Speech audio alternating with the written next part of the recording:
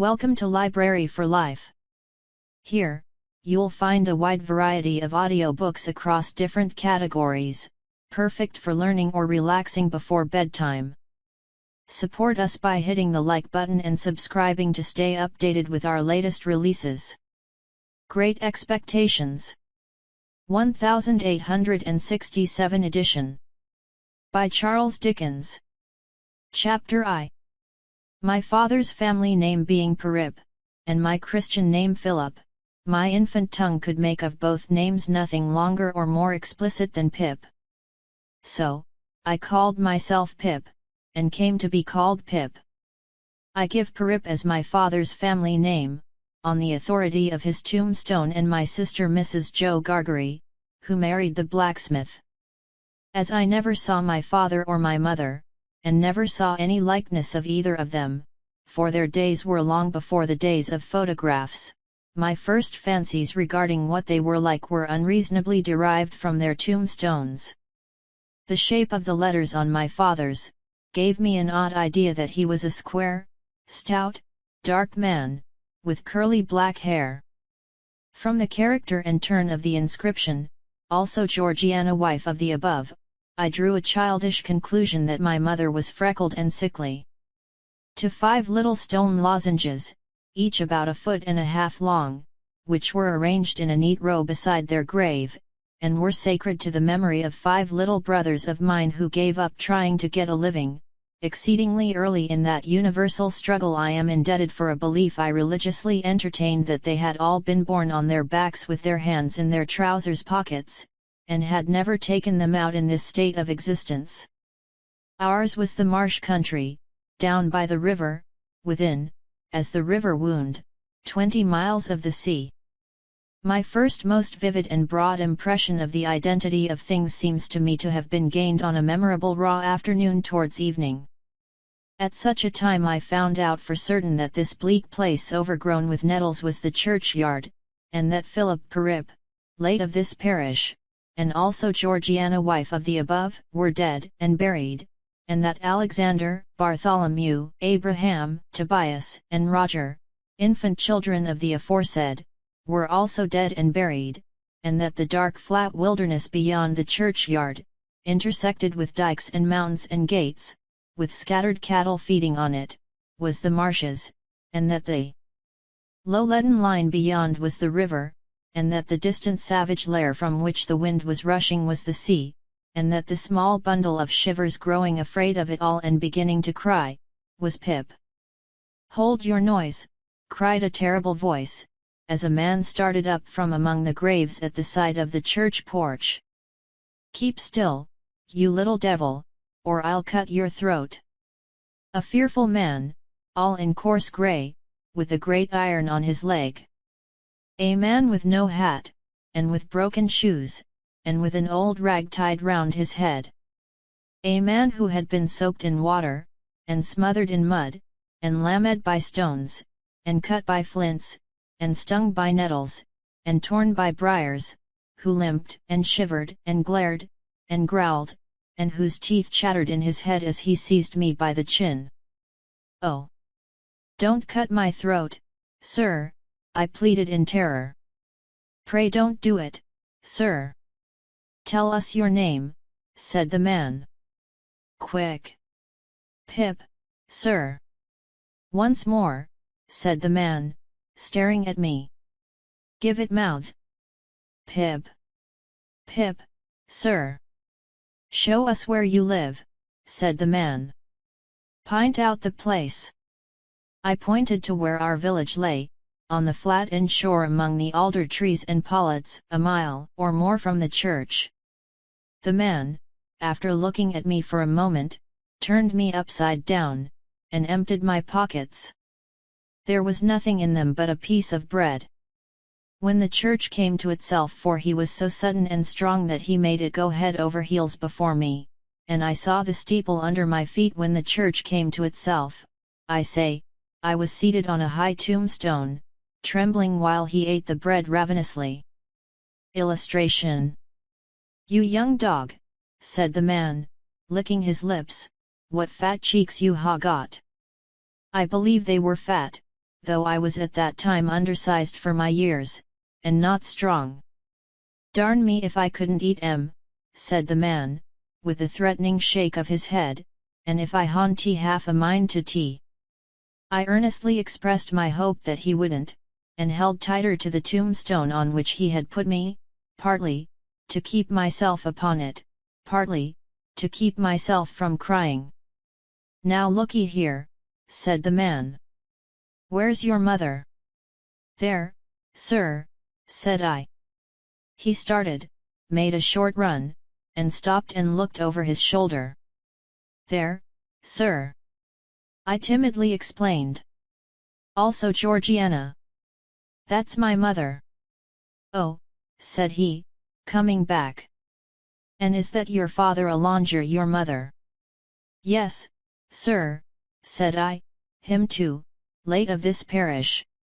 "Ha," he muttered then, considering. "Who d'ye live with supposin' you're kindly let to live?" which I haunty made up my mind about. "My sister, Sir Mrs. Joe Gargery, wife of Joe Gargery, the blacksmith, sir." "Blacksmith, said he, and looked down at his leg.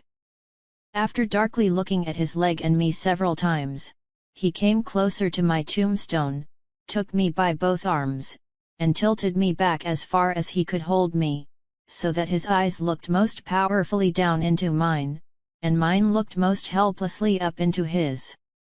"Now looky here," he said, "the question being whether you're to be let to live. You know what a file is?" "Yes, sir." "And you know what wittles is?" "Yes, sir." After each question he tilted me over a little more, so as to give me a greater sense of helplessness and danger. "You get me a file." He tilted me again. "And you get me wittles." He tilted me again. "You bring 'em both to me." He tilted me again. "Or I'll have your heart and liver out." He tilted me again.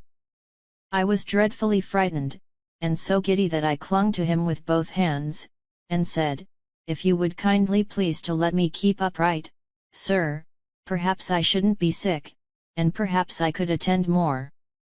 He gave me a most tremendous dip and roll, so that the church jumped over its own weathercock. Then, he held me by the arms, in an upright position on the top of the stone, and went on in these fearful terms. "You bring me, tomorrow morning early, that file and them wittles. You bring the lot to me, at that old battery over yonder. You do it, and you never dare to say a word or dare to make a sign concerning your having seen such a person as me, or any person somewhere, and you shall be let to live. You fail, or you go from my words in any particular, no matter how small it is, and your heart and your liver shall be tore out, roasted, and ate. Now, I ain't alone, as you may think I am. There's a young man hid with me, in comparison with which young man I am a angel.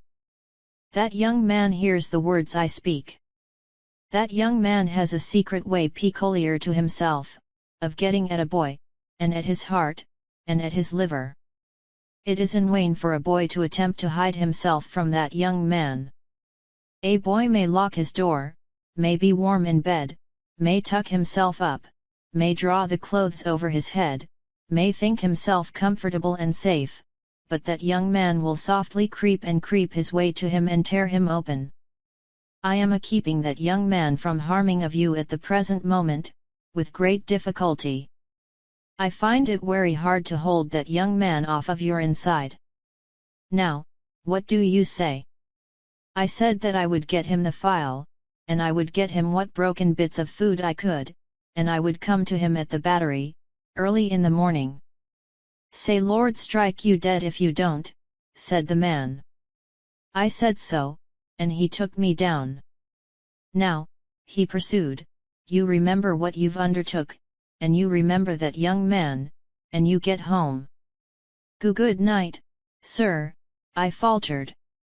"Much of that," said he, glancing about him over the cold wet flat. "I wish I was a frog." or a eel. At the same time, he hugged his shuddering body in both his arms, clasping himself, as if to hold himself together, and limped towards the low church wall. As I saw him go, picking his way among the nettles, and among the brambles that bound the green mounds, he looked in my young eyes as if he were eluding the hands of the dead people, stretching up cautiously out of their graves, to get a twist upon his ankle and pull him in. When he came to the low church wall, he got over it, like a man whose legs were numbed and stiff, and then turned round to look for me. When I saw him turning, I set my face towards home, and made the best use of my legs. But presently I looked over my shoulder, and saw him going on again towards the river, still hugging himself in both arms, and picking his way with his sore feet among the great stones dropped into the marshes here and there, for stepping places when the rains were heavy or the tide was in. The marshes were just a long black horizontal line then, as I stopped to look after him, and the river was just another horizontal line, not nearly so broad nor yet so black, and the sky was just a row of long angry red lines and dense black lines intermixed. On the edge of the river I could faintly make out the only two black things in all the prospect that seemed to be standing upright. One of these was the beacon by which the sailors steered like an unhooked cask upon a pole, an ugly thing when you were near it; the other, a gibbet, with some chains hanging to it which had once held a pirate. The man was limping on towards this latter, as if he were the pirate come to life, and come down, and going back to hook himself up again. It gave me a terrible turn when I thought so, and as I saw the cattle lifting their heads to gaze after him, I wondered whether they thought so too. I looked all round for the horrible young man, and could see no signs of him. But now I was frightened again, and ran home without stopping. Chapter 2. My sister, Immerse. Jo Gargery, was more than 20 years older than I, and had established a great reputation with herself and the neighbours because she had brought me up by hand. Having at that time to find out for myself what the expression meant, and knowing her to have a hard and heavy hand, and to be much in the habit of laying it upon her husband as well as upon me, I supposed that Jo Gargery and I were both brought up by hand. She was not a good-looking woman, my sister, and I had a general impression that she must have made Jo Gargery marry her by hand. Jo was a fair man, with curls of flaxen hair on each side of his smooth face, and with eyes of such a very undecided blue that they seemed to have somehow got mixed with their own whites. He was a mild, good-natured, sweet-tempered, easy-going, foolish, dear fellow, a sort of Hercules in strength, and also in weakness. My sister, Mrs. Jo, with black hair and eyes, had such a prevailing redness of skin that I sometimes used to wonder whether it was possible she washed herself with a nutmeg grater instead of soap. She was tall and bony, and almost always wore a coarse apron, fastened over her figure behind with 2 loops, and having a square impregnable bib in front, that was stuck full of pins and needles. She made it a powerful merit in herself, and a strong reproach against Jo, that she wore this apron so much. Though I really see no reason why she should have worn it at all, or why, if she did wear it at all, she should not have taken it off, every day of her life. Jo's forge adjoined our house, which was a wooden house, as many of the dwellings in our country were, most of them, at that time. When I ran home from the churchyard, the forge was shut up, and Jo was sitting alone in the kitchen. Jo and I being fellow sufferers, and having confidences as such, Jo imparted a confidence to me, the moment I raised the latch of the door and peeped in at him opposite to it, sitting in the chimney corner. "Mrs. Jo has been out a dozen times, looking for you, Pip.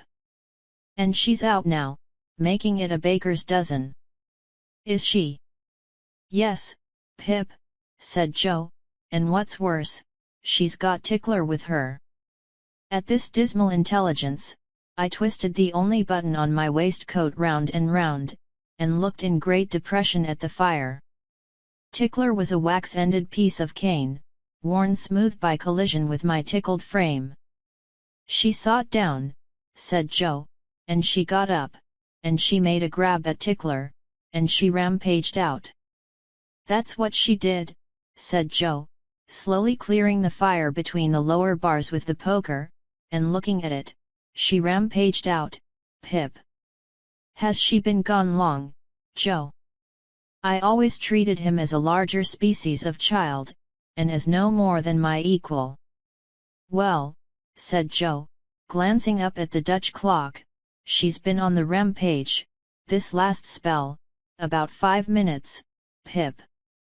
She's coming. Get behind the door, old chap, and have the jack towel betwixt you." I took the advice. My sister, Mrs. Joe, throwing the door wide open, and finding an obstruction behind it, immediately divined the cause, and applied Tickler to its further investigation. She concluded by throwing me. I often served as a connubial missile at Joe, who, glad to get hold of me on any terms, passed me on into the chimney and quietly fenced me up there with his great leg. "Where have you been, you young monkey?" said Mrs. Joe, stamping her foot. "Tell me directly what you've been doing to wear me away with fret and fright and worrit, or I'd have you out of that corner if you was 50 pips, and he was 500 gargarees." "I have only been to the churchyard," said I, from my stool, crying and rubbing myself. "Churchyard," repeated my sister. "If it warn't tea for me you'd have been to the churchyard long ago, and stayed there." "Who brought you up by hand?" "You did," said I. "And why did I do it, I should like to know," exclaimed my sister. I whimpered, "I don't know." "I don't," said my sister. "I'd never do it again. I know that. I may truly say I've never had this apron of mine off since born you were.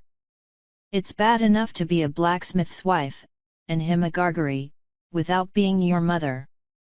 My thoughts strayed from that question as I looked disconsolately at the fire.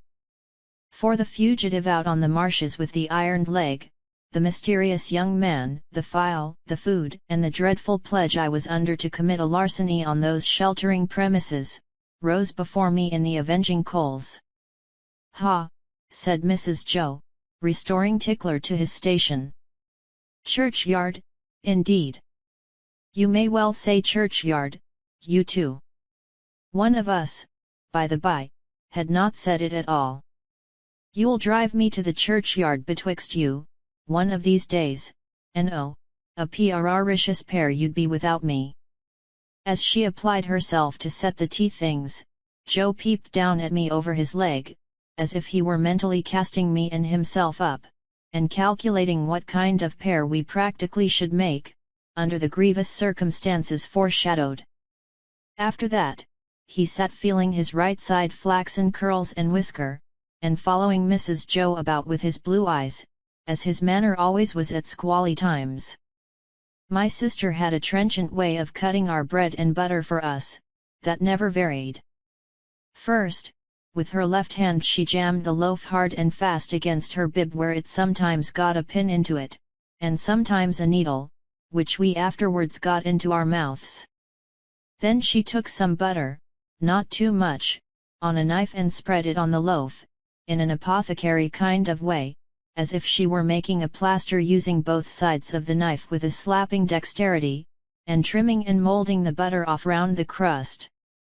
Then, she gave the knife a final smart wipe on the edge of the plaster, and then sawed a very thick round off the loaf, which she finally, before separating from the loaf, hewed into 2 halves, of which Joe got one, and I the other.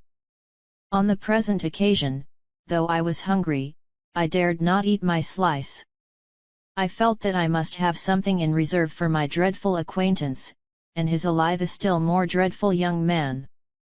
I knew Mrs. Joe's housekeeping to be of the strictest kind, and that my larcenous researches might find nothing available in the safe. Therefore I resolved to put my hunk of bread and butter down the leg of my trousers. The effort of resolution necessary to the achievement of this purpose I found to be quite awful. It was as if I had to make up my mind to leap from the top of a high house, or plunge into a great depth of water. And it was made the more difficult by the unconscious Joe. In our already mentioned Freemasonry as fellow sufferers, and in his good-natured companionship with me, it was our evening habit to compare the way we bit through our slices, by silently holding them up to each other's admiration now and then, which stimulated us to new exertions. Tonight, Joe several times invited me, by the display of his fast diminishing slice, to enter upon our usual friendly competition, but he found me, each time, with my yellow mug of tea on one knee, and my untouched bread and butter on the other. At last, I desperately considered that the thing I contemplated must be done, and that it had best be done in the least improbable manner consistent with the circumstances. I took advantage of a moment when Joe had just looked at me, and got my bread and butter down my leg. Joe was evidently made uncomfortable by what he supposed to be my loss of appetite, and took a thoughtful bite out of his slice, which he didn't seem to enjoy. He turned it about in his mouth much longer than usual, pondering over it a good deal, and after all gulped it down like a pill. He was about to take another bite, and had just got his head on one side for a good purchase on it, when his eye fell on me, and he saw that my bread and butter was gone. The wonder and consternation with which Joe stopped on the threshold of his bite and stared at me, were too evident to escape my sister's observation. "What's the matter now?" said she, smartly, as she put down her cup. "I say, you know," muttered Joe, shaking his head at me in very serious remonstrance. "Pip, old chap! You'll do yourself a mischief. It'll stick somewhere. You can't have chawed it, Pip." "What's the matter now?" repeated my sister, more sharply than before. "If you can cough any trifle on it up, Pip, I'd recommend you to do it," said Joe, all aghast. "Manners is manners, but still your elf is your elf." By this time, my sister was quite desperate, so she pounced on Joe, and, taking him by the two whiskers, knocked his head for a little while against the wall behind him, while I sat in the corner, looking guiltily on. "Now, perhaps you'll mention what's the matter," said my sister, out of breath, "you staring great stuck pig." Joe looked at her in a helpless way, then took a helpless bite, and looked at me again. "You know, Pip," said Joe, solemnly, with his last bite in his cheek, and speaking in a confidential voice, as if we two were quite alone, "you and me is always friends, and I'd be the last to tell upon you, any time." But he moved his chair and looked about the floor between us, and then again at me, such a most uncommon bolt as that. "Been bolting his food, has he?" cried my sister. "You know, old chap," said Joe, looking at me, and not at Mrs. Joe, with his bite still in his cheek, "I bolted, myself, when I was your age frequent, and as a boy I've been among a many bolters, but I never see your bolting equal yet, Pip, and it's a mercy you ain't bolted dead." My sister made a dive at me, and fished me up by the hair, saying nothing more than the awful words, "You come along and be dosed." Some medical beast had revived tar water in those days as a fine medicine, and Mrs. Joe always kept a supply of it in the cupboard, having a belief in its virtues correspondent to its nastiness. At the best of times, so much of this elixir was administered to me as a choice restorative, that I was conscious of going about, smelling like a new fence. On this particular evening the urgency of my case demanded a pint of this mixture, which was poured down my throat, for my greater comfort, while Mrs. Joe held my head under her arm, as a boot would be held in a bootjack. Joe got off with half a pint, but was made to swallow that, much to his disturbance, as he sat slowly munching and meditating before the fire, because he had had a turn. Judging from myself, I should say he certainly had a turn afterwards, if he had had none before. Conscience is a dreadful thing when it accuses man or boy, but when, in the case of a boy, that secret burden co-operates with another secret burden down the leg of his trousers, it is, as I can testify, a great punishment. The guilty knowledge that I was going to rob Mrs. Joe. I never thought I was going to rob Joe, for I never thought of any of the housekeeping property as his united to the necessity of always keeping one hand on my bread and butter as I sat, or when I was ordered about the kitchen on any small errand, almost drove me out of my mind. Then, as the marsh winds made the fire glow and flare, I thought I heard the voice outside, of the man with the iron on his leg who had sworn me to secrecy, declaring that he couldn't and wouldn't starve until tomorrow, but must be fed now.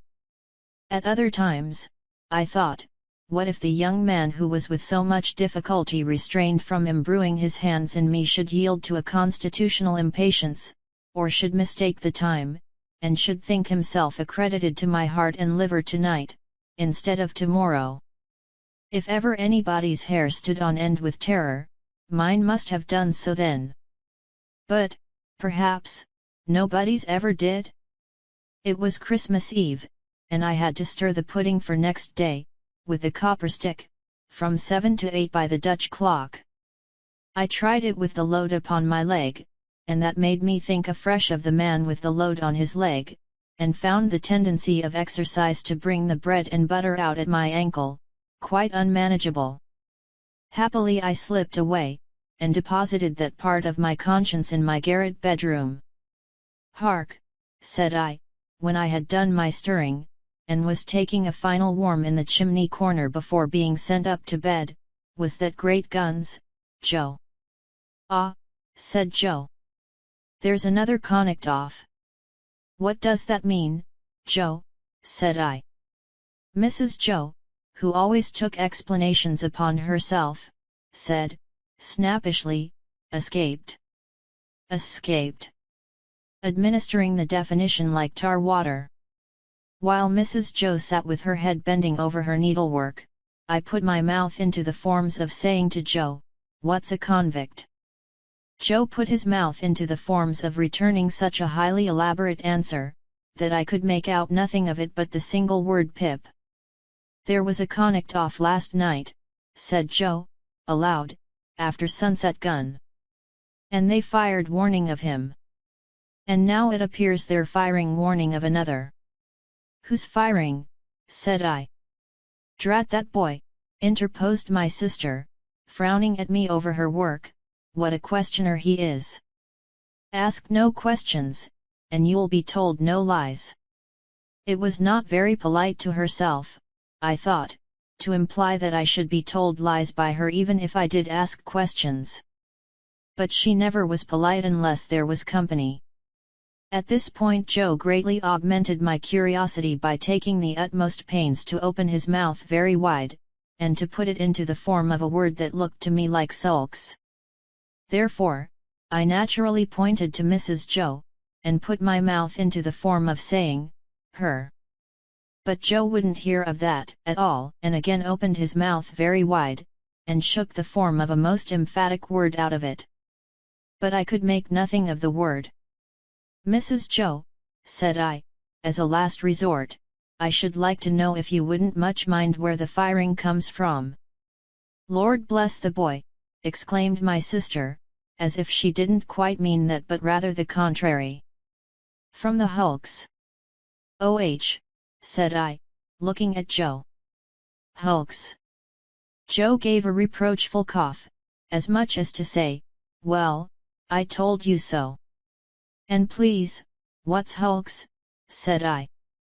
"That's the way with this boy," exclaimed my sister, pointing me out with her needle and thread, and shaking her head at me. "Answer him one question, and he'll ask you a dozen directly. Hulks are prison ships, right cross th meshes. We always used that name for marshes, in our country.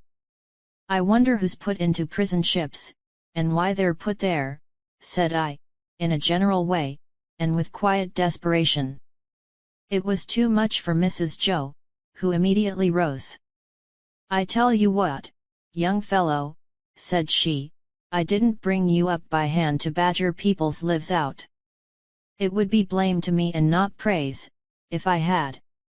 People are put in the hulks because they murder, and because they rob and forge and do all sorts of bad, and they always begin by asking questions.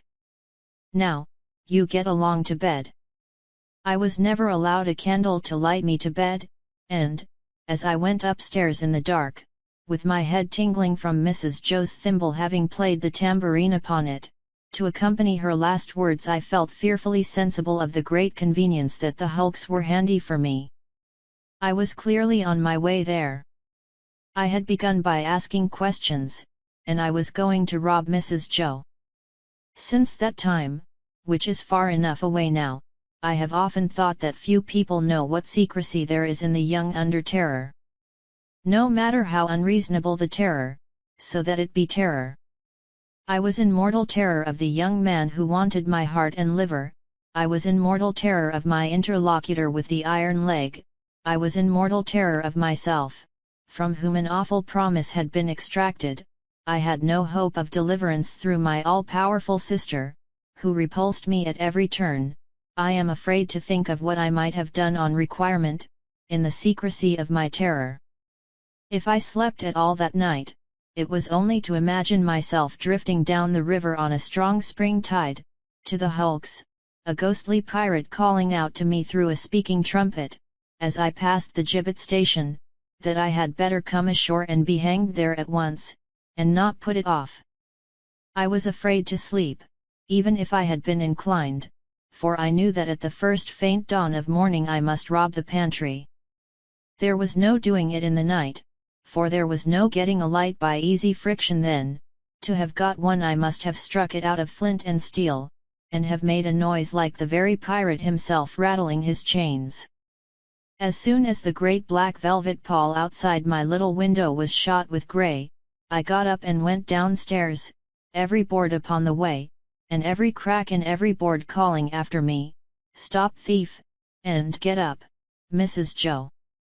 In the pantry, which was far more abundantly supplied than usual, owing to the season, I was very much alarmed by a hare hanging up by the heels, whom I rather thought I caught, when my back was half turned, winking. I had no time for verification, no time for selection, no time for anything, for I had no time to spare. I stole some bread, some rind of cheese, about half a jar of mincemeat, which I tied up in my pocket handkerchief with my last night's slice, some brandy from a stone bottle, which I decanted into a glass bottle I had secretly used for making that intoxicating fluid, Spanish licorice water, up in my room, diluting the stone bottle from a jug in the kitchen cupboard, a meat bone with very little on it, and a beautiful round compact pork pie. I was nearly going away without the pie, but I was tempted to mount upon a shelf, to look what it was that was put away so carefully in a covered earthenware dish in a corner, and I found it was the pie, and I took it in the hope that it was not intended for early use, and would not be missed for some time. There was a door in the kitchen, communicating with the forge. I unlocked and unbolted that door, and got a file from among Joe's tools. Then I put the fastenings as I had found them, opened the door at which I had entered when I ran home last night, shut it, and ran for the misty marshes. Chapter 3. It was a rimy morning, and very damp. I had seen the damp lying on the outside of my little window, as if some goblin had been crying there all night, and using the window for a pocket handkerchief. Now, I saw the damp lying on the bare hedges and spare grass, like a coarser sort of spider's webs, hanging itself from twig to twig and blade to blade. On every rail and gate, wet lay clammy, and the marsh mist was so thick, that the wooden finger on the post directing people to our village a direction which they never accepted, for they never came there, was invisible to me until I was quite close under it.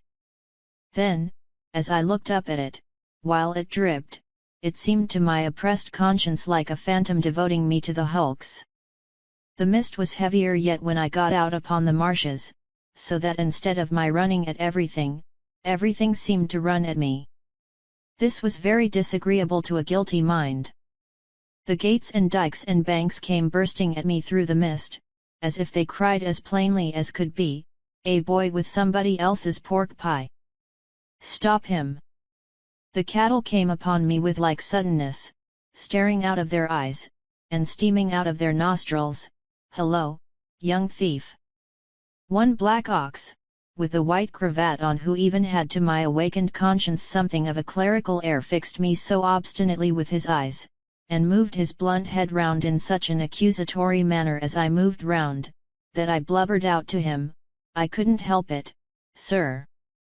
It wasn't for myself I took it." Upon which he put down his head, blew a cloud of smoke out of his nose, and vanished with a kick up of his hind legs and a flourish of his tail. All this time, I was getting on towards the river, but however fast I went, I couldn't warm my feet, to which the damp cold seemed riveted, as the iron was riveted to the leg of the man I was running to meet.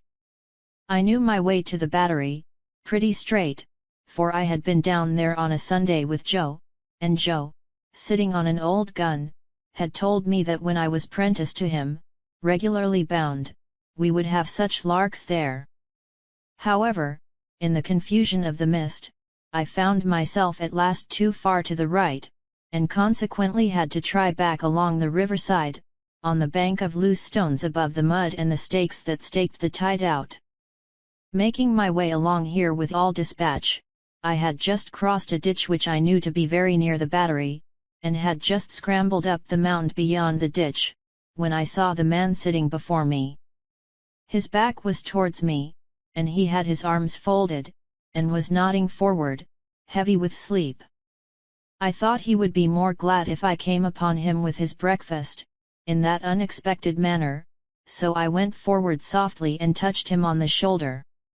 He instantly jumped up, and it was not the same man, but another man. And yet this man was dressed in coarse grey, too, and had a great iron on his leg, and was lame and hoarse and cold, and was everything that the other man was, except that he had not the same face, and had a flat broad-brimmed low-crowned felt hat on. All this I saw in a moment, for I had only a moment to see it in.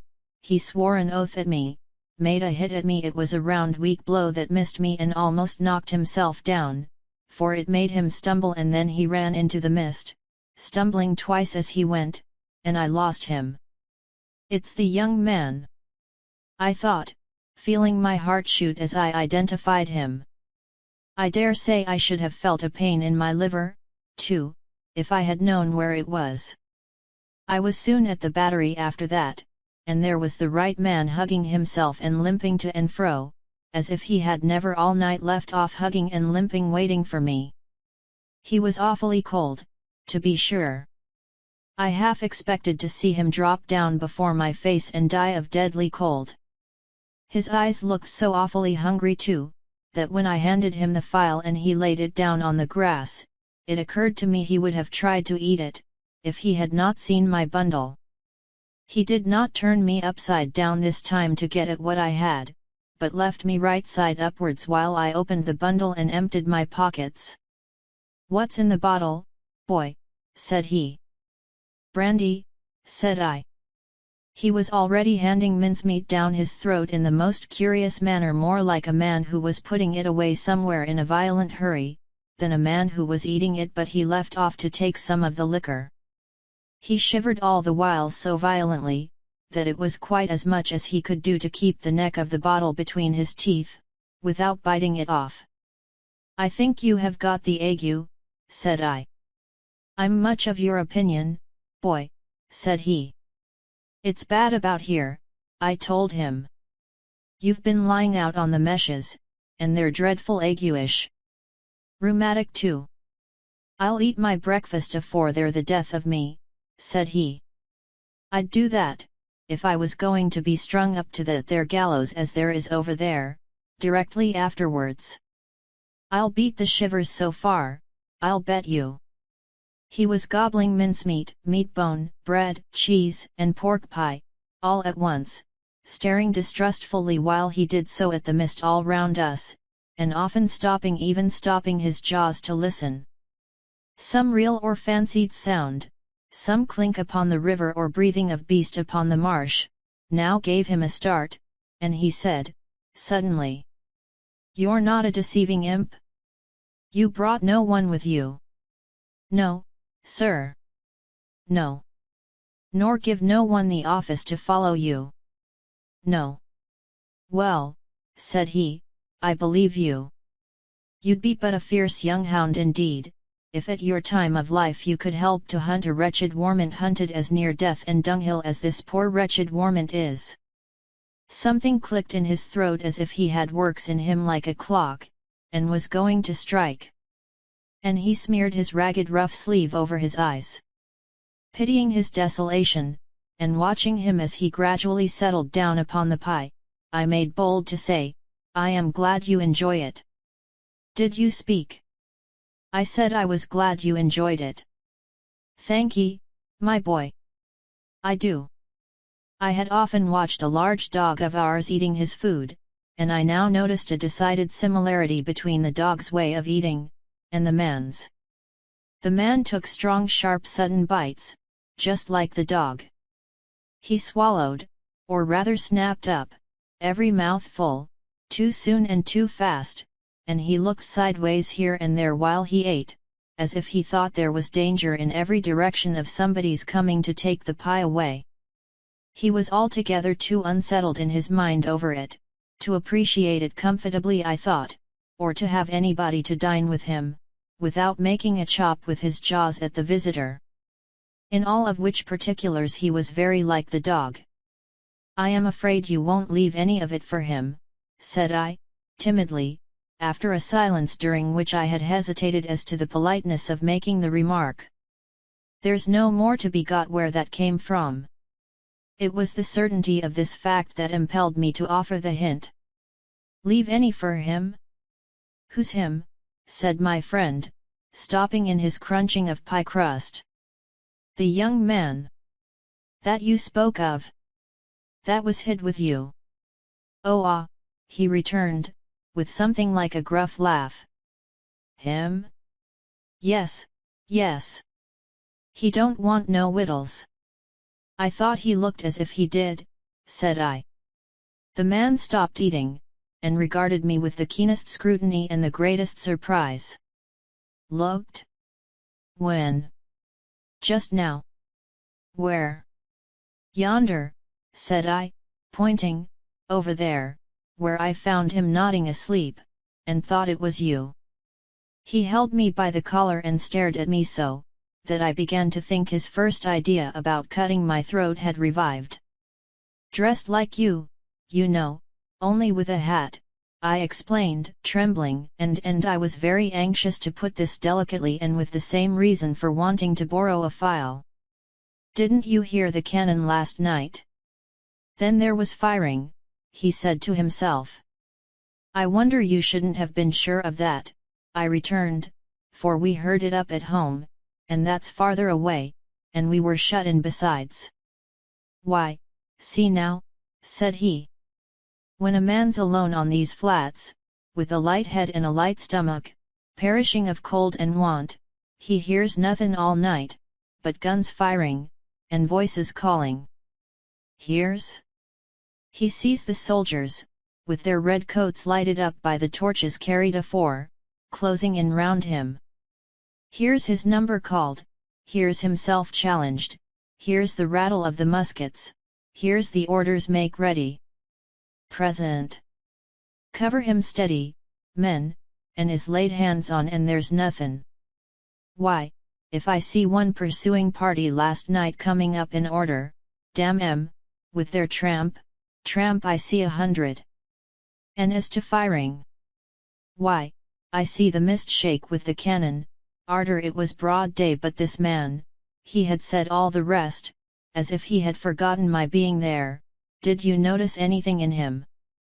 "He had a badly bruised face," said I, recalling what I hardly knew I knew. "Not here," exclaimed the man, striking his left cheek mercilessly, with the flat of his hand. "Yes, there." "Where is he?" "He crammed what little food was left, into the breast of his grey jacket. "Show me the way he went. I'll pull him down, like a bloodhound. Curse this iron on my sore leg. Give us hold of the file, boy."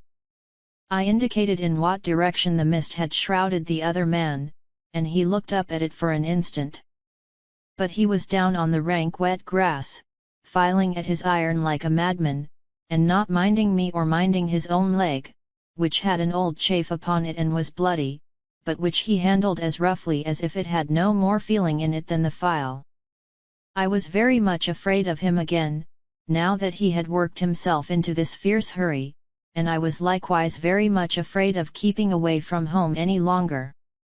I told him I must go, but he took no notice, so I thought the best thing I could do was to slip off.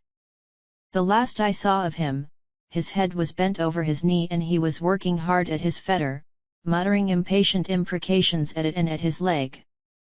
The last I heard of him, I stopped in the mist to listen, and the file was still going. Chapter 4. I fully expected to find a constable in the kitchen, waiting to take me up. But not only was there no constable there, but no discovery had yet been made of the robbery. Mrs. Joe was prodigiously busy in getting the house ready for the festivities of the day, and Joe had been put upon the kitchen doorstep to keep him out of the dustpan, an article into which his destiny always led him, sooner or later, when my sister was vigorously reaping the floors of her establishment.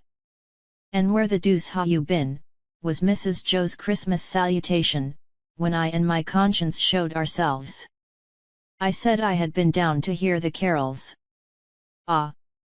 Well," observed Mrs. Joe, "you might ha' done worse." "Not a doubt of that," I thought. "Perhaps if I warn't a blacksmith's wife, and, what's the same thing, a slave with her apron never off, I should have been to hear the carols," said Mrs. Joe. "I'm rather partial to carols, myself, and that's the best of reasons for my never hearing any." Joe, who had ventured into the kitchen after me as the dustpan had retired before us, drew the back of his hand across his nose with a conciliatory air, when Mrs. Joe darted a look at him, and, when her eyes were withdrawn, secretly crossed his 2 forefingers, and exhibited them to me, as our token that Mrs. Joe was in a cross temper. This was so much her normal state that Joe and I would often, for weeks together, be, as to our fingers, like monumental crusaders as to their legs. We were to have a superb dinner, consisting of a leg of pickled pork and greens, and a pair of roast stuffed fowls. A handsome mince pie had been made yesterday morning, which accounted for the mincemeat not being missed, and the pudding was already on the boil. These extensive arrangements occasioned us to be cut off unceremoniously in respect of breakfast, "for I ain't," said Mrs. Joe, "I ain't going to have no formal cramming and busting and washing up now, with what I've got before me, I promise you." So, we had our slices served out, as if we were 2,000 troops on a forced march instead of a man and boy at home, and we took gulps of milk and water, with apologetic countenances, from a jug on the dresser. In the meantime, Mrs. Joe put clean white curtains up, and tacked a new flowered flounce across the wide chimney to replace the old one, and uncovered the little state parlour across the passage, which was never uncovered at any other time, but passed the rest of the year in a cool haze of silver paper, which even extended to the 4 little white crockery poodles on the mantel-shelf, each with a black nose and a basket of flowers in his mouth, and each the counterpart of the other. Mrs. Joe was a very clean housekeeper, but had an exquisite art of making her cleanliness more uncomfortable and unacceptable than dirt itself. Cleanliness is next to godliness, and some people do the same by their religion. My sister, having so much to do, was going to church vicariously, that is to say, Joe and I were going. In his working clothes, Joe was a well-knit characteristic-looking blacksmith. In his holiday clothes, he was more like a scarecrow in good circumstances, than anything else. Nothing that he wore then fitted him or seemed to belong to him, and everything that he wore then grazed him. On the present festive occasion he emerged from his room, when the blithe bells were going, the picture of misery, in a full suit of Sunday penitentials. As to me, I think my sister must have had some general idea that I was a young offender whom an accoucheur policeman had taken up, on my birthday, and delivered over to her, to be dealt with according to the outraged majesty of the law. I was always treated as if I had insisted on being born in opposition to the dictates of reason, religion, and morality, and against the dissuading arguments of my best friends. Even when I was taken to have a new suit of clothes, the tailor had orders to make them like a kind of reformatory, and on no account to let me have the free use of my limbs. Joe and I going to church, therefore, must have been a moving spectacle for compassionate minds. Yet, what I suffered outside was nothing to what I underwent within. The terrors that had assailed me whenever Mrs. Joe had gone near the pantry, or out of the room, were only to be equalled by the remorse with which my mind dwelt on what my hands had done.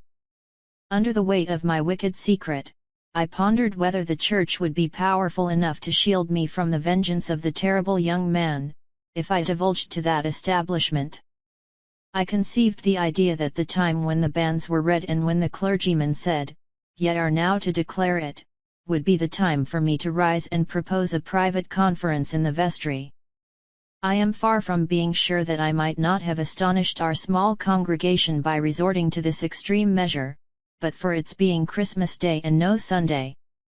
Mr. Wopsle, the clerk at church, was to dine with us, and Mr. Hubble the wheelwright and Mrs. Hubble, and Uncle Pumblecook, Joe's uncle, but Mrs. Joe appropriated him, who was a well-to-do corn chandler in the nearest town, and drove his own chaise cart. The dinner hour was 1:30. When Joe and I got home, we found the table laid, and Mrs. Joe dressed, and the dinner dressing, and the front door unlocked. It never was at any other time, for the company to enter by, and everything most splendid. And still, not a word of the robbery.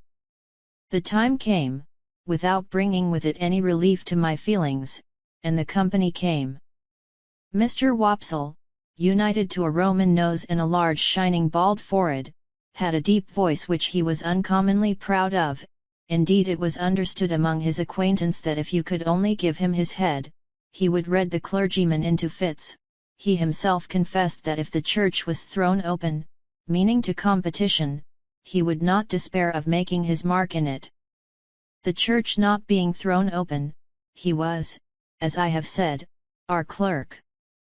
But he punished the amens tremendously, and when he gave out the psalm, always giving the whole verse, he looked all round the congregation first, as much as to say, "You have heard my friend overhead, oblige me with your opinion of this style."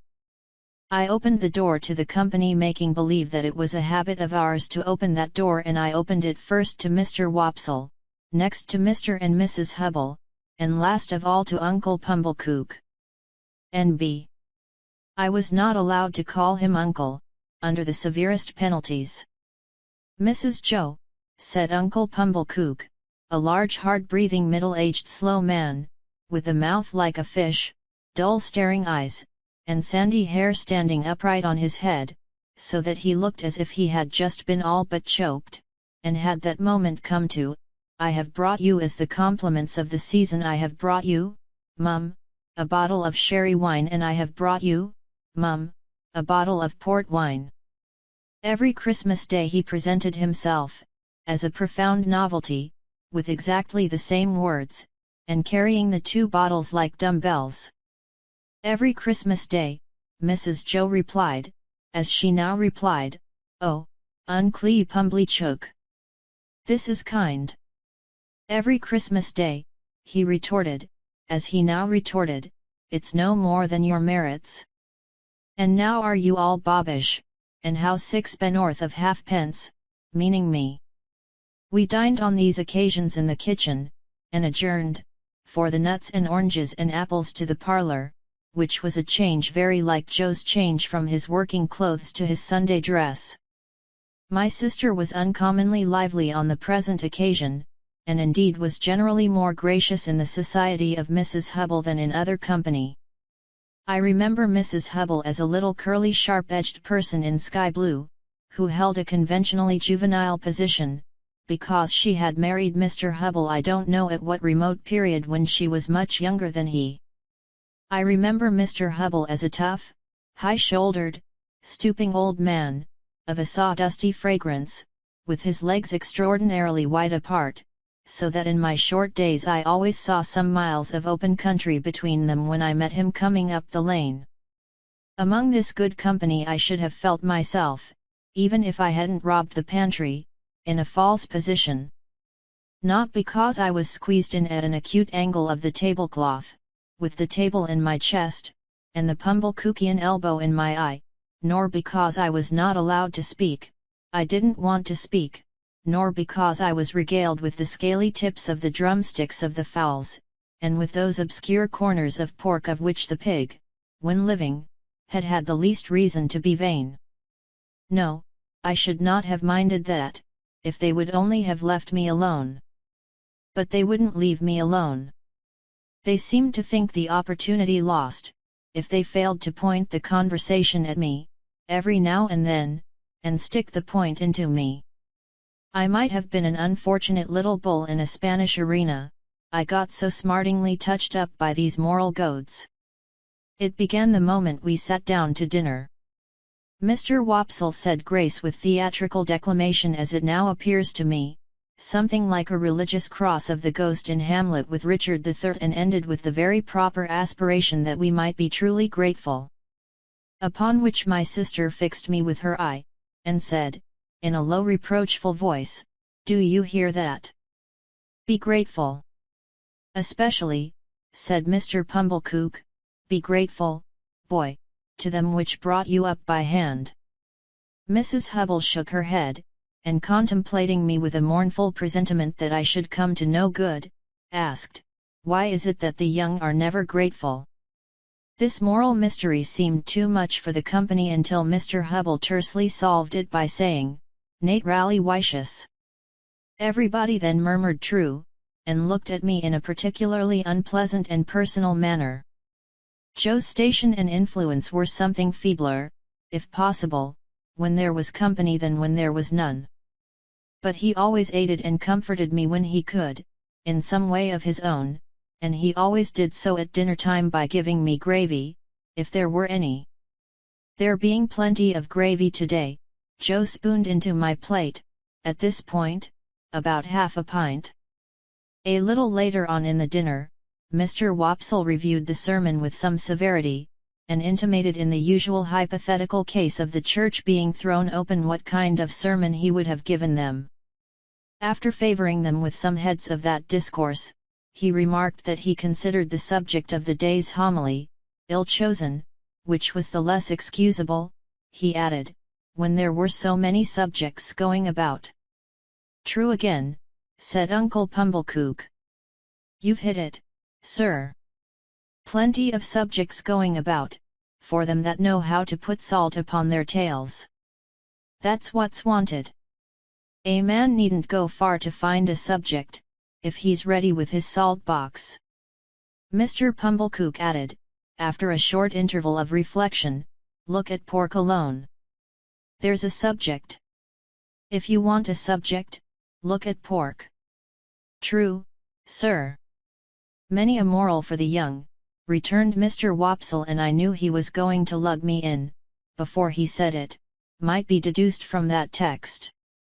"You listen to this," said my sister to me, in a severe parenthesis.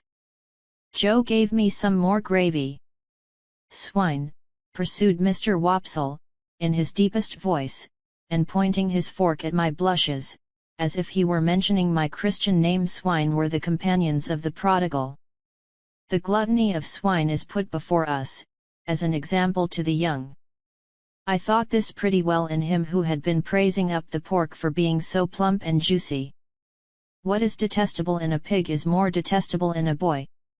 "Or girl," suggested Mr. Hubble.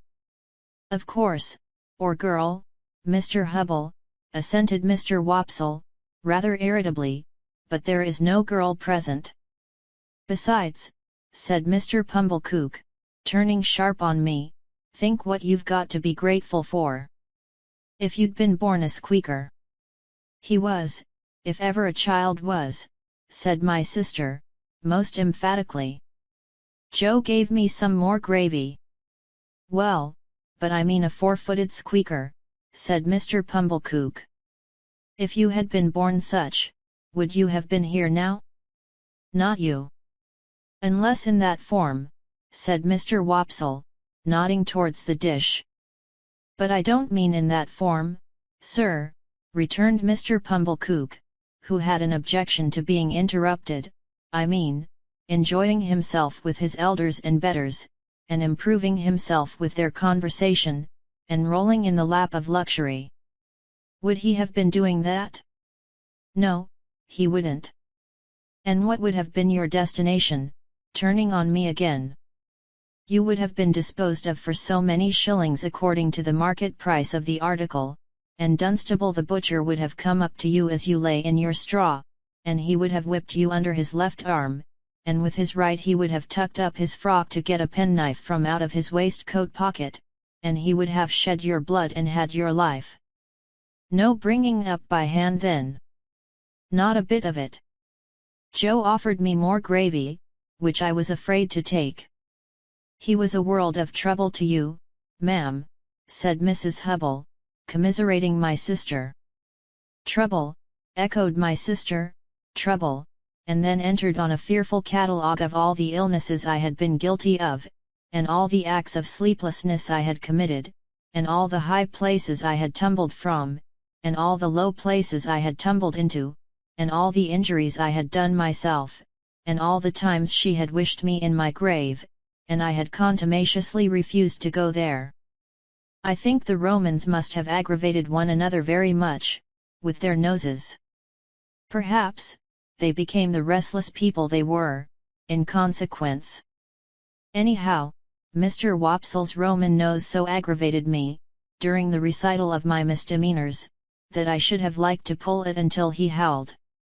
But, all I had endured up to this time was nothing in comparison with the awful feelings that took possession of me when the pause was broken which ensued upon my sister's recital, and in which pause everybody had looked at me, as I felt painfully conscious, with indignation and abhorrence. Yet, said Mr. Pumblechook, leading the company gently back to the theme from which they had strayed, pork regarded as biled is rich, too, ain't it? Have a little brandy, uncle, said my sister. Oh heavens, it had come at last. He would find it was weak, he would say it was weak, and I was lost. I held tight to the leg of the table under the cloth, with both hands, and awaited my fate. My sister went for the stone bottle, came back with the stone bottle, and poured his brandy out, no one else taking any. The wretched man trifled with his glass, took it up, looked at it through the light, put it down, prolonged my misery. All this time Mrs. Joe and Joe were briskly clearing the table for the pie and pudding. I couldn't keep my eyes off him. Always holding tight by the leg of the table with my hands and feet, I saw the miserable creature finger his glass playfully, take it up, smile, throw his head back, and drink the brandy off. Instantly afterwards, the company were seized with unspeakable consternation, owing to his springing to his feet, turning round several times in an appalling spasmodic whooping cough dance, and rushing out at the door. He then became visible through the window, violently plunging and expectorating, making the most hideous faces, and apparently out of his mind. I held on tight, while Mrs. Joe and Joe ran to him. I didn't know how I had done it, but I had no doubt I had murdered him somehow. In my dreadful situation, it was a relief when he was brought back, and surveying the company all round as if they had disagreed with him, sank down into his chair with the one significant gasp, "Tar." I had filled up the bottle from the tar water jug. I knew he would be worse by and by. I moved the table, like a medium of the present day, by the vigour of my unseen hold upon it. "Tar," cried my sister, in amazement. Why, however could tar come there? But, Uncle Pumblechook, who was omnipotent in that kitchen, wouldn't hear the word, wouldn't hear of the subject, imperiously waved it all away with his hand, and asked for hot gin and water. My sister, who had begun to be alarmingly meditative, had to employ herself actively in getting the gin, the hot water, the sugar, and the lemon peel, and mixing them. For the time being at least, I was saved. I still held on to the leg of the table, but clutched it now with the fervour of gratitude. By degrees, I became calm enough to release my grasp and partake of pudding. Mr. Pumblechook partook of pudding. All partook of pudding. The course terminated, and Mr. Pumblechook had begun to beam under the genial influence of gin and water. I began to think I should get over the day, when my sister said to Joe, "Clean plates cold."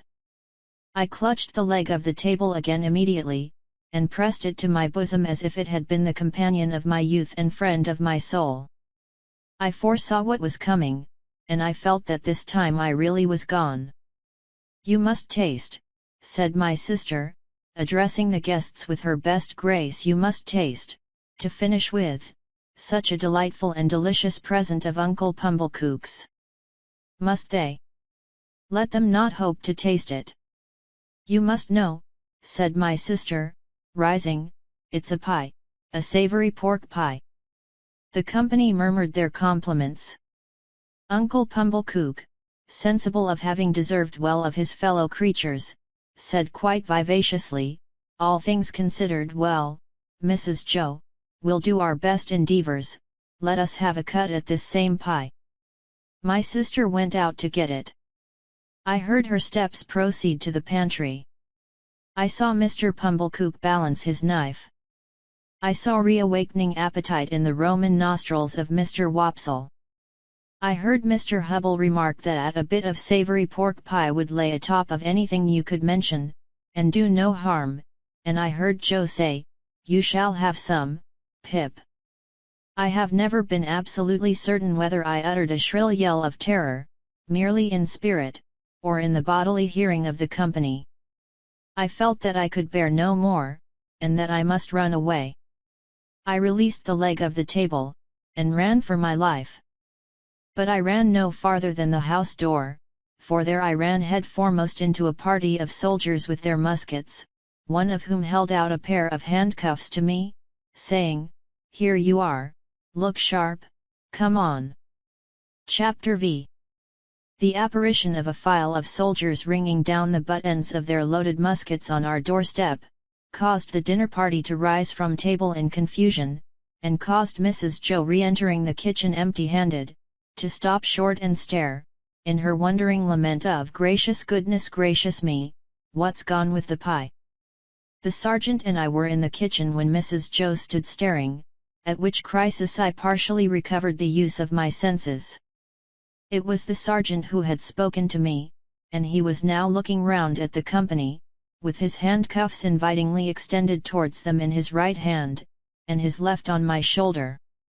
"Excuse me, ladies and gentlemen," said the sergeant, "but as I have mentioned at the door to this smart young shaver, which he hadn't, I am on a chase in the name of the king, and I want the blacksmith."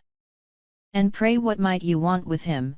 retorted my sister, quick to resent his being wanted at all. "Mrs., returned the gallant sergeant, speaking for myself, I should reply, the honour and pleasure of his fine wife's acquaintance; speaking for the king, I answer, a little job done."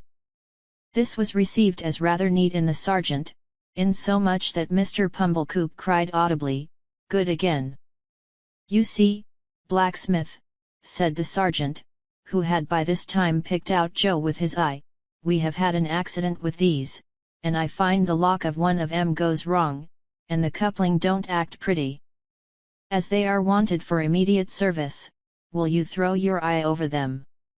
Joe threw his eye over them, and pronounced that the job would necessitate the lighting of his forge fire, and would take nearer 2 hours than one. "Will it? Then will you set about it at once?"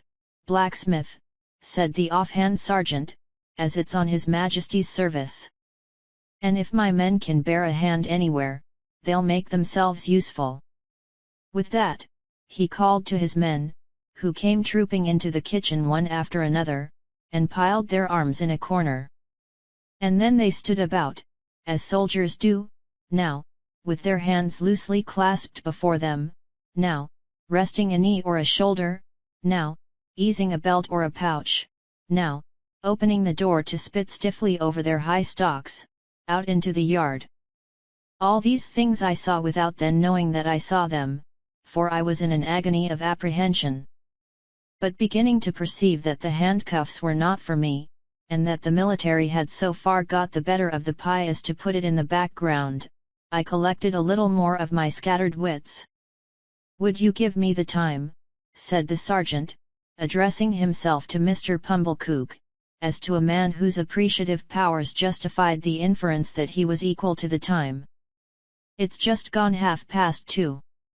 "That's not so bad," said the sergeant, reflecting, "even if I was forced to halt here nigh 2 hours, that'll do. How far might you call yourselves from the marshes, hereabouts?" "Not above a mile, I reckon."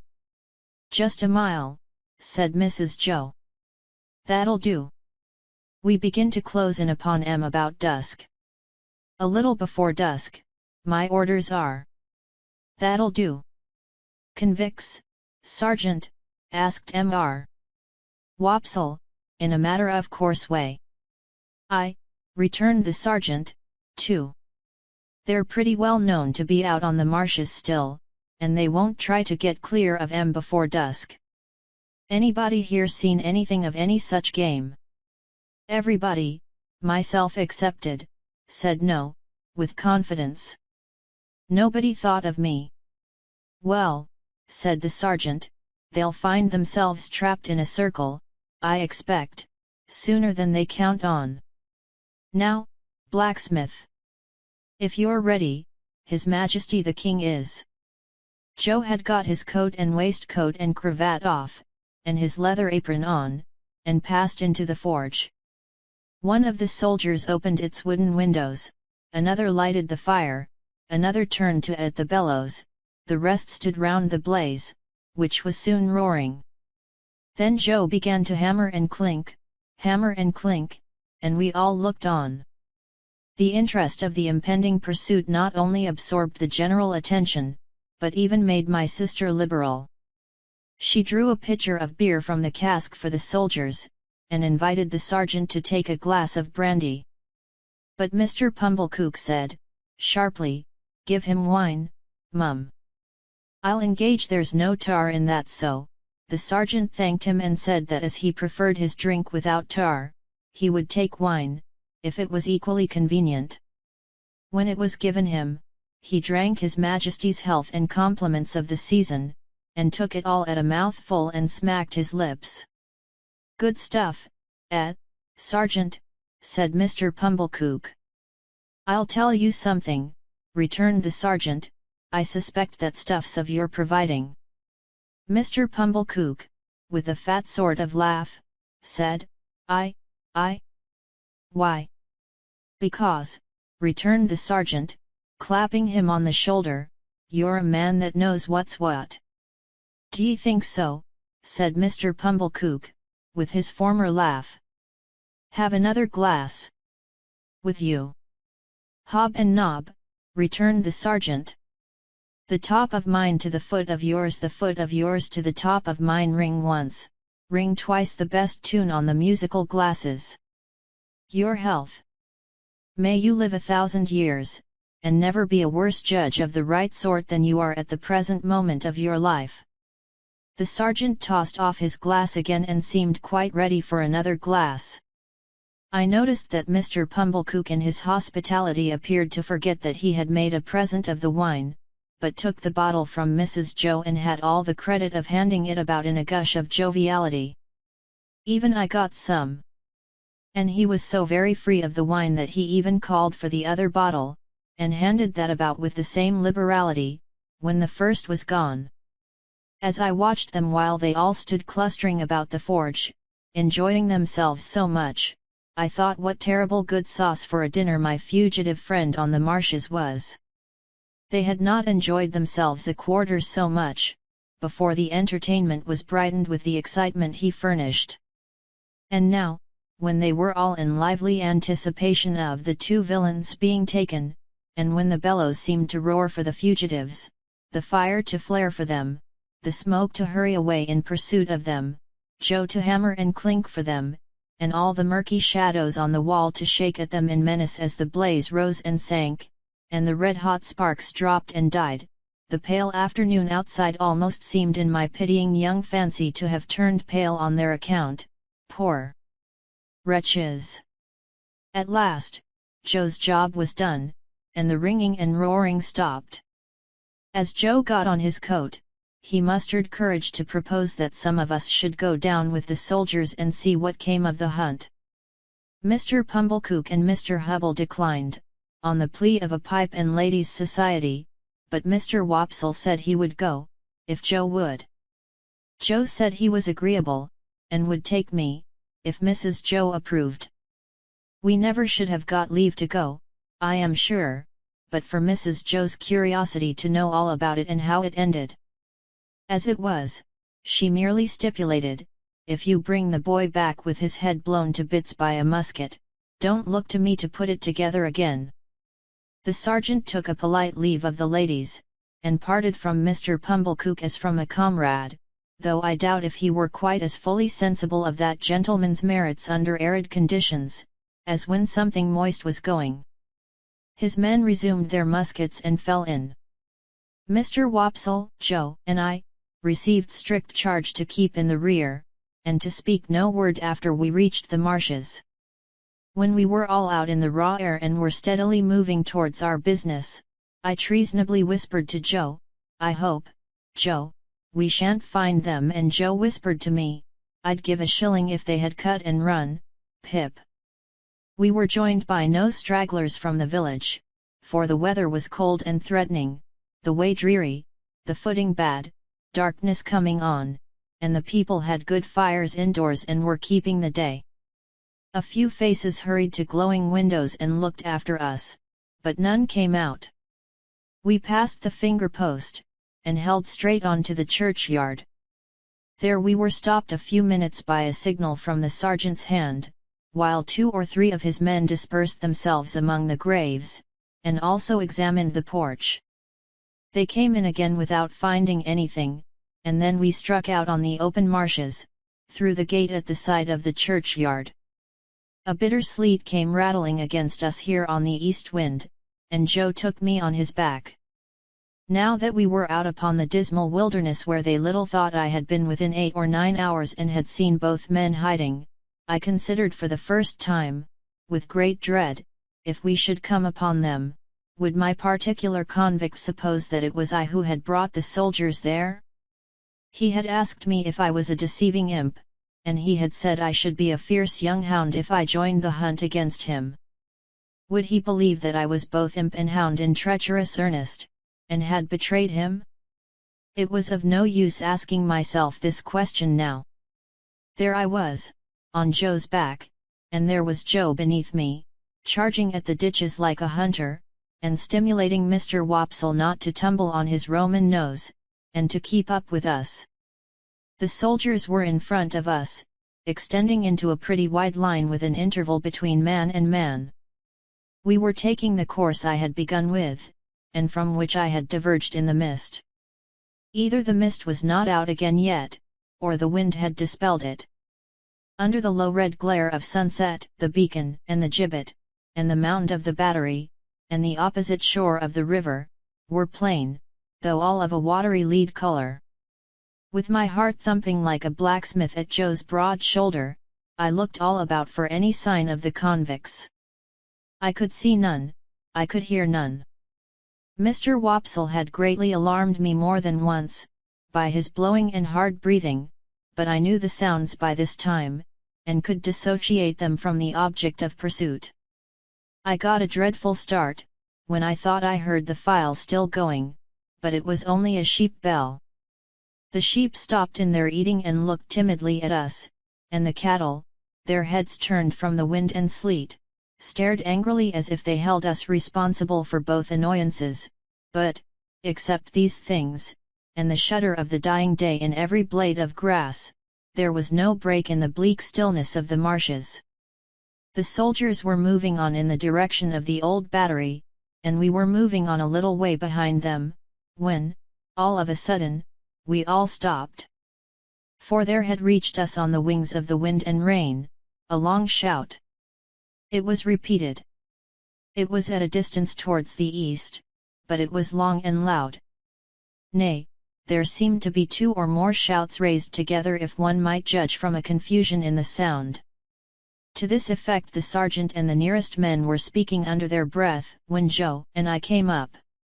After another moment's listening, Joe, who was a good judge, agreed, and Mr. Wopsle, who was a bad judge, agreed. The sergeant, a decisive man, ordered that the sound should not be answered, but that the course should be changed, and that his men should make towards it at the double. So we slanted to the right, where the east was, and Joe pounded away so wonderfully, that I had to hold on tight to keep my seat. It was a run indeed now, and what Joe called, in the only 2 words he spoke all the time, a winder. Down banks and up banks, and over gates, and splashing into dikes, and breaking among coarse rushes, no man cared where he went. As we came nearer to the shouting, it became more and more apparent that it was made by more than one voice. Sometimes, it seemed to stop altogether, and then the soldiers stopped. When it broke out again, the soldiers made for it at a greater rate than ever, and we after them. After a while, we had so run it down, that we could hear one voice calling murder, and another voice, convicts. Runaways. Guard. This way for the runaway convicts. Then both voices would seem to be stifled in a struggle, and then would break out again. And when it had come to this, the soldiers ran like deer, and Joe too. The sergeant ran in first, when we had run the noise quite down, and 2 of his men ran in close upon him. Their pieces were cocked and levelled when we all ran in. Here are both men, panted the sergeant, struggling at the bottom of a ditch. Surrender, you 2. And confound you for 2 wild beasts. Come asunder. Water was splashing, and mud was flying, and oaths were being sworn, and blows were being struck, when some more men went down into the ditch to help the sergeant, and dragged out, separately, my convict and the other one. Both were bleeding and panting and execrating and struggling, but of course I knew them both directly. Mind, said my convict, wiping blood from his face with his ragged sleeves, and shaking torn hair from his fingers, I took him. I give him up to you. Mind that. It's not much to be particular about, said the sergeant, it'll do you small good, my man, being in the same plight yourself. Handcuffs there. I don't expect it to do me any good. I don't want it to do me more good than it does now, said my convict, with a greedy laugh. I took him. He knows it. That's enough for me. The other convict was livid to look at, and, in addition to the old bruised left side of his face, seemed to be bruised and torn all over. He could not so much as get his breath to speak, until they were both separately handcuffed, but leaned upon a soldier to keep himself from falling. Take notice, guard, he tried to murder me, were his first words. Tried to murder him, said my convict, disdainfully. Try, and not do it. I took him, and give him up, that's what I done. I not only prevented him getting off the marshes, but I dragged him here, dragged him this far on his way back. He's a gentleman, if you please, this villain. Now, the hulks has got its gentleman again, through me. Murder him? Worth my while, too, to murder him, when I could do worse and drag him back." The other one still gasped, he tried to murder me." Bear witness." "Looky here," said my convict to the sergeant. "Single-handed I got clear of the prison ship, I made a dash and I done it. I could ha' got clear of these death-cold flats likewise. Look at my leg, you won't find much iron on it if I hadn't made the discovery that he was here. Let him go free? Let him profit by the means as I found out? Let him make a tool of me afresh and again? Once more? No, no, no. If I had died at the bottom there," and he made an emphatic swing at the ditch with his manacled hands, "I'd have held to him with that grip, that you should have been safe to find him in my hold." The other fugitive, who was evidently in extreme horror of his companion, repeated, "He tried to murder me. I should have been a dead man if you had not come up." "He lies," said my convict, with fierce energy. "He's a liar born, and he'll die a liar. Look at his face, ain't it written there? Let him turn those eyes of his on me. I defy him to do it." The other, with an effort at a scornful smile, which could not, however, collect the nervous working of his mouth into any set expression, looked at the soldiers, and looked about at the marshes and at the sky, but certainly did not look at the speaker. "Do you see him?" pursued my convict. "Do you see what a villain he is? Do you see those grovelling and wandering eyes? That's how he looked when we were tried together. He never looked at me."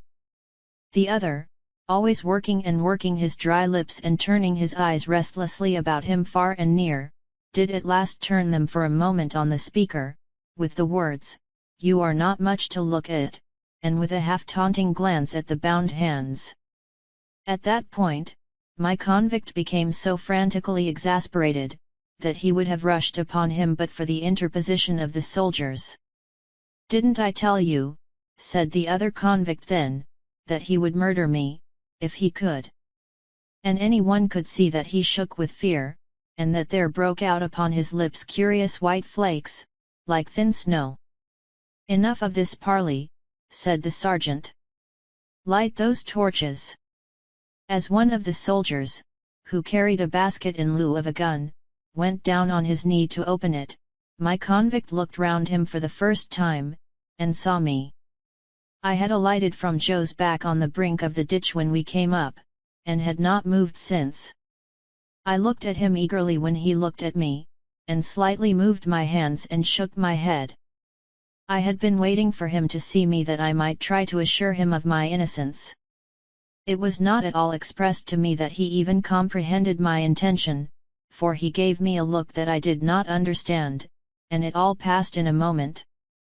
But if he had looked at me for an hour or for a day, I could not have remembered his face ever afterwards, as having been more attentive.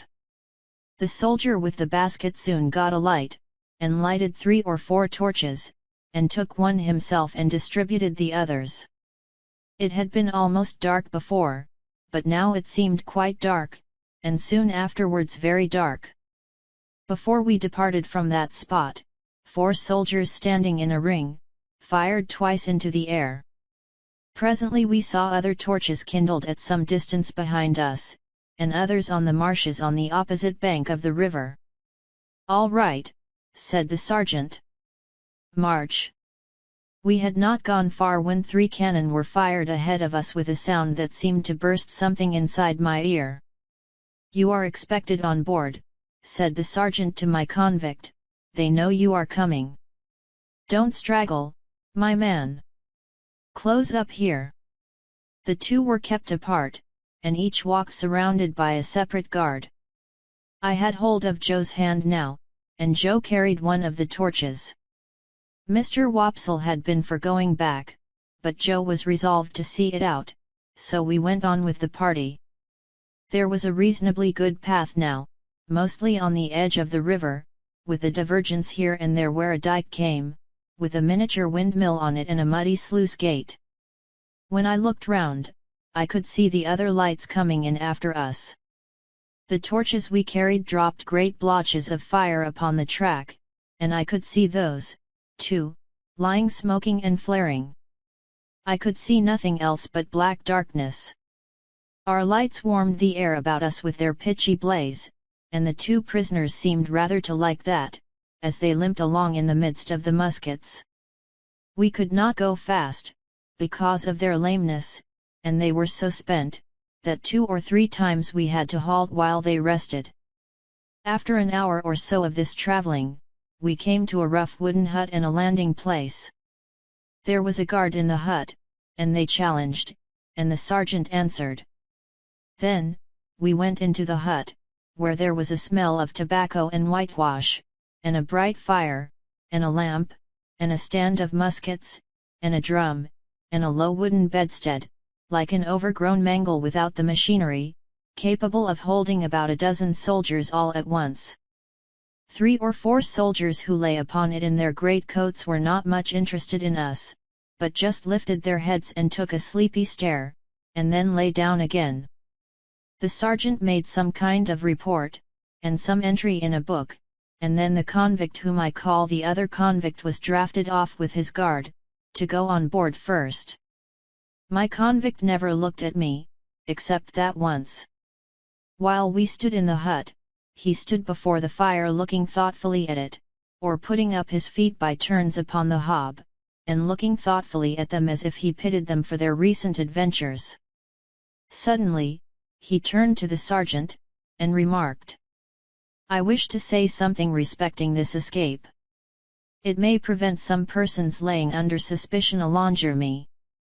"You can say what you like," returned the sergeant, standing coolly looking at him with his arms folded, "but you have no call to say it here. You'll have opportunity enough to say about it, and hear about it, before it's done with, you know." "I know, but this is another pint, a separate matter. A man can't starve, at least I can't. I took some wittles, up at the village over yonder where the church stands a'most out on the marshes." "You mean stole," said the sergeant. "And I'll tell you where from. From the blacksmith's." "Hello," said the sergeant, staring at Joe. "Hello, Pip," said Joe, staring at me. "It was some broken wittles, that's what it was, and a dram of liquor, and a pie." "Have you happened to miss such an article as a pie, blacksmith?" asked the sergeant, confidentially. "My wife did, at the very moment when you came in. Don't you know, Pip?" "So," said my convict, turning his eyes on Joe in a moody manner, and without the least glance at me. "So you're the blacksmith, are you? Then I'm sorry to say, I've eat your pie." "God knows you're welcome to it so far as it was ever mine," returned Joe, with the saving remembrance of Mrs. Joe. "We don't know what you have done, but we wouldn't have you starved to death for it, poor miserable fellow creature would us, Pip." The something that I had noticed before, clicked in the man's throat again, and he turned his back. The boat had returned, and his guard were ready, so we followed him to the landing place made of rough stakes and stones, and saw him put into the boat, which was rowed by a crew of convicts like himself. No one seemed surprised to see him, or interested in seeing him, or glad to see him, or sorry to see him, or spoke a word, except that somebody in the boat growled as if to dogs, "Give way, you," which was the signal for the dip of the oars. By the light of the torches, we saw the black hulk lying out a little way from the mud of the shore, like a wicked Noah's Ark. Cribbed and barred and moored by massive rusty chains, the prison ship seemed in my young eyes to be ironed like the prisoners. We saw the boat go alongside, and we saw him taken up the side and disappear. Then, the ends of the torches were flung hissing into the water, and went out, as if it were all over with him. Chapter 6. My state of mind regarding the pilfering from which I had been so unexpectedly exonerated did not impel me to frank disclosure, but I hope it had some dregs of good at the bottom of it. I do not recall that I felt any tenderness of conscience in reference to Mrs. Joe, when the fear of being found out was lifted off me.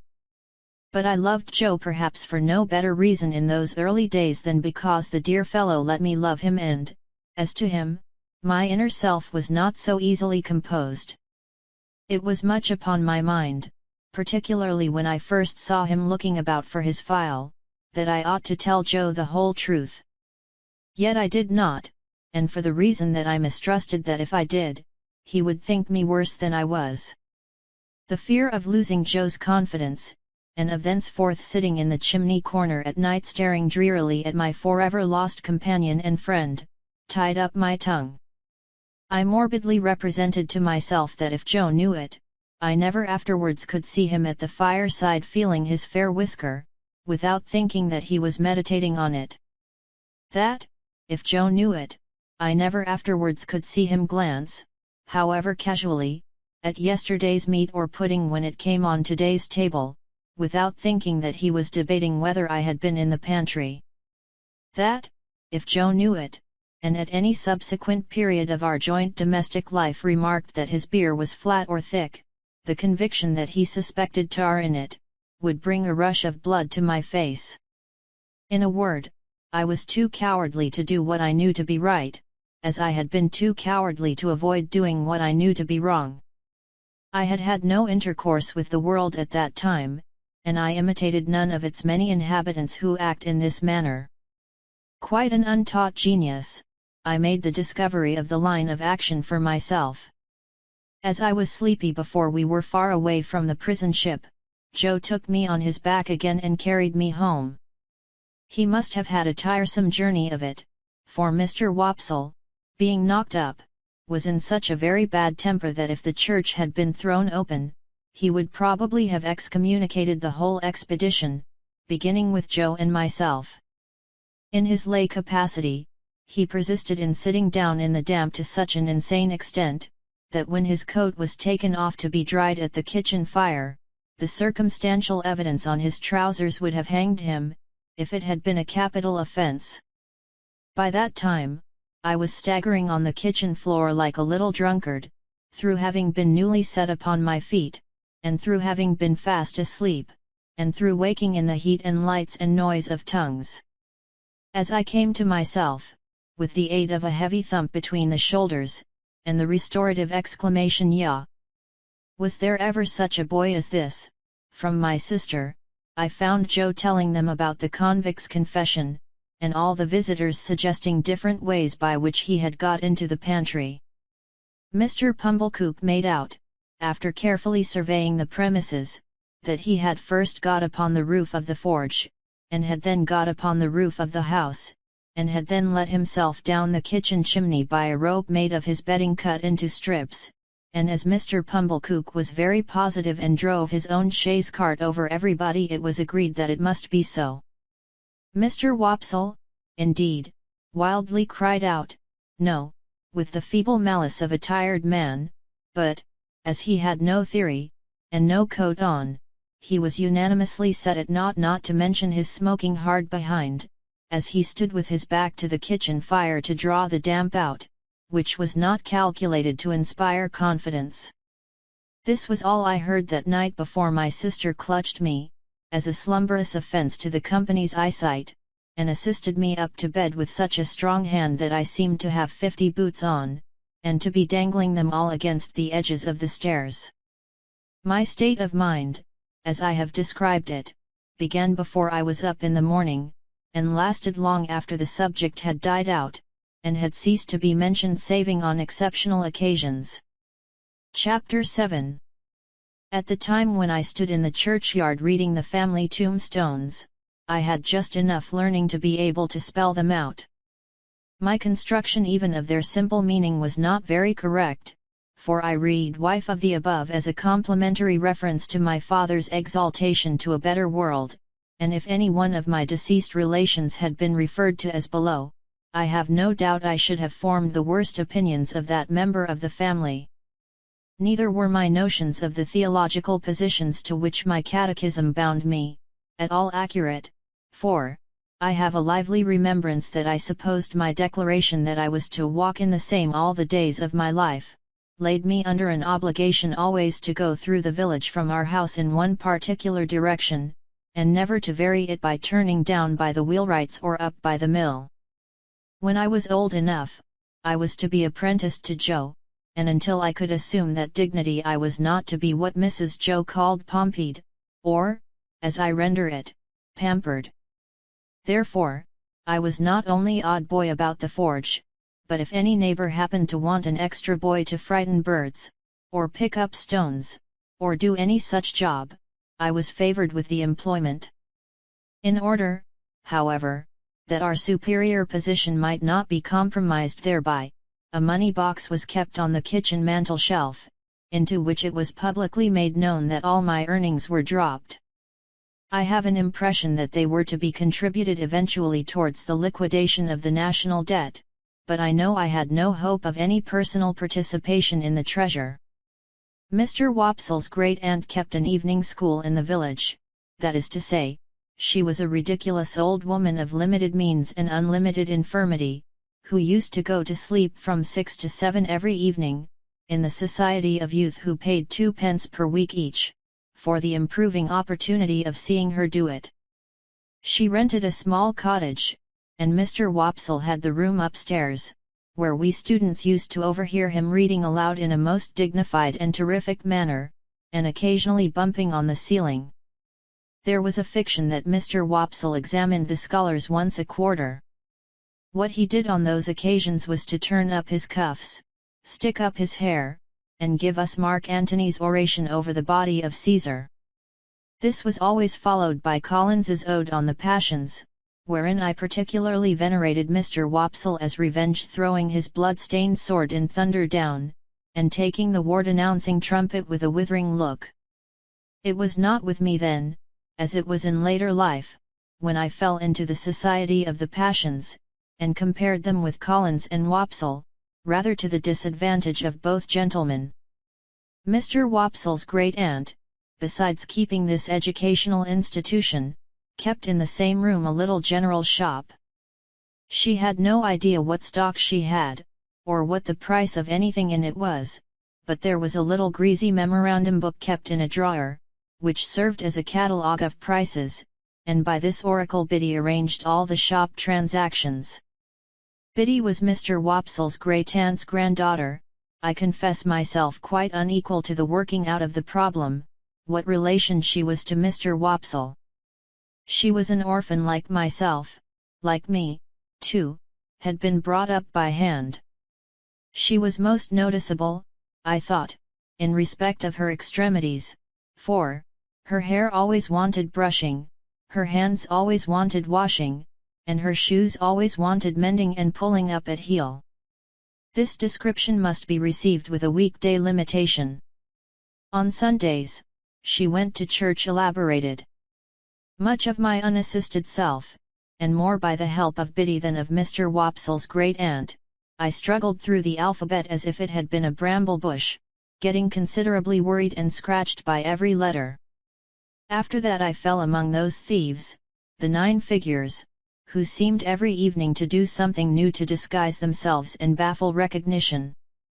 But, at last I began, in a purblind groping way, to read, write, and cipher, on the very smallest scale.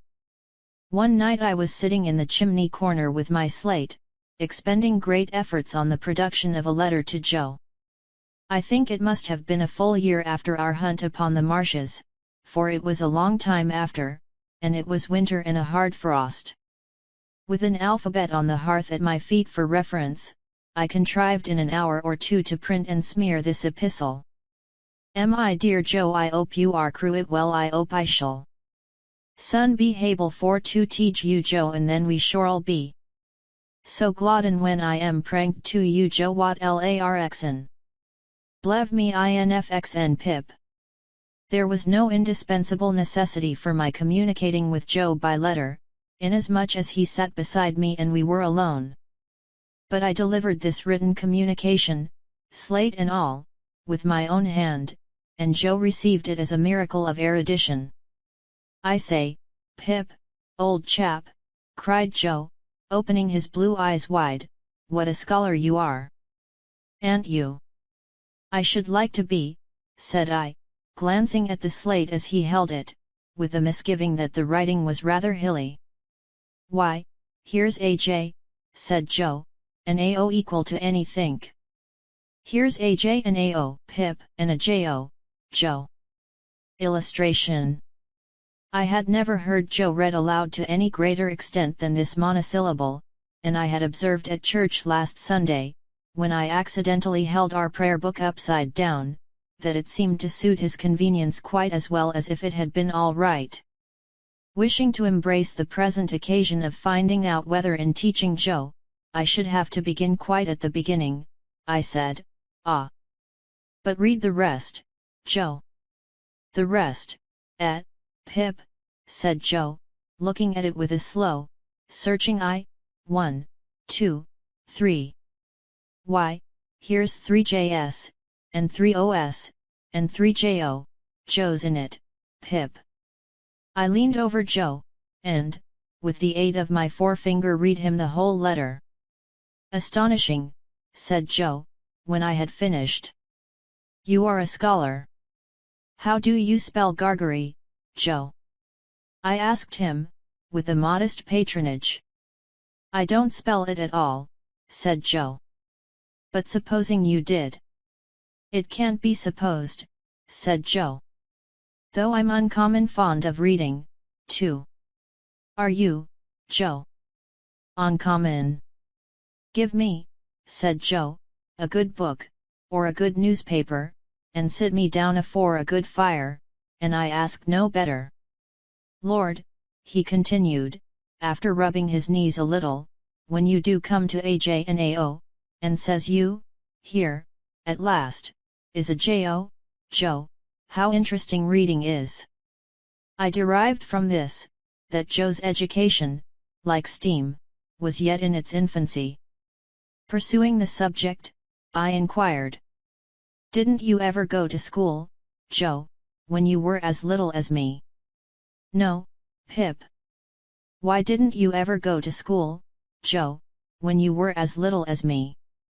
"Well, Pip," said Joe, taking up the poker, and settling himself to his usual occupation when he was thoughtful, of slowly raking the fire between the lower bars, "I'll tell you. My father, Pip, he were given to drink, and when he were overtook with drink, he hammered away at my mother, most unmerciful.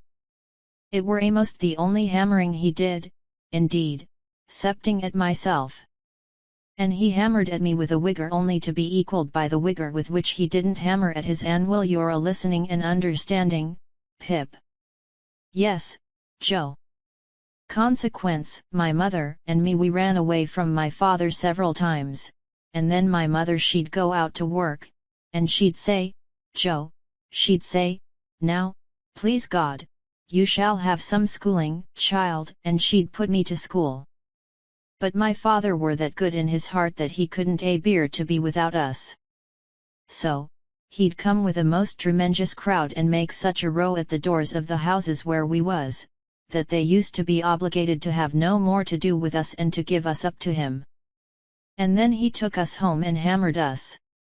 Which, you see, Pip," said Joe, pausing in his meditative raking of the fire, and looking at me, "were a drawback on my learning." "Certainly, poor Joe." "Though mind you, Pip," said Joe, with a judicial touch or two of the poker on the top bar, rendering unto all their due, and maintaining equal justice betwixt man and man, "my father were that good in his heart, don't you see?" "I didn't see, but I didn't say so." "Well," Joe pursued, "somebody must keep the pot a-biling, Pip, or the pot won't bile, don't you know? I saw that, and said so.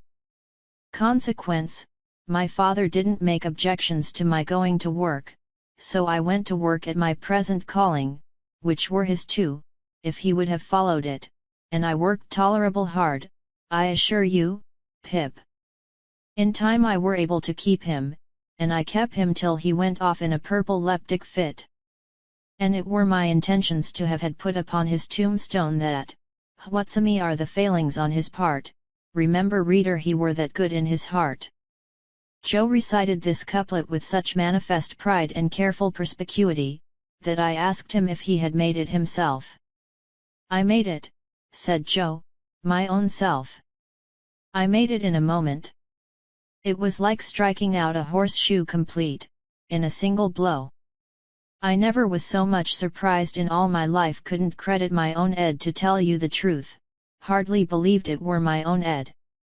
As I was saying, Pip, it were my intentions to have had it cut over him, but poetry costs money, cut it how you will, small or large, and it were not done.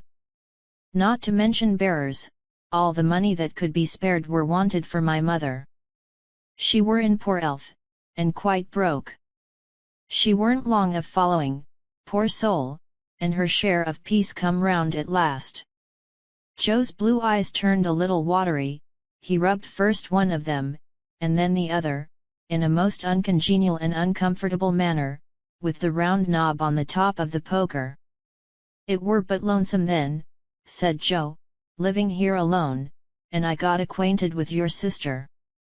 Now, Pip, Joe looked firmly at me as if he knew I was not going to agree with him, your sister is a fine figure of a woman.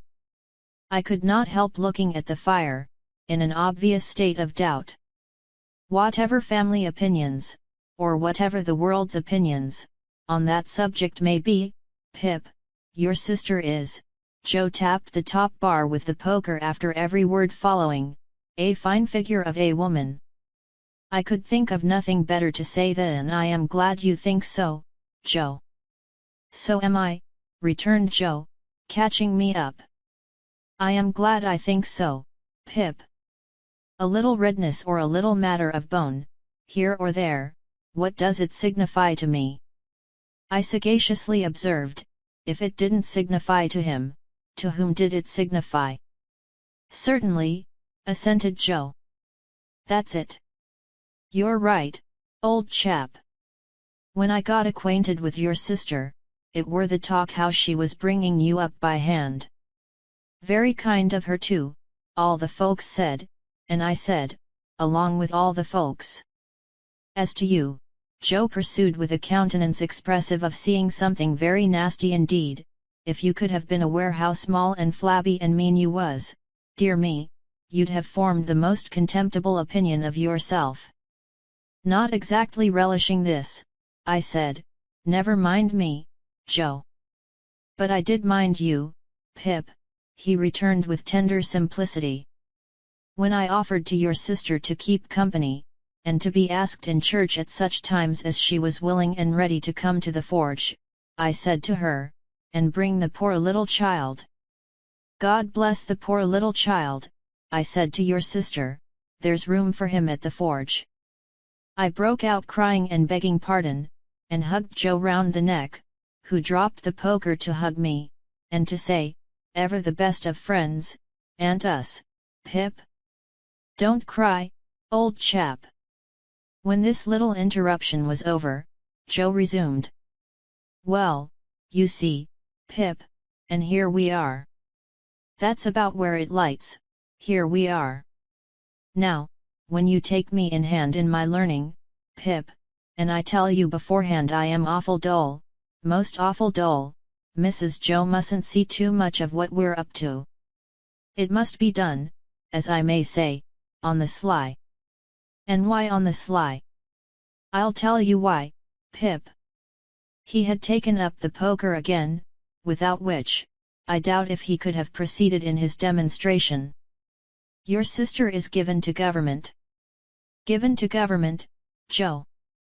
I was startled, for I had some shadowy idea, and I am afraid I must add, hope, that Joe had divorced her in a favor of the Lords of the Admiralty, or Treasury.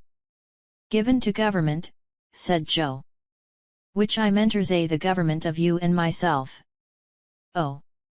And she ain't over partial to having scholars on the premises, Joe continued, and in particular would not be over partial to my being a scholar, for fear as I might rise like a sort of rebel, don't you see? I was going to retort with an inquiry, and had got as far as why when Joe stopped me. Stay a bit. I know what you're going to say, Pip, stay a bit. I don't deny that your sister comes the mo over us, now and again. I don't deny that she do throw us back falls, and that she do drop down upon us heavy. At such times as when your sister is on the rampage, Pip, Joe sank his voice to a whisper and glanced at the door, candor compels fur to admit that she is a buster. Joe pronounced this word, as if it began with at least 12 capital Bs. Why don't I rise? That were your observation when I broke it off, Pip. Yes, Joe. Well, said Joe, passing the poker into his left hand, that he might feel his whisker, and I had no hope of him whenever he took to that placid occupation, your sister's a mastermind. A mastermind? What's that? I asked, in some hope of bringing him to a stand. But Joe was readier with his definition than I had expected, and completely stopped me by arguing circularly, and answering with a fixed look, her. And I ain't a mastermind, Joe resumed, when he had unfixed his look, and got back to his whisker.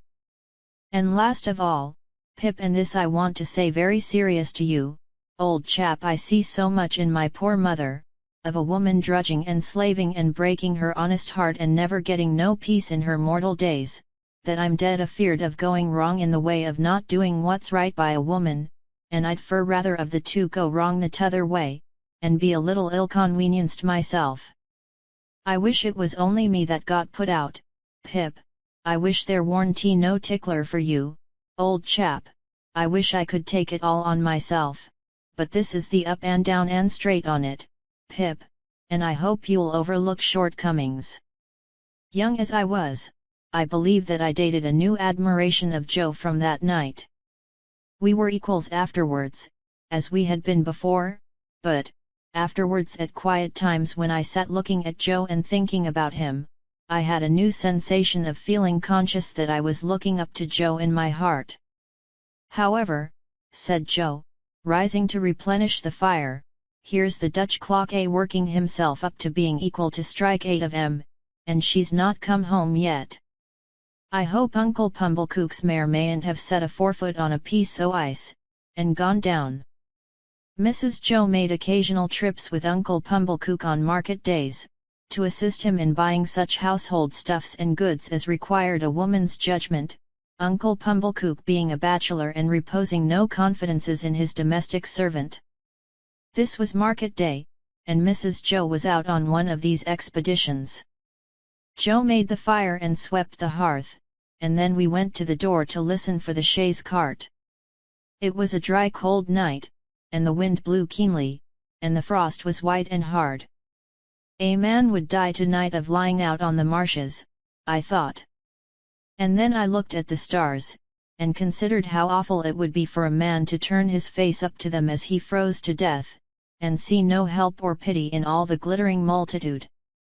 Here comes the mare, said Joe, ringing like a peal of bells. The sound of her iron shoes upon the hard road was quite musical, as she came along at a much brisker trot than usual. We got a chair out, ready for Mrs. Joe's alighting, and stirred up the fire that they might see a bright window, and took a final survey of the kitchen that nothing might be out of its place. When we had completed these preparations, they drove up, wrapped to the eyes. Mrs. Joe was soon landed, and Uncle Pumblecook was soon down too, covering the mare with a cloth, and we were soon all in the kitchen, carrying so much cold air in with us that it seemed to drive all the heat out of the fire. Now, said Mrs. Joe, unwrapping herself with haste and excitement, and throwing her bonnet back on her shoulders where it hung by the strings, if this boy ain't grateful this night, he never will be. I looked as grateful as any boy possibly could, who was wholly uninformed why he ought to assume that expression. It's only to be hoped, said my sister, that he won't be pompied. But I have my fears. She ain't in that line, Mum, said Mr. Pumblechook. She knows better. She? I looked at Joe, making the motion with my lips and eyebrows. She. Joe looked at me, making the motion with his lips and eyebrows. She. My sister catching him in the act, he drew the back of his hand across his nose with his usual conciliatory air on such occasions, and looked at her. Well, said my sister, in her snappish way. What are you staring at? Is the house afire? Which some individual, Joe politely hinted, mentioned she. And she is a she, I suppose, said my sister. Unless you call Miss Havisham a he. And I doubt if even you'll go so far as that. Miss Havisham, uptown, said Joe. Is there any Miss Havisham downtown? Returned my sister. She wants this boy to go and play there. And of course he's going. And he had better play there, said my sister, shaking her head at me as an encouragement to be extremely light and sportive, or I'll work him. I had heard of Miss Havisham uptown. Everybody for miles round had heard of Miss Havisham uptown as an immensely rich and grim lady who lived in a large and dismal house barricaded against robbers, and who led a life of seclusion. Well, to be sure, said Joe, astounded. I wonder how she come to know Pip. Noodle, cried my sister. Who said she knew him? Which some individual, Joe again politely hinted, mentioned that she wanted him to go and play there.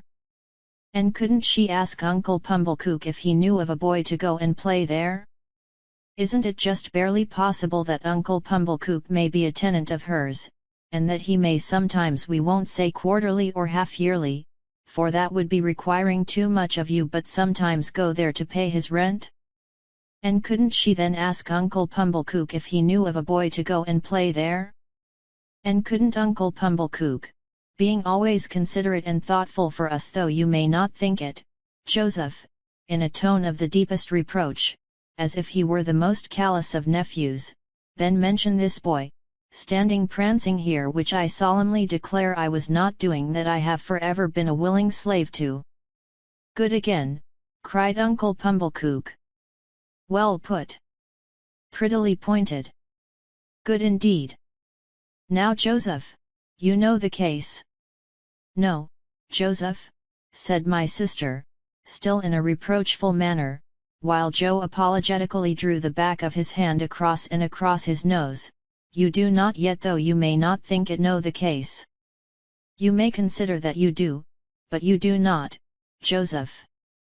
For you do not know that Uncle Pumblechook, being sensible that for anything we can tell, this boy's fortune may be made by his going to Miss Havisham's, has offered to take him into town tonight in his own chaise cart, and to keep him tonight, and to take him with his own hands to Miss Havisham's tomorrow morning.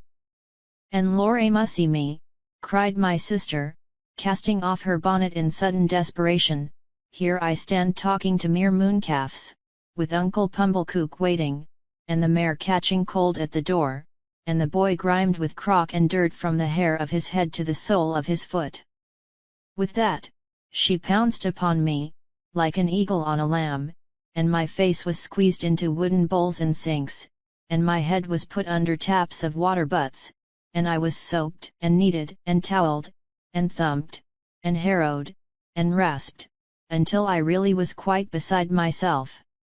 I may here remark that I suppose myself to be better acquainted than any living authority, with the ridgy effect of a wedding ring, passing unsympathetically over the human countenance. When my ablutions were completed, I was put into clean linen of the stiffest character, like a young penitent into sackcloth, and was trussed up in my tightest and fearfullest suit.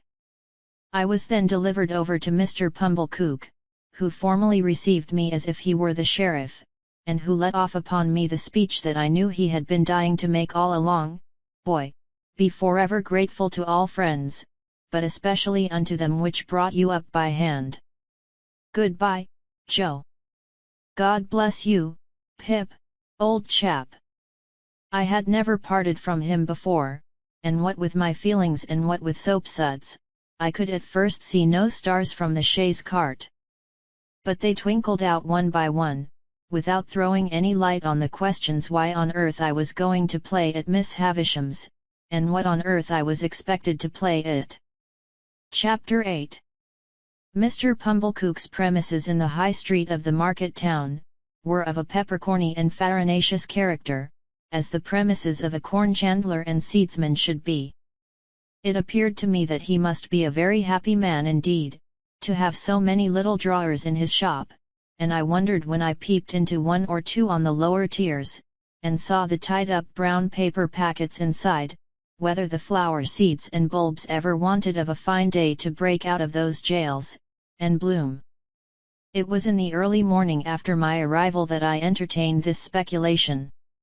On the previous night, I had been sent straight to bed in an attic with a sloping roof, which was so low in the corner where the bedstead was, that I calculated the tiles as being within a foot of my eyebrows. In the same early morning, I discovered a singular affinity between seeds and corduroys. Mr. Pumblechook wore corduroys, and so did his shopman, and somehow, there was a general air and flavour about the corduroys, so much in the nature of seeds, and a general air and flavour about the seeds, so much in the nature of corduroys, that I hardly knew which was which. The same opportunity served me for noticing that Mr. Pumblechook appeared to conduct his business by looking across the street at the saddler, who appeared to transact his business by keeping his eye on the coachmaker, who appeared to get on in life by putting his hands in his pockets and contemplating the baker, who in his turn folded his arms and stared at the grocer, who stood at his door and yawned at the chemist. The watchmaker, always poring over a little desk with a magnifying glass at his eye, and always inspected by a group of smock-frocks poring over him through the glass of his shop window, seemed to be about the only person in the High Street whose trade engaged his attention. Mr. Pumblechook and I breakfasted at 8 o'clock in the parlour behind the shop, while the shopman took his mug of tea and hunch of bread and butter on a sack of peas in the front premises. I considered Mr. Pumblechook wretched company. Besides being possessed by my sister's idea that a mortifying and penitential character ought to be imparted to my diet, besides giving me as much crumb as possible in combination with as little butter, and putting such a quantity of warm water into my milk that it would have been more candid to have left the milk out altogether, his conversation consisted of nothing but arithmetic. On my politely bidding him good morning, he said, pompously, 7 times 9, boy. And how should I be able to answer, dodged in that way, in a strange place, on an empty stomach? I was hungry, but before I had swallowed a morsel, he began a running sum that lasted all through the breakfast. 7. And 4. And 8. And 6. And 2. And 10. And so on. And after each figure was disposed of, it was as much as I could do to get a bite or a sup, before the next came, while he sat at his ease guessing nothing, and eating bacon and hot roll, in, if I may be allowed the expression, a gorging and gormandizing manner. For such reasons, I was very glad when 10 o'clock came and we started for Miss Havisham's, though I was not at all at my ease regarding the manner in which I should acquit myself under that lady's roof. Within a quarter of an hour we came to Miss Havisham's house, which was of old brick, and dismal, and had a great many iron bars to it. Some of the windows had been walled up, of those that remained, all the lower were rustily barred. There was a courtyard in front, and that was barred, so we had to wait, after ringing the bell, until some one should come to open it. While we waited at the gate, I peeped in. Even then Mr. Pumblechook said, and 14, but I pretended not to hear him, and saw that at the side of the house there was a large brewery. No brewing was going on in it, and none seemed to have gone on for a long time. A window was raised, and a clear voice demanded what name. To which my conductor replied, Pumblechook. The voice returned, quite right, and the window was shut again, and a young lady came across the courtyard, with keys in her hand. "This," said Mr. Pumblechook, "is Pip." "This is Pip, is it?" returned the young lady, who was very pretty and seemed very proud. "Come in, Pip." Mr. Pumblechook was coming in also, when she stopped him with the gate. "Oh," she said. "Did you wish to see Miss Havisham?" "If Miss Havisham wished to see me," returned Mr. Pumblechook, discomfited. "Ah," said the girl, "but you see she don't." She said it so finally, and in such an undiscussable way, that Mr. Pumblechook, though in a condition of ruffled dignity, could not protest. But he eyed me severely as if I had done anything to him, and departed with the words reproachfully delivered, "Boy! Let your behaviour here be a credit unto them which brought you up by hand." I was not free from apprehension that he would come back to propound through the gate, and 16. But he didn't. My young conductress locked the gate, and we went across the courtyard. It was paved and clean, but grass was growing in every crevice. The brewery buildings had a little lane of communication with it, and the wooden gates of that lane stood open, and all the brewery beyond stood open, away to the high enclosing wall, and all was empty and disused. The cold wind seemed to blow colder there than outside the gate, and it made a shrill noise in howling in and out at the open sides of the brewery, like the noise of wind in the rigging of a ship at sea. She saw me looking at it, and she said, "You could drink without hurt all the strong beer that's brewed there now, boy." "I should think I could, miss," said I, in a shy way. "Better not try to brew beer there now, or it would turn out sour, boy, don't you think so?" "It looks like it, miss. Not that anybody means to try," she added, "for that's all done with, and the place will stand as idle as it is till it falls. As to strong beer, there's enough of it in the cellars already, to drown the manor house." Illustration. Is that the name of this house, miss? "One of its names, boy." "It has more than one, then, miss." "One more." "Its other name was Satis, which is Greek, or Latin, or Hebrew, or all three or all one to me for enough." "Enough House," said I, "that's a curious name, miss." "Yes," she replied, "but it meant more than it said. It meant, when it was given, that whoever had this house could want nothing else. They must have been easily satisfied in those days, I should think. But don't loiter, boy." Though she called me boy so often, and with a carelessness that was far from complimentary, she was of about my own age. She seemed much older than I, of course, being a girl, and beautiful and self-possessed, and she was as scornful of me as if she had been 21, and a queen. We went into the house by a side door. The great front entrance had 2 chains across it outside, and the first thing I noticed was, that the passages were all dark, and that she had left a candle burning there. She took it up, and we went through more passages and up a staircase, and still it was all dark, and only the candle lighted us. At last we came to the door of a room, and she said, "Go in." I answered, more in shyness than politeness, "After you, miss." To this she returned, "Don't be ridiculous, boy, I am not going in," and scornfully walked away, and what was worse took the candle with her. This was very uncomfortable, and I was half afraid. However, the only thing to be done being to knock at the door, I knocked, and was told from within to enter. I entered, therefore, and found myself in a pretty large room, well lighted with wax candles. No glimpse of daylight was to be seen in it. It was a dressing room, as I supposed from the furniture, though much of it was of forms and uses then quite unknown to me. But prominent in it was a draped table with a gilded looking glass, and that I made out at first sight to be a fine lady's dressing table.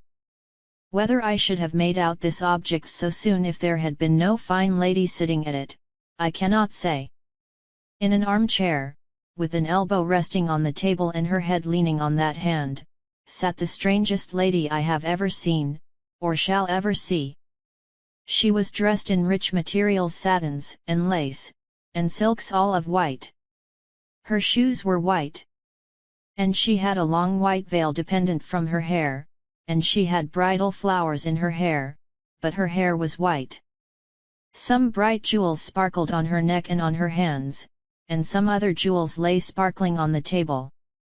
Dresses, less splendid than the dress she wore, and half-packed trunks, were scattered about.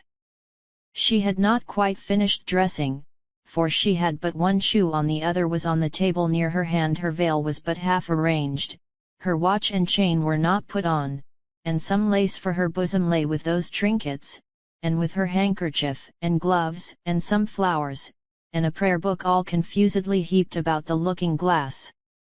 It was not in the first few moments that I saw all these things, though I saw more of them in the first moments than might be supposed. But I saw that everything within my view which ought to be white, had been white long ago, and had lost its luster and was faded and yellow. I saw that the bride within the bridal dress had withered like the dress, and like the flowers, and had no brightness left but the brightness of her sunken eyes. I saw that the dress had been put upon the rounded figure of a young woman, and that the figure upon which it now hung loose had shrunk to skin and bone. Once, I had been taken to see some ghastly waxwork at the fair, representing I know not what impossible personage lying in state. Once, I had been taken to one of our old marsh churches to see a skeleton in the ashes of a rich dress that had been dug out of a vault under the church pavement. Now, waxwork and skeleton seemed to have dark eyes that moved and looked at me. I should have cried out, if I could. "Who is it?" said the lady at the table. "Pip, ma'am." "Pip? Mr. Pumblechook's boy, ma'am. Come to play. Come nearer, let me look at you. Come close." It was when I stood before her, avoiding her eyes, that I took note of the surrounding objects in detail, and saw that her watch had stopped at 20 minutes to 9, and that a clock in the room had stopped at 20 minutes to 9. "Look at me," said Miss Havisham. "You are not afraid of a woman who has never seen the sun since you were born." I regret to state that I was not afraid of telling the enormous lie comprehended in the answer no. "Do you know what I touch here?" she said, laying her hands, one upon the other, on her left side. "Yes, ma'am." It made me think of the young man. "What do I touch?" "Your heart." Broke in.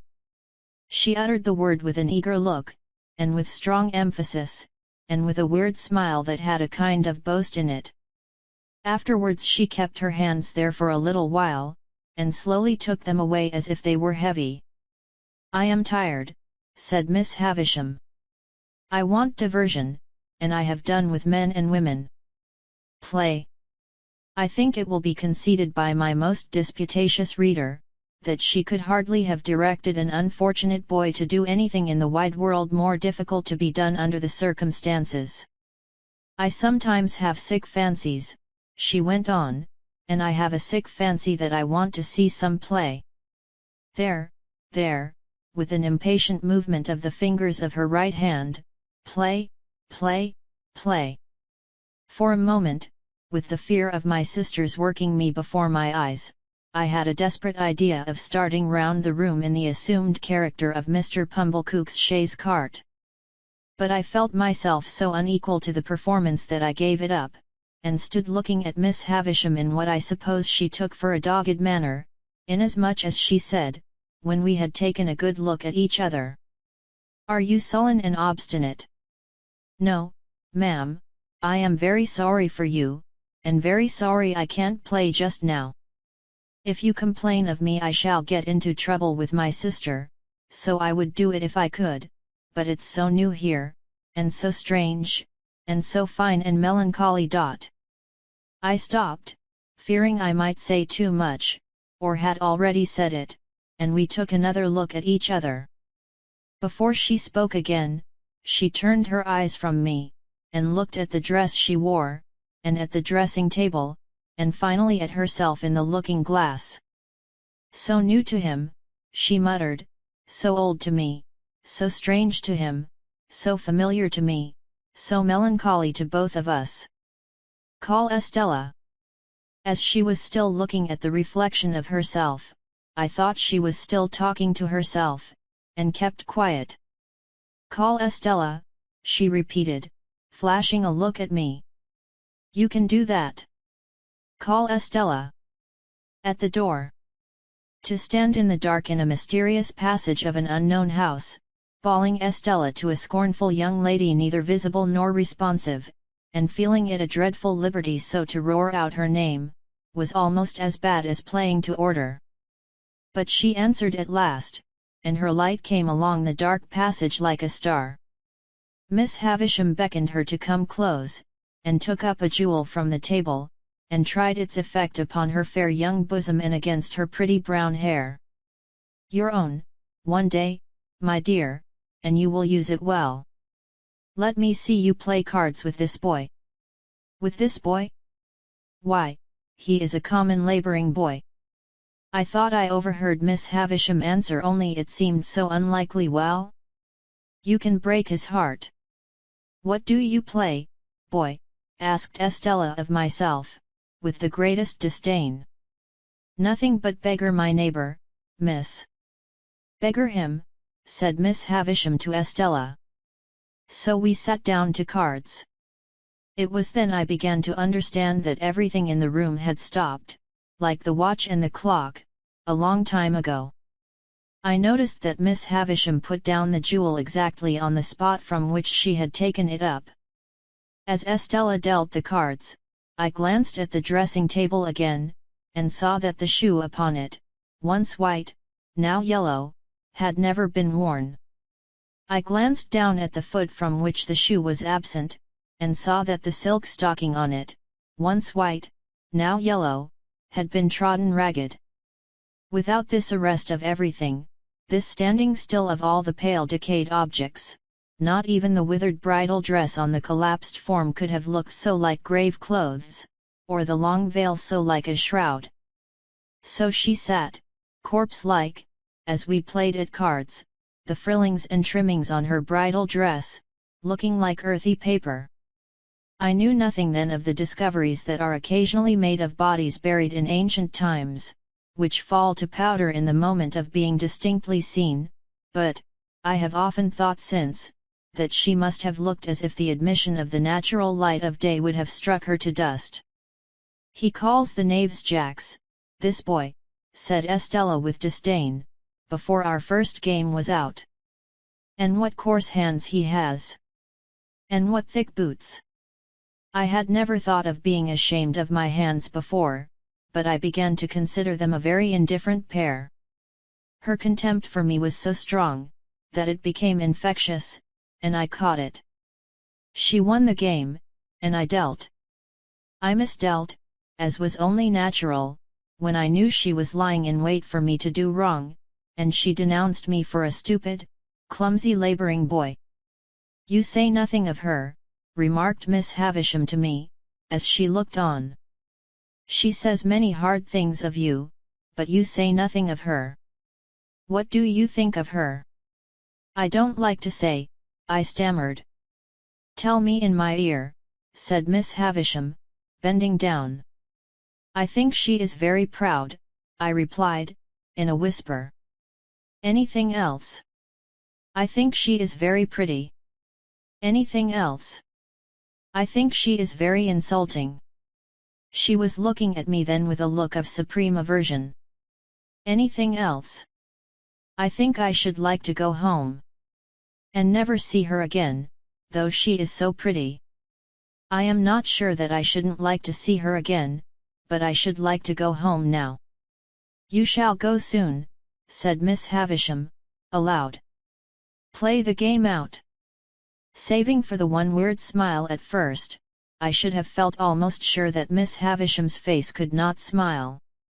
It had dropped into a watchful and brooding expression, most likely when all the things about her had become transfixed, and it looked as if nothing could ever lift it up again. Her chest had dropped, so that she stooped, and her voice had dropped, so that she spoke low, and with a dead lull upon her. Altogether, she had the appearance of having dropped body and soul, within and without, under the weight of a crushing blow. I played the game to an end with Estella, and she beggared me. She threw the cards down on the table when she had won them all, as if she despised them for having been one of me. "When shall I have you here again?" said Miss Havisham. "Let me think." I was beginning to remind her that today was Wednesday, when she checked me with her former impatient movement of the fingers of her right hand. "There, there. I know nothing of days of the week, I know nothing of weeks of the year. Come again after 6 days. You hear?" "Yes, ma'am." "Estella, take him down. Let him have something to eat, and let him roam and look about him while he eats. Go, Pip." I followed the candle down, as I had followed the candle up, and she stood it in the place where we had found it. Until she opened the side entrance, I had fancied, without thinking about it, that it must necessarily be night time. The rush of the daylight quite confounded me, and made me feel as if I had been in the candlelight of the strange room many hours. "You are to wait here, you boy," said Estella, and disappeared and closed the door. I took the opportunity of being alone in the courtyard to look at my coarse hands and my common boots. My opinion of those accessories was not favourable. They had never troubled me before, but they troubled me now, as vulgar appendages. I determined to ask Joe why he had ever taught me to call those picture cards jacks, which ought to be called knaves. I wished Joe had been rather more genteelly brought up, and then I should have been so too. She came back, with some bread and meat and a little mug of beer. She put the mug down on the stones of the yard, and gave me the bread and meat without looking at me, as insolently as if I were a dog in disgrace. I was so humiliated, hurt, spurned, offended, angry, sorry, I cannot hit upon the right name for the smart God knows what its name was, that tears started to my eyes. The moment they sprang there, the girl looked at me with a quick delight in having been the cause of them. This gave me power to keep them back and to look at her, so, she gave a contemptuous toss, but with a sense, I thought, of having made too sure that I was so wounded, and left me. But when she was gone, I looked about me for a place to hide my face in, and got behind one of the gates in the brewery lane, and leaned my sleeve against the wall there, and leaned my forehead on it and cried. As I cried, I kicked the wall, and took a hard twist at my hair, so bitter were my feelings, and so sharp was the smart without a name, that needed counteraction. My sister's bringing up had made me sensitive. In the little world in which children have their existence, whosoever brings them up, there is nothing so finely perceived and so finely felt as injustice. It may be only small injustice that the child can be exposed to, but the child is small, and its world is small, and its rocking horse stands as many hands high, according to scale, as a big-boned Irish hunter. Within myself, I had sustained, from my babyhood, a perpetual conflict with injustice. I had known, from the time when I could speak, that my sister, in her capricious and violent coercion, was unjust to me.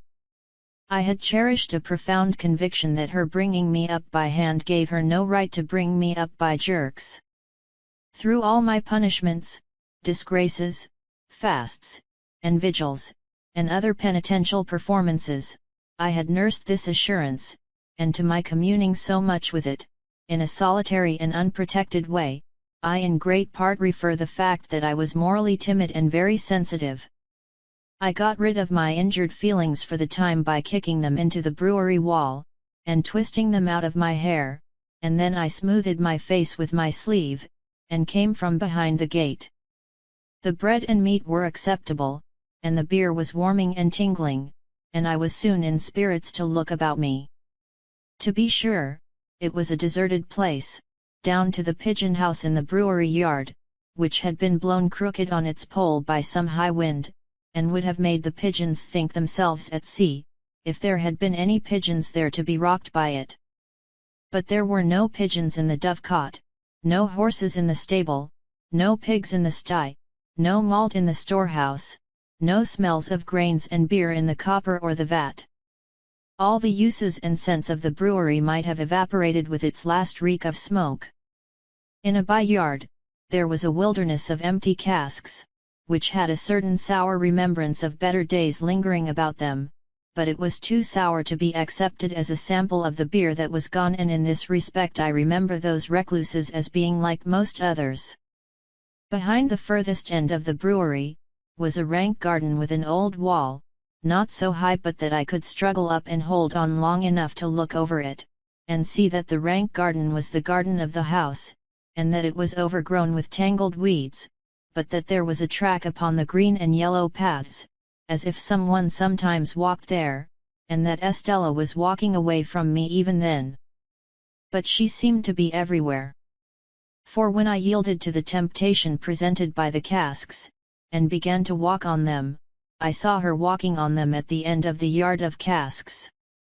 She had her back towards me, and held her pretty brown hair spread out in her two hands, and never looked round, and passed out of my view directly. So, in the brewery itself, by which I mean the large paved lofty place in which they used to make the beer, and where the brewing utensils still were. When I first went into it, and, rather oppressed by its gloom, stood near the door looking about me, I saw her pass among the extinguished fires, and ascend some light iron stairs, and go out by a gallery high overhead, as if she were going out into the sky. It was in this place, and at this moment, that a strange thing happened to my fancy.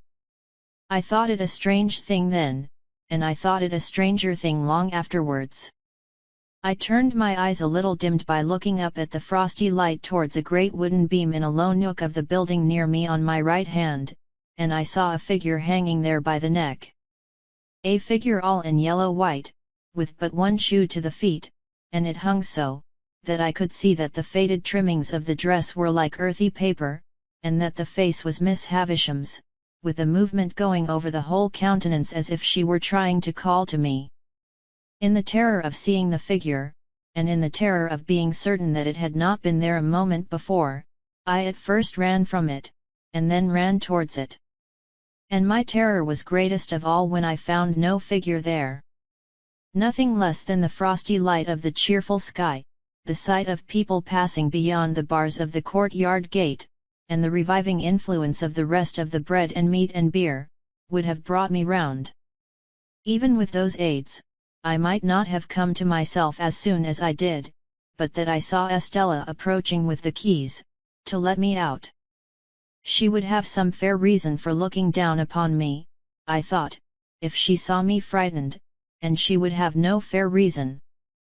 She gave me a triumphant glance in passing me, as if she rejoiced that my hands were so coarse and my boots were so thick, and she opened the gate, and stood holding it. I was passing out without looking at her, when she touched me with a taunting hand. "Why don't you cry?" "Because I don't want to." "You do," said she. "You have been crying till you are half blind, and you are near crying again now." She laughed contemptuously, pushed me out, and locked the gate upon me. I went straight to Mr. Pumblechook's, and was immensely relieved to find him not at home.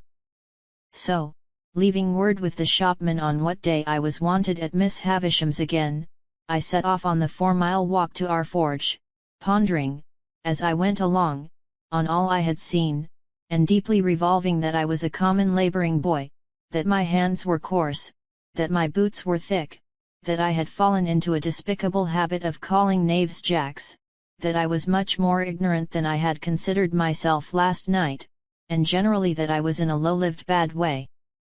Chapter 9. When I reached home, my sister was very curious to know all about Miss Havisham's, and asked a number of questions. And I soon found myself getting heavily bumped from behind in the nape of the neck and the small of the back, and having my face ignominiously shoved against the kitchen wall, because I did not answer those questions at sufficient length. If a dread of not being understood be hidden in the breasts of other young people to anything like the extent to which it used to be hidden in mine, which I consider probable, as I have no particular reason to suspect myself of having been a monstrosity, it is the key to many reservations. I felt convinced that if I described Miss Havisham's as my eyes had seen it, I should not be understood. Not only that, but I felt convinced that Miss Havisham too would not be understood, and although she was perfectly incomprehensible to me, I entertained an impression that there would be something coarse and treacherous in my dragging her as she really was, to say nothing of Miss Estella, before the contemplation of Mrs. Joe. Consequently, I said as little as I could, and had my face shoved against the kitchen wall. The worst of it was that bullying old Pumblecook, preyed upon by a devouring curiosity to be informed of all I had seen and heard, came gaping over in his chaise cart at tea time, to have the details divulged to him. And the mere sight of the torment, with his fishy eyes and mouth open, his sandy hair inquisitively on end, and his waistcoat heaving with windy arithmetic, made me vicious in my reticence. "Well, boy," Uncle Pumblecook began, as soon as he was seated in the chair of honor by the fire. "How did you get on uptown?" I answered, "Pretty well, sir," and my sister shook her fist at me. "Pretty well?" Mr. Pumblecook repeated. "Pretty well is no answer. Tell us what you mean by pretty well, boy." "Whitewash on the forehead hardens the brain into a state of obstinacy perhaps. Anyhow, with whitewash from the wall on my forehead, my obstinacy was adamantine." I reflected for some time, and then answered as if I had discovered a new idea, "I mean pretty well." My sister with an exclamation of impatience was going to fly at me. I had no shadow of defence, for Joe was busy in the forge when Mr. Pumblecook interposed with, "No. Don't lose your temper. Leave this lad to me, ma'am, leave this lad to me." Mr. Pumblecook then turned me towards him, as if he were going to cut my hair, and said, "First, to get our thoughts in order, 43 pence. I calculated the consequences of replying £400, and finding them against me, went as near the answer as I could, which was somewhere about 8 pence off. Mr. Pumblecook then put me through my pence table from 12 pence make 1 shilling, up to 40 pence make 3 and 4 pence, and then triumphantly demanded, as if he had done for me, "Now, how much is 43 pence? To which I replied, after a long interval of reflection, "I don't know." And I was so aggravated that I almost doubt if I did know. Mr. Pumblecook worked his head like a screw to screw it out of me, and said, "Is 43 pence 7 and 6pence 3 fardens, for instance?" "Yes," said I. And although my sister instantly boxed my ears, it was highly gratifying to me to see that the answer spoiled his joke, and brought him to a dead stop. "Boy! What like is Miss Havisham?" Mr. Pumblecook began again when he had recovered, folding his arms tight on his chest and applying the screw. "Very tall and dark," I told him. "Is she, uncle?" asked my sister. Mr. Pumblecook winked assent, from which I at once inferred that he had never seen Miss Havisham, for she was nothing of the kind. "Good," said Mr. Pumblecook conceitedly. "This is the way to have him. We are beginning to hold our own, I think, mum." "I am sure, uncle," returned Mrs. Joe, "I wish you had him always, you know so well how to deal with him. Now, boy, what was she doing of, when you went in today?" asked Mr. Pumblecook. "She was sitting," I answered, "in a black velvet coach." Mr. Pumblecook and Mrs. Joe stared at one another as they well might, and both repeated, "In a black velvet coach." "Yes," said I, and Miss Estella, that's her niece, I think, handed her in cake and wine at the coach window, on a gold plate. And we all had cake and wine on gold plates. And I got up behind the coach to eat mine, because she told me to. Was anybody else there? Asked Mr. Pumblechook. 4 dogs, said I. Large or small? Immense, said I, and they fought for veal cutlets out of a silver basket. Mr. Pumblechook and Mrs. Joe stared at one another again, in utter amazement. I was perfectly frantic, a reckless witness under the torture, and would have told them anything. Where was this coach, in the name of gracious? Asked my sister. In Miss Havisham's room. They stared again. But there weren't any horses to it. I added this saving clause, in the moment of rejecting 4 richly caparisoned coursers which I had had wild thoughts of harnessing. Can this be possible, uncle? Asked Mrs. Joe. What can the boy mean? I'll tell you, mum, said Mr. Pumblechook. My opinion is, it's a sedan chair. She's flighty, you know, very flighty, quite flighty enough to pass her days in a sedan chair. Did you ever see her in it, uncle? Asked Mrs. Joe. How could I? He returned, forced to the admission, when I never see her in my life. Never clapped eyes upon her. Goodness, uncle! And yet you have spoken to her. Why, don't you know, said Mr. Pumblechook, testily, that when I have been there, I have been took up to the outside of her door, and the door has stood ajar, and she has spoke to me that way. Don't say you don't know that, mum. Hows'ever, the boy went there to play. What did you play at, boy? We played with flags, I said. I beg to observe that I think of myself with amazement, when I recall the lies I told on this occasion. Flags? Echoed my sister. Yes, said I. Estella waved a blue flag, and I waved a red one, and Miss Havisham waved one sprinkled all over with little gold stars, out at the coach window. And then we all waved our swords and hurrahed. Swords, repeated my sister. Where did you get swords from? Out of a cupboard, said I, and I saw pistols in it and jam and pills. And there was no daylight in the room, but it was all lighted up with candles.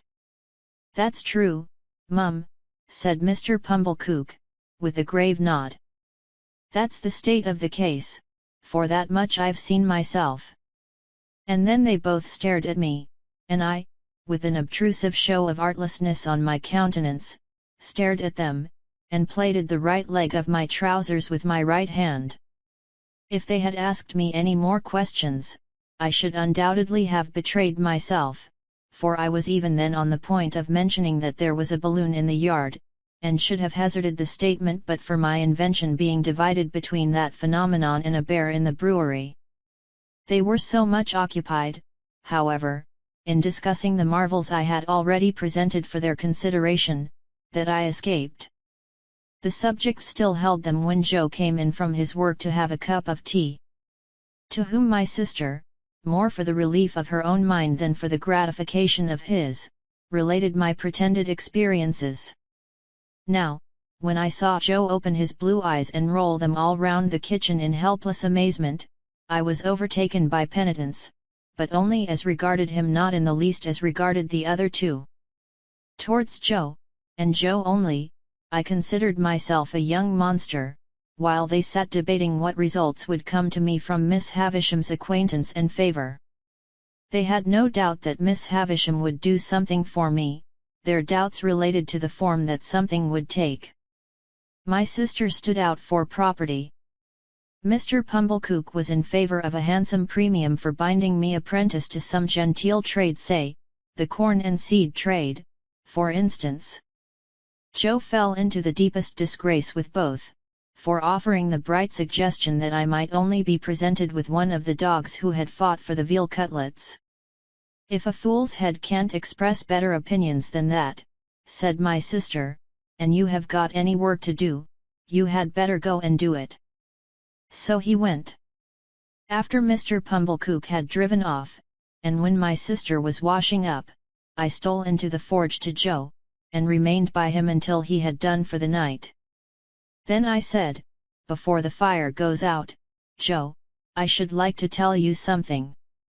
"Should you, Pip?" said Joe, drawing his shoeing stool near the forge. "Then tell us." "What is it, Pip?" "Joe," said I, taking hold of his rolled-up shirt sleeve, and twisting it between my finger and thumb, "you remember all that about Miss Havisham's?" "Remember?" said Joe. "I believe you." "Wonderful." "It's a terrible thing, Joe, it ain't true." "What are you telling of, Pip?" cried Joe, falling back in the greatest amazement. "You don't mean to say it's—" "Yes I do, it's lies, Joe." "But not all of it." "Why sure you don't mean to say, Pip, that there was no black velvet coat?" "For," I stood shaking my head. "But at least there was dogs, Pip." "Come, Pip," said Joe, persuasively, "if there warn't no veal cutlets, at least there was dogs." "No, Joe." "A dog," said Joe. "A puppy?" "Come."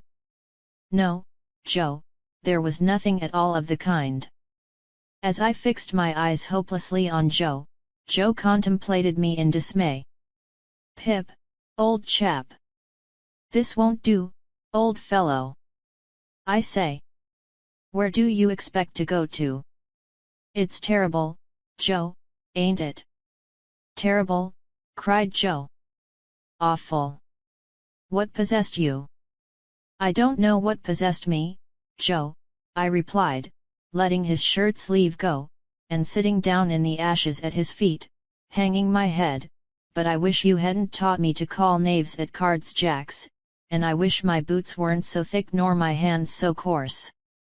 And then I told Joe that I felt very miserable, and that I hadn't been able to explain myself to Mrs. Joe and Pumblechook, who were so rude to me, and that there had been a beautiful young lady at Miss Havisham's who was dreadfully proud, and that she had said I was common, and that I knew I was common, and that I wished I was not common, and that the lies had come of it somehow, though I didn't know how. This was a case of metaphysics, at least as difficult for Joe to deal with as for me. But Joe took the case altogether out of the region of metaphysics, and by that means vanquished it. "There's one thing you may be sure of, Pip," said Joe, after some rumination, "namely, that lies is lies. Hows'ever they come, they didn't ought to come, and they come from the father of lies, and work round to the same. Don't you tell no more of 'em, Pip. That ain't the way to get out of being common, old chap. And as to being common, I don't make it out at all clear. You are uncommon in some things. You're uncommon small.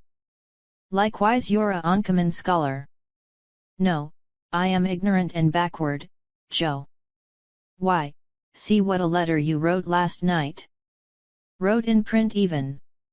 "I've seen letters and from gentlefolks, that I'll swear weren't wrote in print," said Joe. "I have learnt next to nothing, Joe." "You think much of me." "It's only that."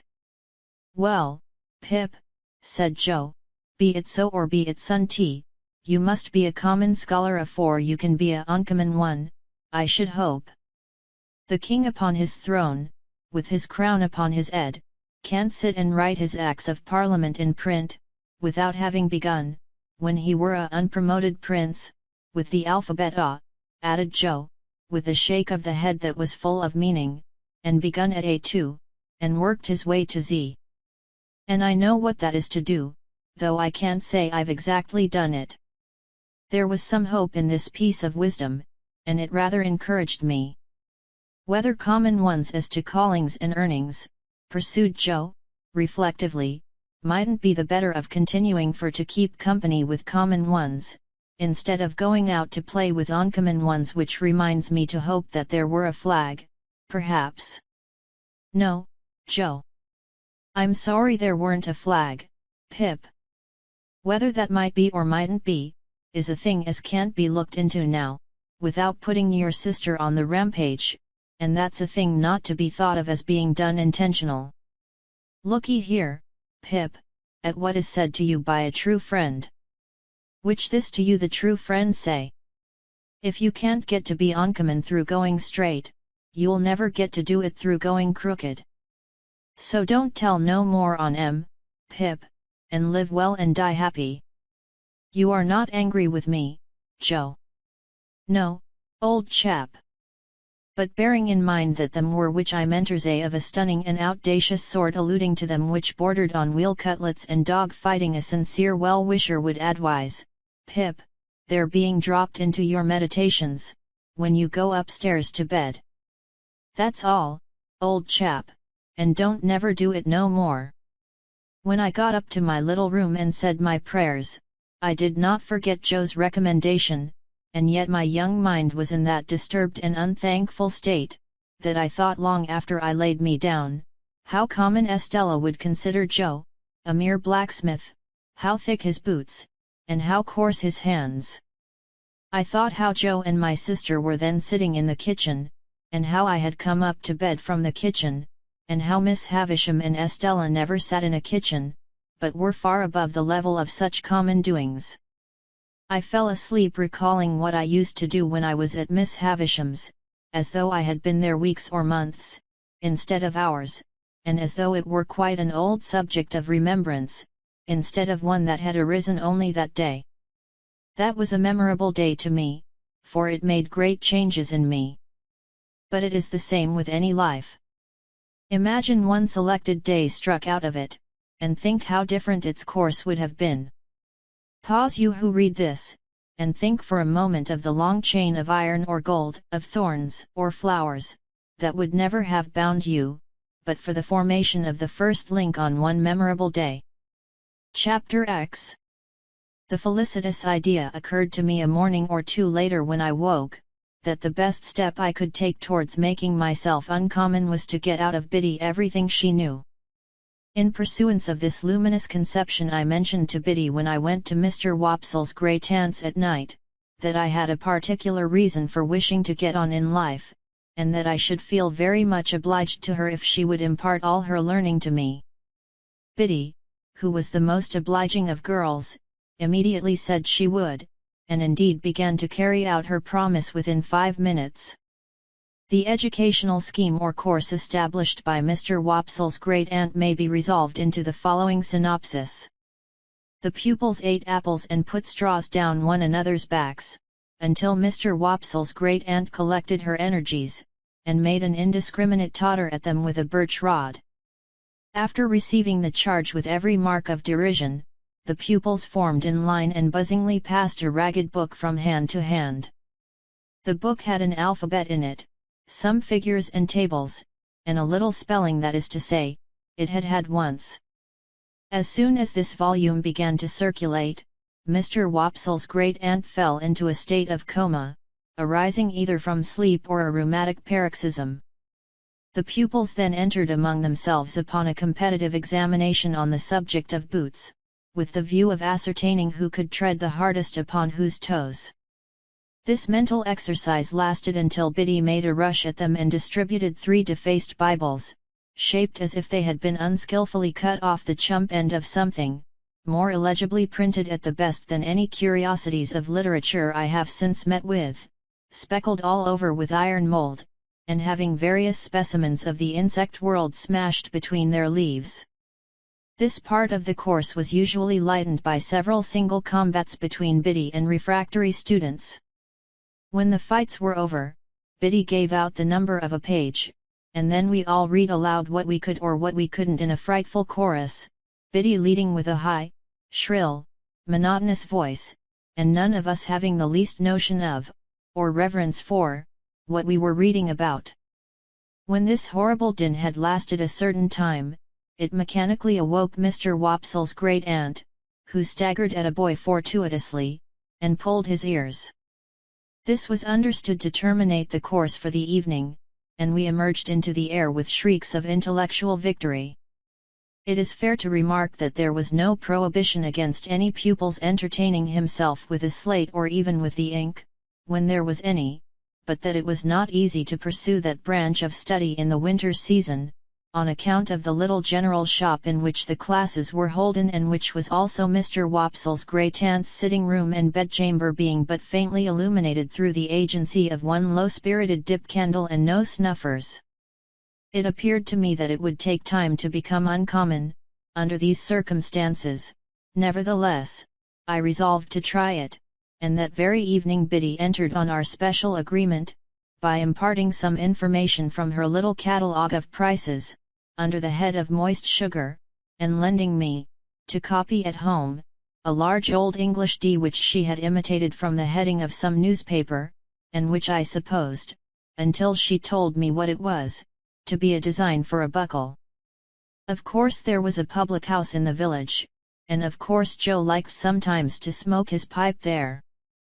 I had received strict orders from my sister to call for him at the Three Jolly Bargemen, that evening, on my way from school, and bring him home at my peril. To the Three Jolly Bargemen, therefore, I directed my steps. There was a bar at the Jolly Bargemen, with some alarmingly long chalk scores in it on the wall at the side of the door, which seemed to me to be never paid off. They had been there ever since I could remember, and had grown more than I had. But there was a quantity of chalk about our country, and perhaps the people neglected no opportunity of turning it to account. It being Saturday night, I found the landlord looking rather grimly at these records, but as my business was with Joe and not with him, I merely wished him good evening, and passed into the common room at the end of the passage, where there was a bright large kitchen fire, and where Joe was smoking his pipe in company with Mr. Wopsle and a stranger. Joe greeted me as usual with "Hello, Pip, old chap," and the moment he said that, the stranger turned his head and looked at me. He was a secret-looking man whom I had never seen before. His head was all on one side, and one of his eyes was half shut up, as if he were taking aim at something with an invisible gun.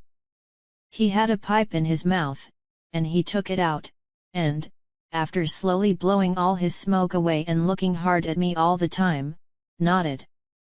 So, I nodded, and then he nodded again, and made room on the settle beside him that I might sit down there. But as I was used to sit beside Joe whenever I entered that place of resort, I said "No, thank you, sir," and fell into the space Joe made for me on the opposite settle. The strange man, after glancing at Joe, and seeing that his attention was otherwise engaged, nodded to me again when I had taken my seat, and then rubbed his leg in a very odd way, as it struck me. "You was saying," said the strange man, turning to Joe, "that you was a blacksmith." "Yes. I said it, you know," said Joe. "What'll you drink, mister? You didn't mention your name, by the by." Joe mentioned it now, and the strange man called him by it. "What'll you drink, Mr. Gargery? At my expense? To top up with?" "Well," said Joe, "to tell you the truth, I ain't much in the habit of drinking at anybody's expense but my own." "Habit? No," returned the stranger, "but once in a way, and on a Saturday night too." "Come. Put a name to it, Mr. Gargery." "I wouldn't wish to be stiff company," said Joe. "Rum. Rum," repeated the stranger. "And will the other gentleman originate a sentiment?" "Rum," said Mr. Wopsle. "3 rums," cried the stranger, calling to the landlord. "Glasses round." "This other gentleman," observed Joe, by way of introducing Mr. Wopsle, "is a gentleman that you would like to hear give it out. Our clerk at church." "Aha!" said the stranger, quickly, and cocking his eye at me. "The lonely church, right out on the marshes, with graves round it." "That's it," said Joe. The stranger, with a comfortable kind of grunt over his pipe, put his legs up on the settle that he had to himself. He wore a flapping broad-brimmed traveller's hat, and under it a handkerchief tied over his head in the manner of a cap, so that he showed no hair. As he looked at the fire, I thought I saw a cunning expression, followed by a half-laugh, come into his face.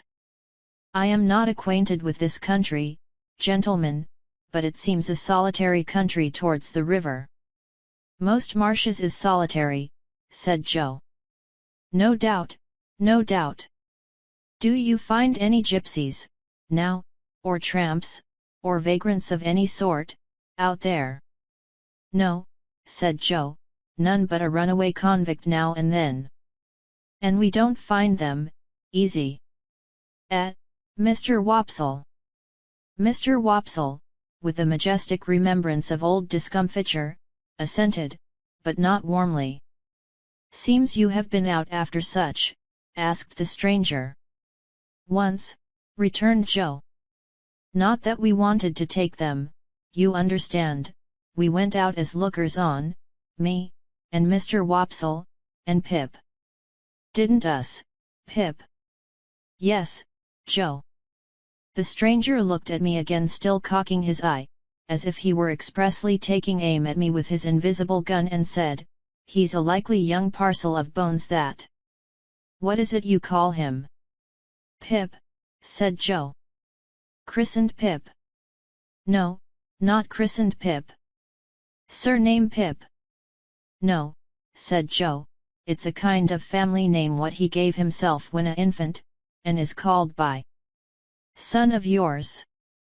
"Well," said Joe, meditatively, "not, of course, that it could be in any wise necessary to consider about it, but because it was the way at the Jolly Bargeman to seem to consider deeply about everything that was discussed over pipes. Well, no. No, he ain't." "Nevy," said the strange man. "Well," said Joe, with the same appearance of profound cogitation, "he is not, no, not to deceive you, he is not my nevy." "What the blue blazes is he?" asked the stranger. Which appeared to me to be an inquiry of unnecessary strength.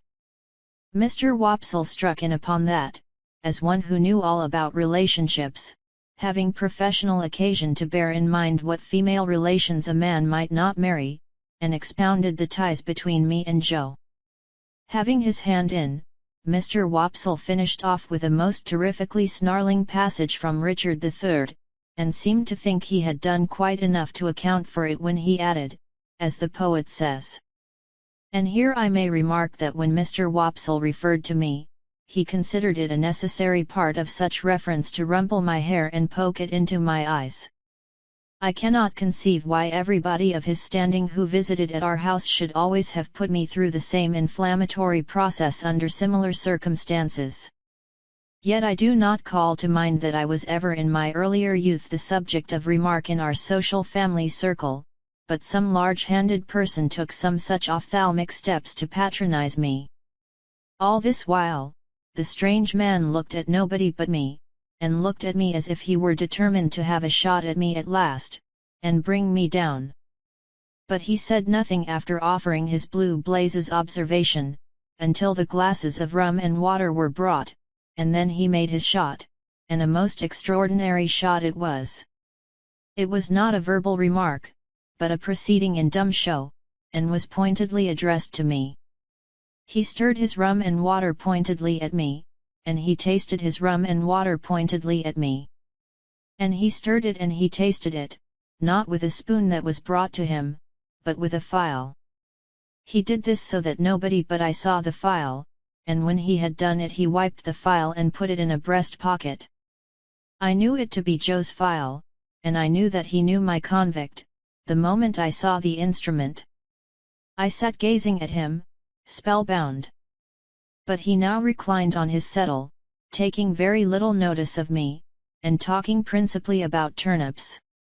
There was a delicious sense of cleaning up and making a quiet pause before going on in life afresh, in our village on Saturday nights, which stimulated Joe to dare to stay out half an hour longer on Saturdays than at other times.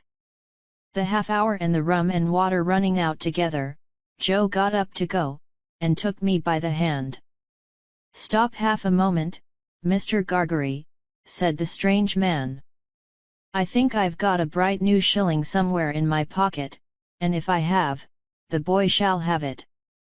He looked it out from a handful of small change, folded it in some crumpled paper, and gave it to me. "Yours?" said he. "Mind." "Your own." I thanked him, staring at him far beyond the bounds of good manners, and holding tight to Joe.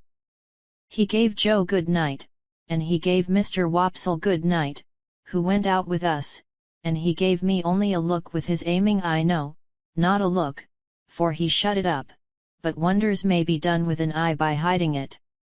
On the way home, if I had been in a humour for talking, the talk must have been all on my side, for Mr. Wopsle parted from us at the door of the Jolly Bargeman, and Joe went all the way home with his mouth wide open, to rinse the rum out with as much air as possible. But I was in a manner stupefied by this turning up of my old misdeed and old acquaintance, and could think of nothing else. My sister was not in a very bad temper when we presented ourselves in the kitchen, and Joe was encouraged by that unusual circumstance to tell her about the bright shilling. "A bad 'un, I'll be bound," said Mrs. Joe triumphantly, "or he wouldn't have given it to the boy. Let's look at it." I took it out of the paper, and it proved to be a good one. "But what's this?" said Mrs. Joe, throwing down the shilling and catching up the paper. "Two £1 notes." Nothing less than two fat sweltering £1 notes that seemed to have been on terms of the warmest intimacy with all the cattle markets in the county. Joe caught up his hat again, and ran with them to the Jolly Bargeman to restore them to their owner. While he was gone, I sat down on my usual stool and looked vacantly at my sister, feeling pretty sure that the man would not be there. Presently, Joe came back, saying that the man was gone, but that he, Joe, had left word at the Three Jolly Bargemen concerning the notes. Then my sister sealed them up in a piece of paper, and put them under some dried rose leaves in an ornamental teapot on the top of a press in the state parlour. There they remained, a nightmare to me, many and many a night and day.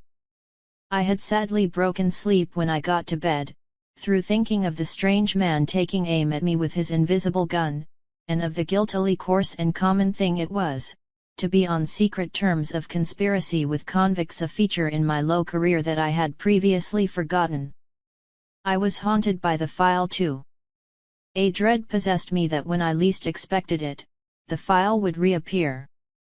I coaxed myself to sleep by thinking of Miss Havisham's next Wednesday, and in my sleep I saw the file coming at me out of a door, without seeing who held it, and I screamed myself awake. Chapter 11. At the appointed time I returned to Miss Havisham's, and my hesitating ring at the gate brought out Estella. She locked it after admitting me, as she had done before, and again preceded me into the dark passage where her candle stood. She took no notice of me until she had the candle in her hand, when she looked over her shoulder, superciliously saying, "You are to come this way today," and took me to quite another part of the house.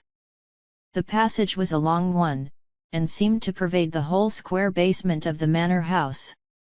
We traversed but one side of the square, however, and at the end of it she stopped, and put her candle down and opened a door. Here, the daylight reappeared, and I found myself in a small paved courtyard, the opposite side of which was formed by a detached dwelling house, that looked as if it had once belonged to the manager or head clerk of the extinct brewery. There was a clock in the outer wall of this house. Like the clock in Miss Havisham's room, and like Miss Havisham's watch, it had stopped at 20 minutes to 9. We went in at the door, which stood open, and into a gloomy room with a low ceiling, on the ground floor at the back. There was some company in the room, and Estella said to me as she joined it, "You are to go and stand there, boy, till you are wanted." There, being the window, I crossed to it, and stood there, in a very uncomfortable state of mind, looking out.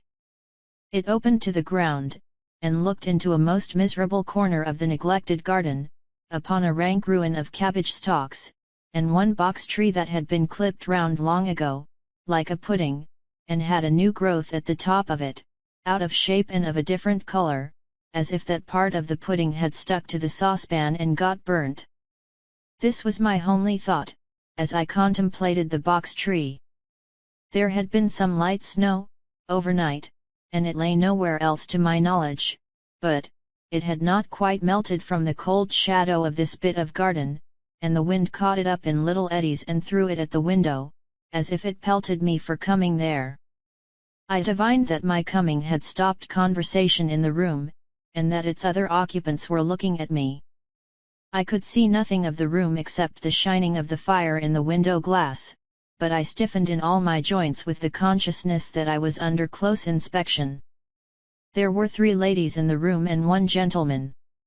Before I had been standing at the window 5 minutes, they somehow conveyed to me that they were all toadies and humbugs, but that each of them pretended not to know that the others were toadies and humbugs, because the admission that he or she did know it, would have made him or her out to be a toady and humbug. They all had a listless and dreary air of waiting somebody's pleasure, and the most talkative of the ladies had to speak quite rigidly to repress a yawn. This lady, whose name was Camilla, very much reminded me of my sister, with the difference that she was older, and, as I found when I caught sight of her, of a blunter cast of features. Indeed, when I knew her better I began to think it was a mercy she had any features at all, so very blank and high was the dead wall of her face. "Poor dear soul," said this lady, with an abruptness of manner quite my sister's. "Nobody's enemy but his own." "It would be much more commendable to be somebody else's enemy," said the gentleman, "far more natural." "Cousin Raymond," observed another lady, "we are to love our neighbour." "Sarah Pocket," returned Cousin Raymond, "if a man is not his own neighbour, who is?" Miss Pocket laughed, and Camilla laughed and said, checking a yawn, "The idea! But I thought they seemed to think it rather a good idea too." The other lady, who had not spoken yet, said gravely and emphatically, "Very true." "Poor soul!" Camilla presently went on, "I knew they had all been looking at me in the meantime, he is so very strange. Would anyone believe that when Tom's wife died, he actually could not be induced to see the importance of the children's having the deepest of trimmings to their mourning? Good Lord, says he, Camilla, what can it signify so long as the poor bereaved little things are in black? So like Matthew. The idea! Good points in him, good points in him, said Cousin Raymond. Heaven forbid I should deny good points in him, but he never had, and he never will have, any sense of the proprieties. You know I was obliged, said Camilla, I was obliged to be firm. I said, it will not do, for the credit of the family. I told him that, without deep trimmings, the family was disgraced. I cried about it from breakfast till dinner. I injured my digestion. And at last he flung out in his violent way, and said, with a D, then do as you like.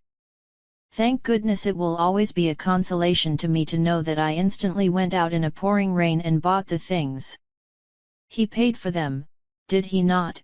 Asked Estella. It's not the question, my dear child, who paid for them, returned Camilla. I bought them. And I shall often think of that with peace, when I wake up in the night. The ringing of a distant bell, combined with the echoing of some cry or call along the passage by which I had come, interrupted the conversation and caused Estella to say to me, Now, boy. On my turning round, they all looked at me with the utmost contempt, and, as I went out, I heard Sarah Pocket say, Well, I am sure. What next? And Camilla add, with indignation, was there ever such a fancy? The idea! As we were going with our candle along the dark passage, Estella stopped all of a sudden, and, facing round, said in her taunting manner, with her face quite close to mine. "Well, well, miss," I answered, almost falling over her and checking myself. She stood looking at me, and, of course, I stood looking at her. "Am I pretty?" "Yes, I think you are very pretty." "Am I insulting?" "Not so much so as you were last time," said I. "Not so much so?" "No."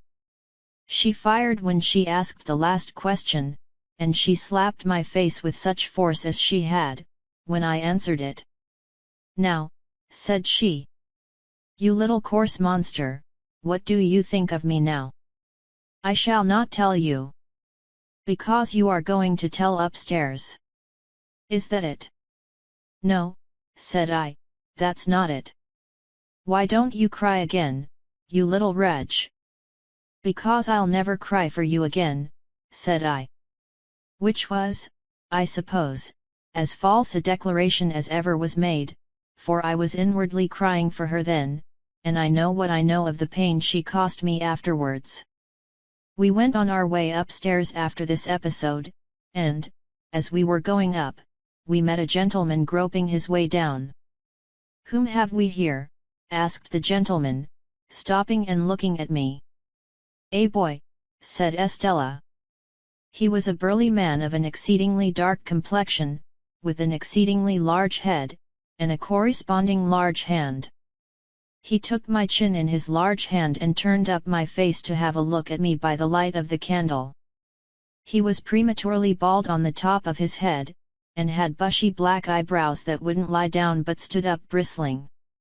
His eyes were set very deep in his head, and were disagreeably sharp and suspicious.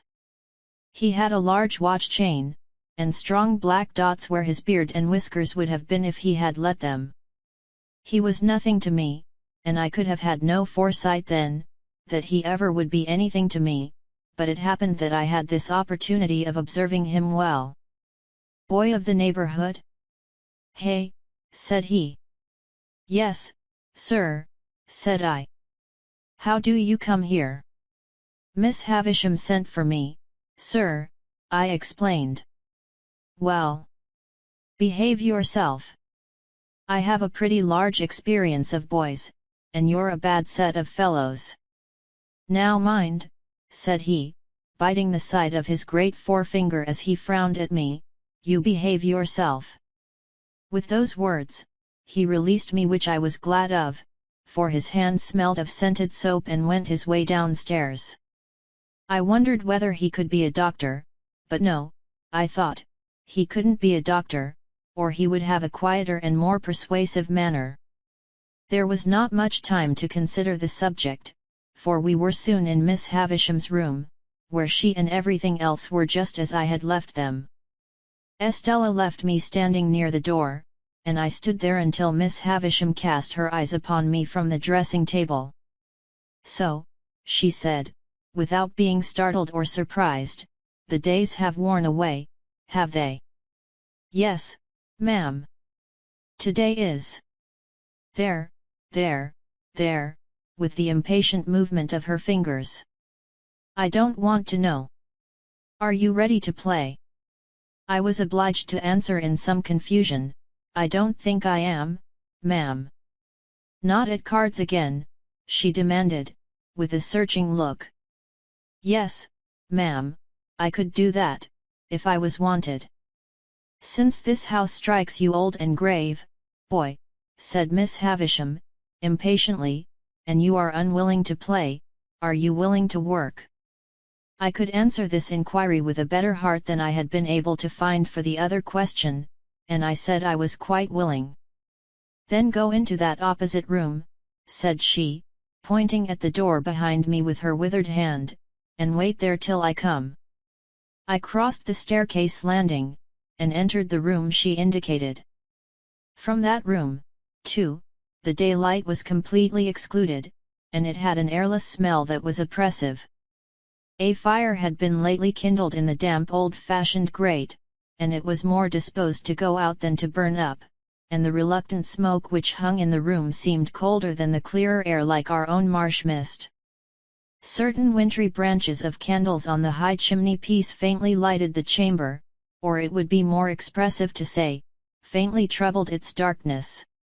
It was spacious, and I dare say had once been handsome, but every discernible thing in it was covered with dust and mould, and dropping to pieces. The most prominent object was a long table with a tablecloth spread on it, as if a feast had been in preparation when the house and the clocks all stopped together. An apron or centerpiece of some kind was in the middle of this cloth. It was so heavily overhung with cobwebs that its form was quite undistinguishable, and, as I looked along the yellow expanse out of which I remember its seeming to grow, like a black fungus, I saw speckle-legged spiders with blotchy bodies running home to it, and running out from it, as if some circumstances of the greatest public importance had just transpired in the spider community. I heard the mice too, rattling behind the panels, as if the same occurrence were important to their interests.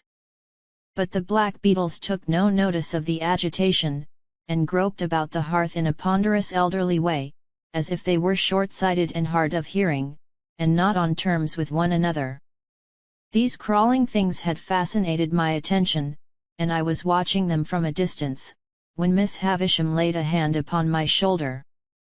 In her other hand she had a crutch-headed stick on which she leaned, and she looked like the witch of the place. "This," said she, pointing to the long table with her stick, "is where I will be laid when I am dead. They shall come and look at me here." With some vague misgiving that she might get upon the table then and there and die at once, the complete realization of the ghastly waxwork at the fair, I shrank under her touch. "What do you think that is?" she asked me, again pointing with her stick. "That, where those cobwebs are." "I can't guess what it is, ma'am." "It's a great cake." "A bride cake." "Mine."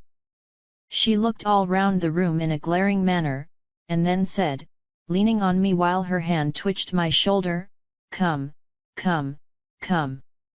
Walk me, walk me." I made out from this, that the work I had to do, was to walk Miss Havisham round and round the room.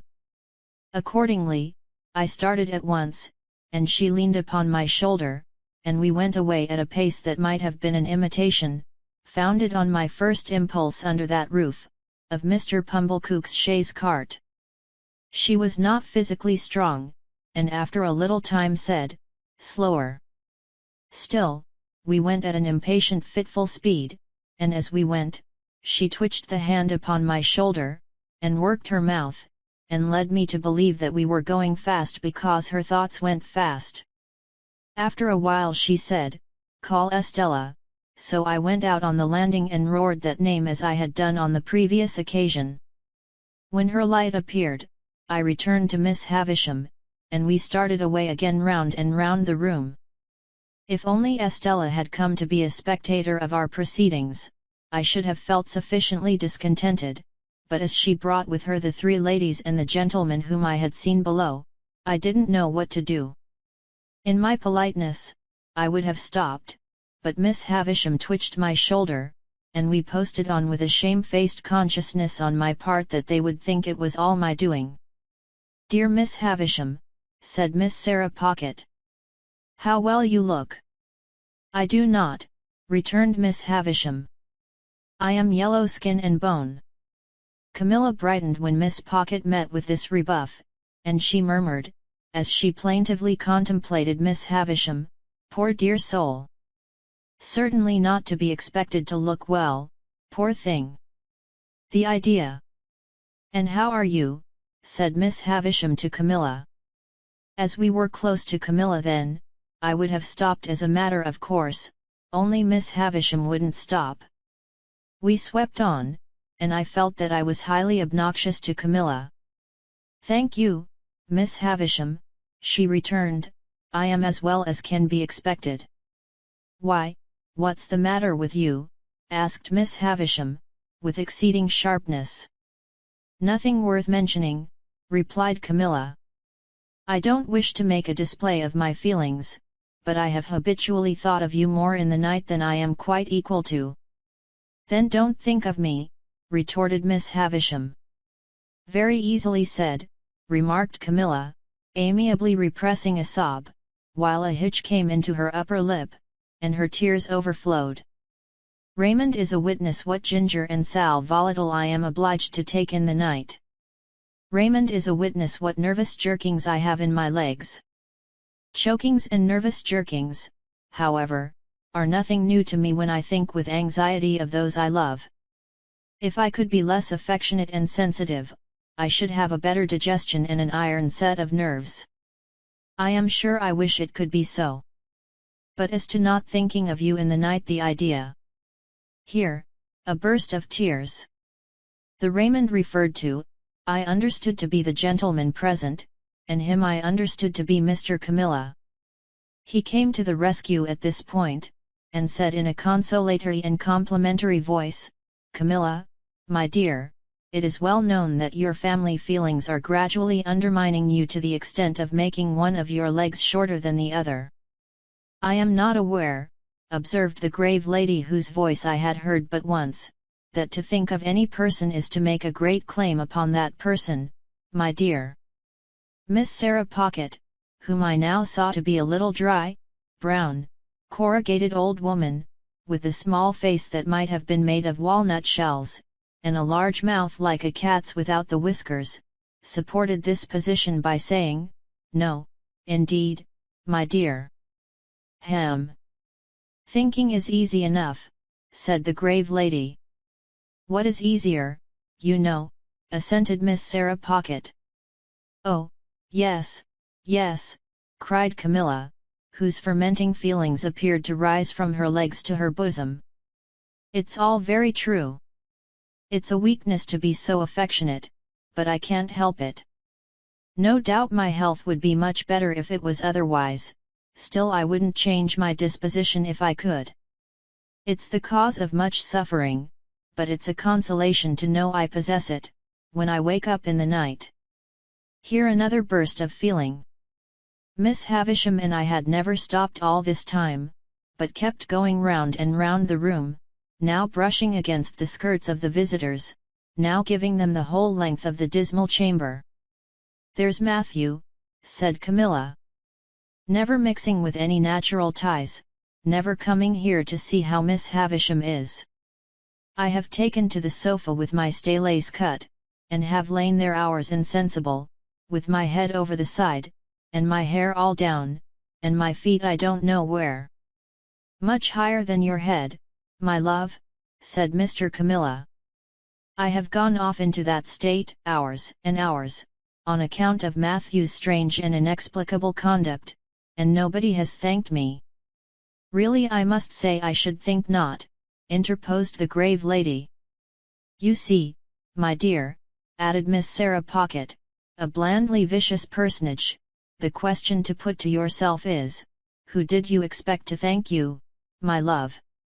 "Without expecting any thanks, or anything of the sort," resumed Camilla, "I have remained in that state hours and hours, and Raymond is a witness of the extent to which I have choked, and what the total inefficacy of ginger has been, and I have been heard at the pianoforte tunners across the street, where the poor mistaken children have even supposed it to be pigeons cooing at a distance, and now to be told—" Here Camilla put her hand to her throat, and began to be quite chemical as to the formation of new combinations there.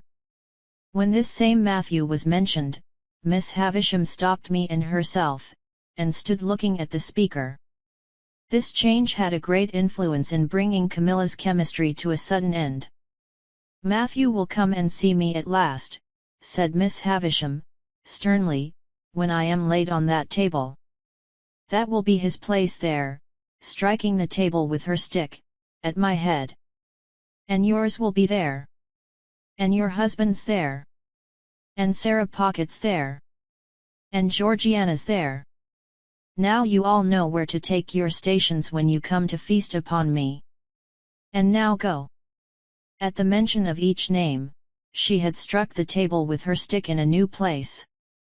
She now said, walk me," and we went on again.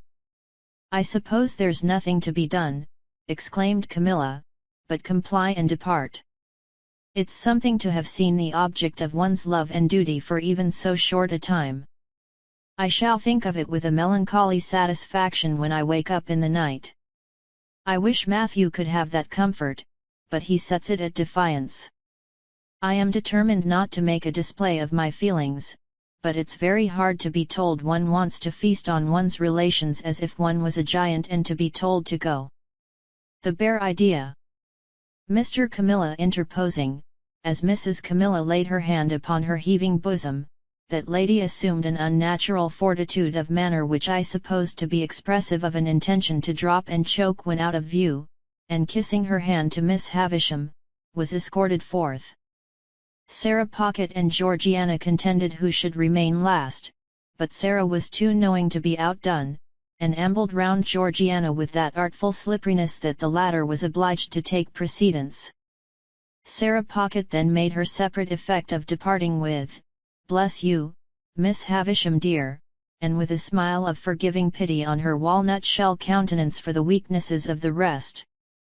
While Estella was away lighting them down, Miss Havisham still walked with her hand on my shoulder, but more and more slowly. At last she stopped before the fire, and said, after muttering and looking at it some seconds, "This is my birthday, Pip." I was going to wish her many happy returns, when she lifted her stick. "I don't suffer it to be spoken of. I don't suffer those who were here just now, or anyone to speak of it. They come here on the day, but they dare not refer to it. Of course I made no further effort to refer to it. On this day of the year, long before you were born, this heap of decay," stabbing with her crutched stick at the pile of cobwebs on the table, but not touching it, "was brought here. It and I have worn away together. The mice have gnawed at it, and sharper teeth than teeth of mice have gnawed at me." She held the head of her stick against her heart as she stood looking at the table, she in her once white dress, all yellow and withered, the once white cloth all yellow and withered, everything around in a state to crumble under a touch. "When the ruin is complete," said she, with a ghastly look, "and when they lay me dead, in my bride's dress on the bride's table, which shall be done, and which will be the finished curse upon him, so much the better if it is done on this day." She stood looking at the table as if she stood looking at her own figure lying there. I remained quiet. Estella returned, and she too remained quiet. It seemed to me that we continued thus for a long time. In the heavy air of the room, and the heavy darkness that brooded in its remoter corners, I even had an alarming fancy that Estella and I might presently begin to decay. At length, not coming out of her distraught state by degrees, but in an instant, Miss Havisham said, "Let me see you two play cards. Why have you not begun?" With that, we returned to her room, and sat down as before. I was beggared, as before, and again, as before. Miss Havisham watched us all the time, directed my attention to Estella's beauty, and made me notice it the more by trying her jewels on Estella's breast and hair. Estella, for her part, likewise treated me as before, except that she did not condescend to speak. When we had played some half-dozen games, a day was appointed for my return, and I was taken down into the yard to be fed in the former dog-like manner. There, too, I was again left to wander about as I liked. It is not much to the purpose whether a gate in that garden wall which I had scrambled up to peep over on the last occasion was, on that last occasion, open or shut. Enough that I saw no gate then, and that I saw one now. As it stood open, and as I knew that Estella had let the visitors out, for she had returned with the keys in her hand, I strolled into the garden, and strolled all over it. It was quite a wilderness, and there were old melon frames and cucumber frames in it, which seemed in their decline to have produced a spontaneous growth of weak attempts at pieces of old hats and boots, with now and then a weedy offshoot into the likeness of a battered saucepan. When I had exhausted the garden and a greenhouse with nothing in it but a fallen-down grapevine and some bottles, I found myself in the dismal corner upon which I had looked out of the window. Never questioning for a moment that the house was now empty, I looked in at another window, and found myself, to my great surprise, exchanging a broad stare with a pale young gentleman with red eyelids and light hair. This pale young gentleman quickly disappeared, and reappeared beside me. He had been at his books when I had found myself staring at him, and I now saw that he was inky. "Hello," said he, "young fellow." Hello being a general observation which I had usually observed to be best answered by itself, I said, "Hello," politely omitting young fellow. "Who let you in?" said he. "Miss Estella." "Who gave you leave to prowl about?" "Miss Estella." "Come and fight," said the pale young gentleman. What could I do but follow him? I have often asked myself the question since, but what else could I do? His manner was so final, and I was so astonished, that I followed where he led, as if I had been under a spell.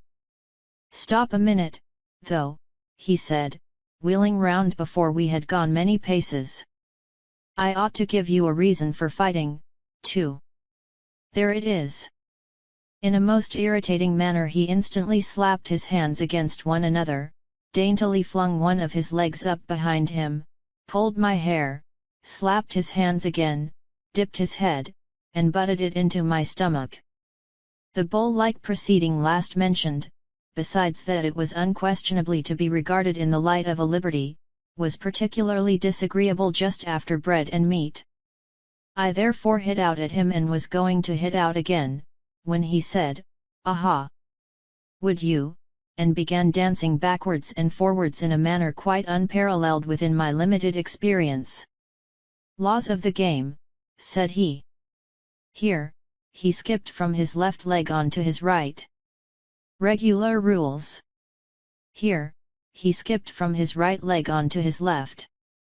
"Come to the ground, and go through the preliminaries." Here, he dodged backwards and forwards, and did all sorts of things while I looked helplessly at him. I was secretly afraid of him when I saw him so dexterous, but I felt morally and physically convinced that his light head of hair could have had no business in the pit of my stomach, and that I had a right to consider it irrelevant when so obtruded on my attention. Therefore, I followed him without a word, to a retired nook of the garden, formed by the junction of two walls and screened by some rubbish. On his asking me if I was satisfied with the ground, and on my replying yes, he begged my leave to absent himself for a moment, and quickly returned with a bottle of water and a sponge dipped in vinegar. "Available for both," he said, placing these against the wall. And then fell to pulling off, not only his jacket and waistcoat, but his shirt too, in a manner at once light-hearted, business-like, and bloodthirsty. Although he did not look very healthy, having pimples on his face, and a breaking out at his mouth, these dreadful preparations quite appalled me. I judged him to be about my own age, but he was much taller, and he had a way of spinning himself about that was full of appearance. For the rest, he was a young gentleman in a grey suit, when not denuded for battle, with his elbows, knees, wrists, and heels considerably in advance of the rest of him as to development. My heart failed me when I saw him squaring at me with every demonstration of mechanical nicety, and eyeing my anatomy as if he were minutely choosing his bone. I never have been so surprised in my life, as I was when I let out the first blow, and saw him lying on his back, looking up at me with a bloody nose and his face exceedingly foreshortened. But, he was on his feet directly, and after sponging himself with a great show of dexterity began squaring again. The second greatest surprise I have ever had in my life was seeing him on his back again, looking up at me out of a black eye. His spirit inspired me with great respect. He seemed to have no strength, and he never once hit me hard, and he was always knocked down, but he would be up again in a moment, sponging himself or drinking out of the water bottle, with the greatest satisfaction in seconding himself according to form, and then came at me with an air and a show that made me believe he really was going to do for me at last.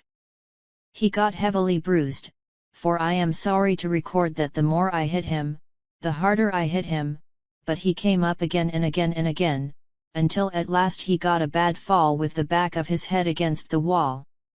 Even after that crisis in our affairs, he got up and turned round and round confusedly a few times, not knowing where I was, but finally went on his knees to his sponge and threw it up, at the same time panting out, "That means you have won."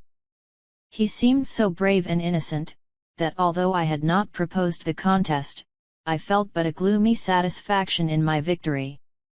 Indeed, I go so far as to hope that I regarded myself while dressing as a species of savage young wolf or other wild beast.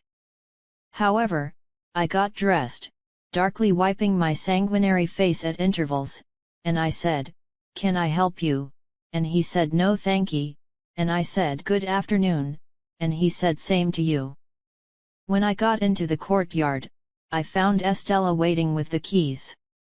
But she neither asked me where I had been, nor why I had kept her waiting, and there was a bright flush upon her face, as though something had happened to delight her. Instead of going straight to the gate, too, she stepped back into the passage, and beckoned me. "Come here. You may kiss me, if you like." I kissed her cheek as she turned it to me. I think I would have gone through a great deal to kiss her cheek. But I felt that the kiss was given to the coarse common boy as a piece of money might have been, and that it was worth nothing.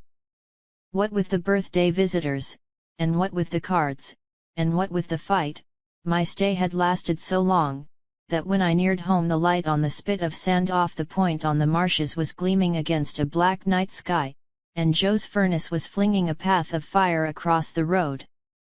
Chapter 12. My mind grew very uneasy on the subject of the pale young gentleman. The more I thought of the fight, and recalled the pale young gentleman on his back in various stages of puffy and encrimsoned countenance, the more certain it appeared that something would be done to me. I felt that the pale young gentleman's blood was on my head, and that the law would avenge it. Without having any definite idea of the penalties I had incurred, it was clear to me that village boys could not go stalking about the country, ravaging the houses of gentlefolks and pitching into the studious youth of England, without laying themselves open to severe punishment. For some days, I even kept close at home, and looked out at the kitchen door with the greatest caution and trepidation before going on an errand, lest the officers of the county jail should pounce upon me. The pale young gentleman's nose had stained my trousers, and I tried to wash out that evidence of my guilt in the dead of night. I had cut my knuckles against the pale young gentleman's teeth, and I twisted my imagination into 1,000 tangles, as I devised incredible ways of accounting for that damnatory circumstance when I should be haled before the judges. When the day came round for my return to the scene of the deed of violence, my terrors reached their height. Whether myrmidons of justice, especially sent down from London, would be lying in ambush behind the gate, whether Miss Havisham, preferring to take personal vengeance for an outrage done to her house, might rise in those grave clothes of hers, draw a pistol, and shoot me dead, whether suborned boys, a numerous band of mercenaries, might be engaged to fall upon me in the brewery, and cuff me until I was no more, it was high testimony to my confidence in the spirit of the pale young gentleman, that I never imagined him accessory to these retaliations. They always came into my mind as the acts of injudicious relatives of his, goaded on by the state of his visage and an indignant sympathy with the family features. However, go to Miss Havisham's I must, and go I did. And behold, nothing came of the late struggle. It was not alluded to in any way, and no pale young gentleman was to be discovered on the premises. I found the same gate open, and I explored the garden, and even looked in at the windows of the detached house, but my view was suddenly stopped by the closed shutters within, and all was lifeless. Only in the corner where the combat had taken place could I detect any evidence of the young gentleman's existence. There were traces of his gore in that spot, and I covered them with garden mold from the eye of man. On the broad landing between Miss Havisham's own room and that other room in which the long table was laid out, I saw a garden chair, a light chair on wheels, that you pushed from behind. It had been placed there since my last visit, and I entered, that same day, on a regular occupation of pushing Miss Havisham in this chair, when she was tired of walking with her hand upon my shoulder, round her own room, and across the landing, and round the other room. Over and over and over again, we would make these journeys, and sometimes they would last as long as 3 hours at a stretch. I insensibly fall into a general mention of these journeys as numerous, because it was at once settled that I should return every alternate day at noon for these purposes, and because I am now going to sum up a period of at least 8 or 10 months. As we began to be more used to one another, Miss Havisham talked more to me, and asked me such questions as what had I learned and what was I going to be? I told her I was going to be apprenticed to Joe, I believed, and I enlarged upon my knowing nothing and wanting to know everything, in the hope that she might offer some help towards that desirable end. But she did not, on the contrary, she seemed to prefer my being ignorant. Neither did she ever give me any money or anything but my daily dinner, nor ever stipulate that I should be paid for my services. Estella was always about, and always let me in and out, but never told me I might kiss her again. Sometimes, she would coldly tolerate me, sometimes, she would condescend to me, sometimes, she would be quite familiar with me, sometimes, she would tell me energetically that she hated me. Miss Havisham would often ask me in a whisper, or when we were alone, "Does she grow prettier and prettier, Pip?" And when I said yes, for indeed she did, would seem to enjoy it greedily. Also, when we played at cards, Miss Havisham would look on, with a miserly relish of Estella's moods, whatever they were. And sometimes, when her moods were so many and so contradictory of one another that I was puzzled what to say or do, Miss Havisham would embrace her with lavish fondness, murmuring something in her ear that sounded like "Break their hearts, my pride and hope, break their hearts and have no mercy." There was a song Joe used to hum fragments of at the forge, of which the burden was Old Clem. This was not a very ceremonious way of rendering homage to a patron saint, but I believe Old Clem stood in that relation towards smiths. It was a song that imitated the measure of beating upon iron, and was a mere lyrical excuse for the introduction of Old Clem's respected name. Thus, you were to hammer boys round Old Clem. With a thump and a sound, Old Clem. Beat it out, Old Clem. With a clink for the stout Old Clem.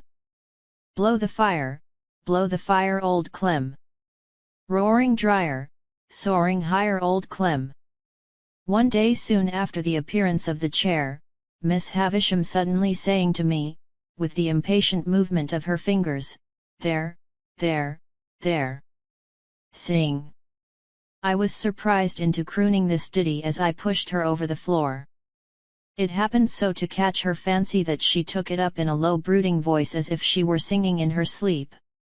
After that, it became customary with us to have it as we moved about, and Estella would often join in, though the whole strain was so subdued, even when there were 3 of us, that it made less noise in the grim old house than the lightest breath of wind.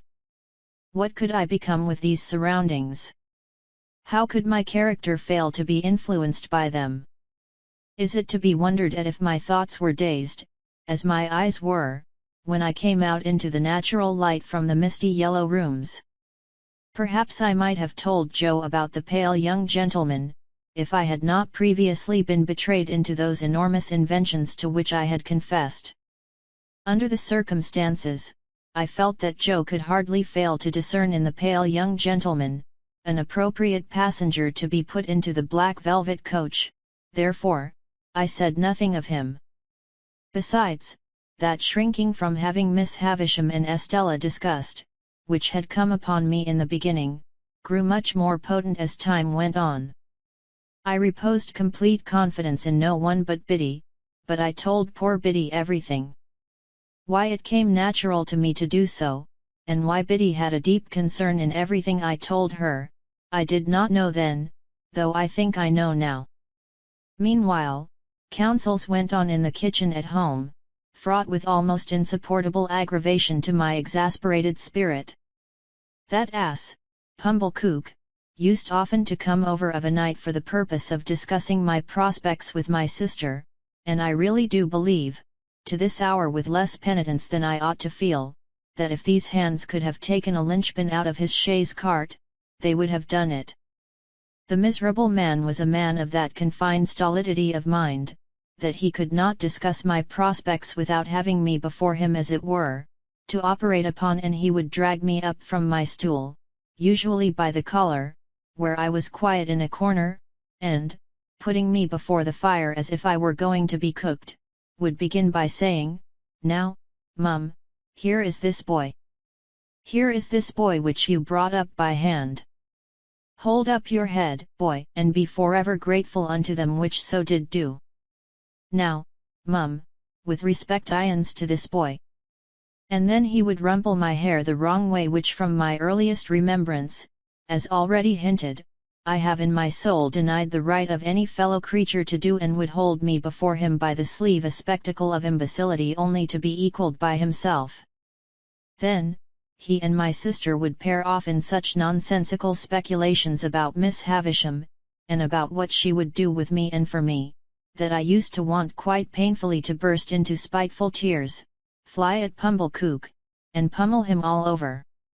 In these dialogues, my sister spoke to me as if she were morally wrenching one of my teeth out at every reference, while Pumblecook himself, self-constituted my patron, would sit supervising me with a depreciatory eye, like the architect of my fortunes who thought himself engaged on a very unremunerative job.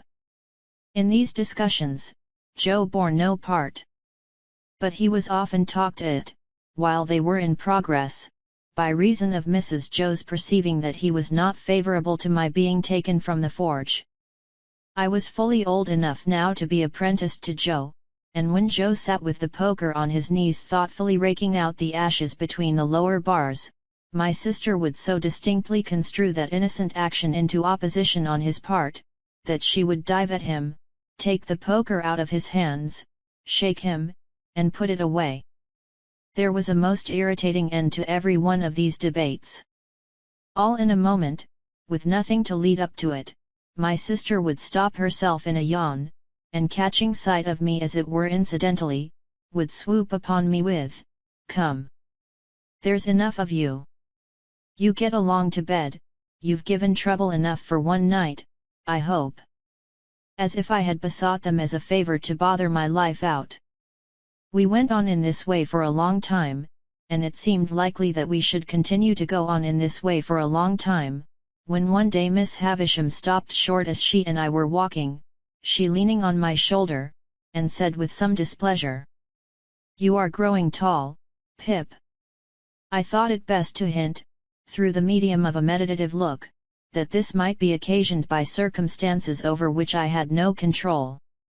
She said no more at the time, but she presently stopped and looked at me again, and presently again, and after that, looked frowning and moody.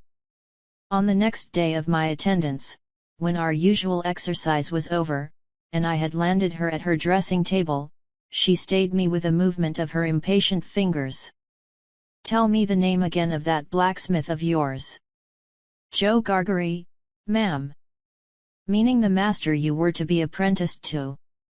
"Yes, Miss Havisham." "You had better be apprenticed at once. Would Gargery come here with you, and bring your indentures, do you think?"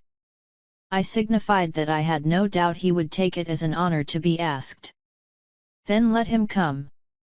"At any particular time, Miss Havisham?" There. I know nothing about times." "Let him come soon, and come along with you." When I got home at night, and delivered this message for Joe, my sister went on the rampage, in a more alarming degree than at any previous period. She asked me and Joe whether we supposed she was doormats under our feet, and how we dared to use her so, and what company we graciously thought she was fit for. When she had exhausted a torrent of such inquiries, she threw a candlestick at Joe, burst into a loud sobbing, got out the dustpan which was always a very bad sign, put on her coarse apron, and began cleaning up to a terrible extent.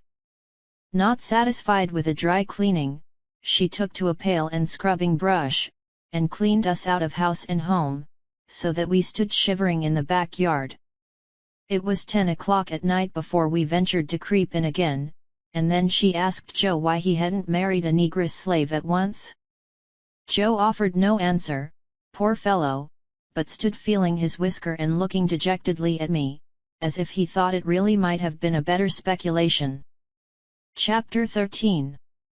It was a trial to my feelings, on the next day but one, to see Joe arraying himself in his Sunday clothes to accompany me to Miss Havisham's. However, as he thought his court suit necessary to the occasion, it was not for me to tell him that he looked far better in his working dress, the rather, because I knew he made himself so dreadfully uncomfortable, entirely on my account, and that it was for me he pulled up his shirt collar so very high behind, that it made the hair on the crown of his head stand up like a tuft of feathers. At breakfast time my sister declared her intention of going to town with us, and being left at Uncle Pumblecook's and called for when we had done with our fine ladies a way of putting the case, from which Joe appeared inclined to augur the worst. The forge was shut up for the day, and Joe inscribed in chalk upon the door, as it was his custom to do on the very rare occasions when he was not at work, the monosyllable hout, accompanied by a sketch of an arrow supposed to be flying in the direction he had taken. We walked to town, my sister leading the way in a very large beaver bonnet, and carrying a basket like the Great Seal of England in plaited straw, a pair of pattens, a spare shawl, and an umbrella, though it was a fine bright day. I am not quite clear whether these articles were carried penitentially or ostentatiously, but I rather think they were displayed as articles of property, much as Cleopatra or any other sovereign lady on the rampage might exhibit her wealth in a pageant or procession. When we came to Pumblecook's, my sister bounced in and left us. As it was almost noon, Joe and I held straight on to Miss Havisham's house. Estella opened the gate as usual, and, the moment she appeared, Joe took his hat off and stood weighing it by the brim in both his hands, as if he had some urgent reason in his mind for being particular to half a quarter of an ounce. Estella took no notice of either of us, but led us the way that I knew so well.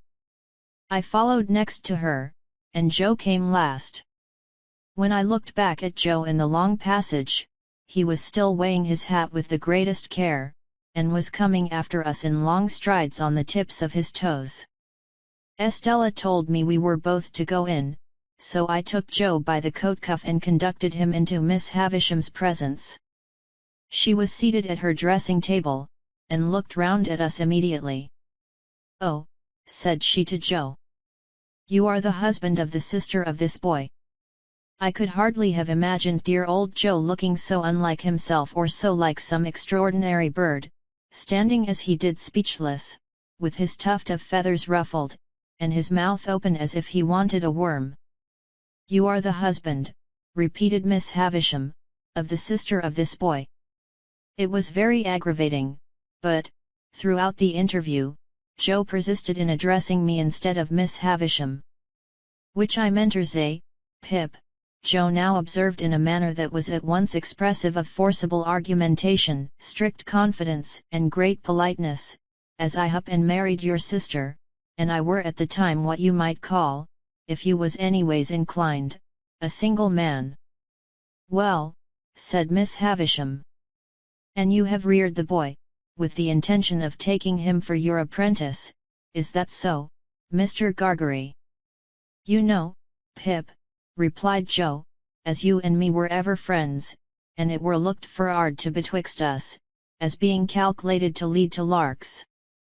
"Not but what, Pip, if you had ever made objections to the business such as its being open to black and sut, or such like not but what they would have been attended to, don't you see? Has the boy, said Miss Havisham, ever made any objection? Does he like the trade? Which it is well beknown to yourself, Pip, returned Joe, strengthening his former mixture of argumentation, confidence, and politeness, that it were the wish of your own heart. I saw the idea suddenly break upon him that he would adapt his epitaph to the occasion, before he went on to say, and there weren't no objection on your part, and Pip it were the great wish of your heart. It was quite in vain for me to endeavour to make him sensible that he ought to speak to Miss Havisham. The more I made faces and gestures to him to do it, the more confidential, argumentative, and polite, he persisted in being to me. Have you brought his indentures with you? Asked Miss Havisham. Well, Pip, you know, replied Joe, as if that were a little unreasonable, you yourself see me put 'em in my it, and therefore you know as they are here. With which he took them out, and gave them, not to Miss Havisham, but to me. I am afraid I was ashamed of the dear good fellow. I know I was ashamed of him when I saw that Estella stood at the back of Miss Havisham's chair, and that her eyes laughed mischievously. I took the indentures out of his hand and gave them to Miss Havisham. You expected, said Miss Havisham, as she looked them over, no premium with the boy. Joe. I remonstrated, for he made no reply at all. Why don't you answer? Pip, returned Joe, cutting me short as if he were hurt, which I meant to say that were not a question requiring a answer betwixt yourself and me, and which you know the answer to be full well no. You know it to be no, Pip, and wherefore should I say it? Miss Havisham glanced at him as if she understood what he really was better than I had thought possible, seeing what he was there, and took up a little bag from the table beside her. Pip has earned a premium here, she said, and here it is. There are 25 guineas in this bag. Give it to your master, Pip. As if he were absolutely out of his mind with the wonder awakened in him by her strange figure and the strange room, Joe, even at this pass, persisted in addressing me. This is very liberal on your part, Pip, said Joe, and it is as such received and grateful welcome, though never looked for, far nor near, nor nowheres. And now, old chap, said Joe, conveying to me a sensation, first of burning and then of freezing, for I felt as if that familiar expression were applied to Miss Havisham. And now, old chap, may we do our duty? May you and me do our duty, both on us, by one and another, and by them which your liberal present have conveyed to be for the satisfaction of mind of them as never. Here Joe showed that he felt he had fallen into frightful difficulties, until he triumphantly rescued himself with the words, and from myself far be it. These words had such a round and convincing sound for him that he said them twice. Goodbye, Pip, said Miss Havisham. Let them out, Estella. Am I to come again, Miss Havisham? I asked. No. Gargery is your master now. Gargery. One word. Thus calling him back as I went out of the door, I heard her say to Joe in a distinct emphatic voice, the boy has been a good boy here, and that is his reward. Of course, as an honest man, you will expect no other and no more. How Joe got out of the room, I have never been able to determine, but I know that when he did get out he was steadily proceeding upstairs instead of coming down, and was deaf to all remonstrances until I went after him and laid hold of him. In another minute we were outside the gate, and it was locked, and Estella was gone. When we stood in the daylight alone again, Joe backed up against a wall, and said to me, "Astonishing." And there he remained so long saying, "Astonishing" at intervals, so often, that I began to think his senses were never coming back. At length he prolonged his remark into, "Pip, I do assure you this is astonishing," and so, by degrees, became conversational and able to walk away. I have reason to think that Joe's intellects were brightened by the encounter they had passed through, and that on our way to Pumblecook's he invented a subtle and deep design. My reason is to be found in what took place in Mr. Pumblecook's parlour, where, on our presenting ourselves, my sister sat in conference with that detested seedsman. "Well," cried my sister, addressing us both at once. "And what's happened to you? I wonder you condescend to come back to such poor society as this." "I am sure I do. Miss Havisham," said Joe, with a fixed look at me, like an effort of remembrance, "made it wery particular that we should give her were it compliments or respects, Pip." "Compliments," I said. "Which that were my own belief," answered Joe, "her compliments to Mrs. J. Gargery." "Much good they'll do me," observed my sister, "but rather gratified too. And wishing," pursued Joe, with another fixed look at me, like another effort of remembrance, "that the state of Miss Havisham's health were sich as would have allowed, were it, Pip, of her having the pleasure," I added. "Of ladies' company," said Joe, and drew a long breath. "Well," cried my sister, with a mollified glance at Mr. Pumblecook, "she might have had the politeness to send that message at first, but it's better late than never." "And what did she give young Rantipole here?" "She give him," said Joe, "nothing." Mrs. Joe was going to break out, but Joe went on. "What she give," said Joe, "she give to his friends." And by his friends, were her explanation, I mean into the hands of his sister Mrs. J. Gargery. Them were her words, Mrs. J. Gargery. "She mayn't have no d," added Joe, with an appearance of reflection, "whether it were Joe, or Jorge." My sister looked at Pumblecook, who smoothed the elbows of his wooden armchair, and nodded at her and at the fire, as if he had known all about it beforehand. "And how much have you got?" asked my sister, laughing. Positively laughing. "What would present company say to £10?" demanded Joe. "They'd say," returned my sister, curtly, "pretty well.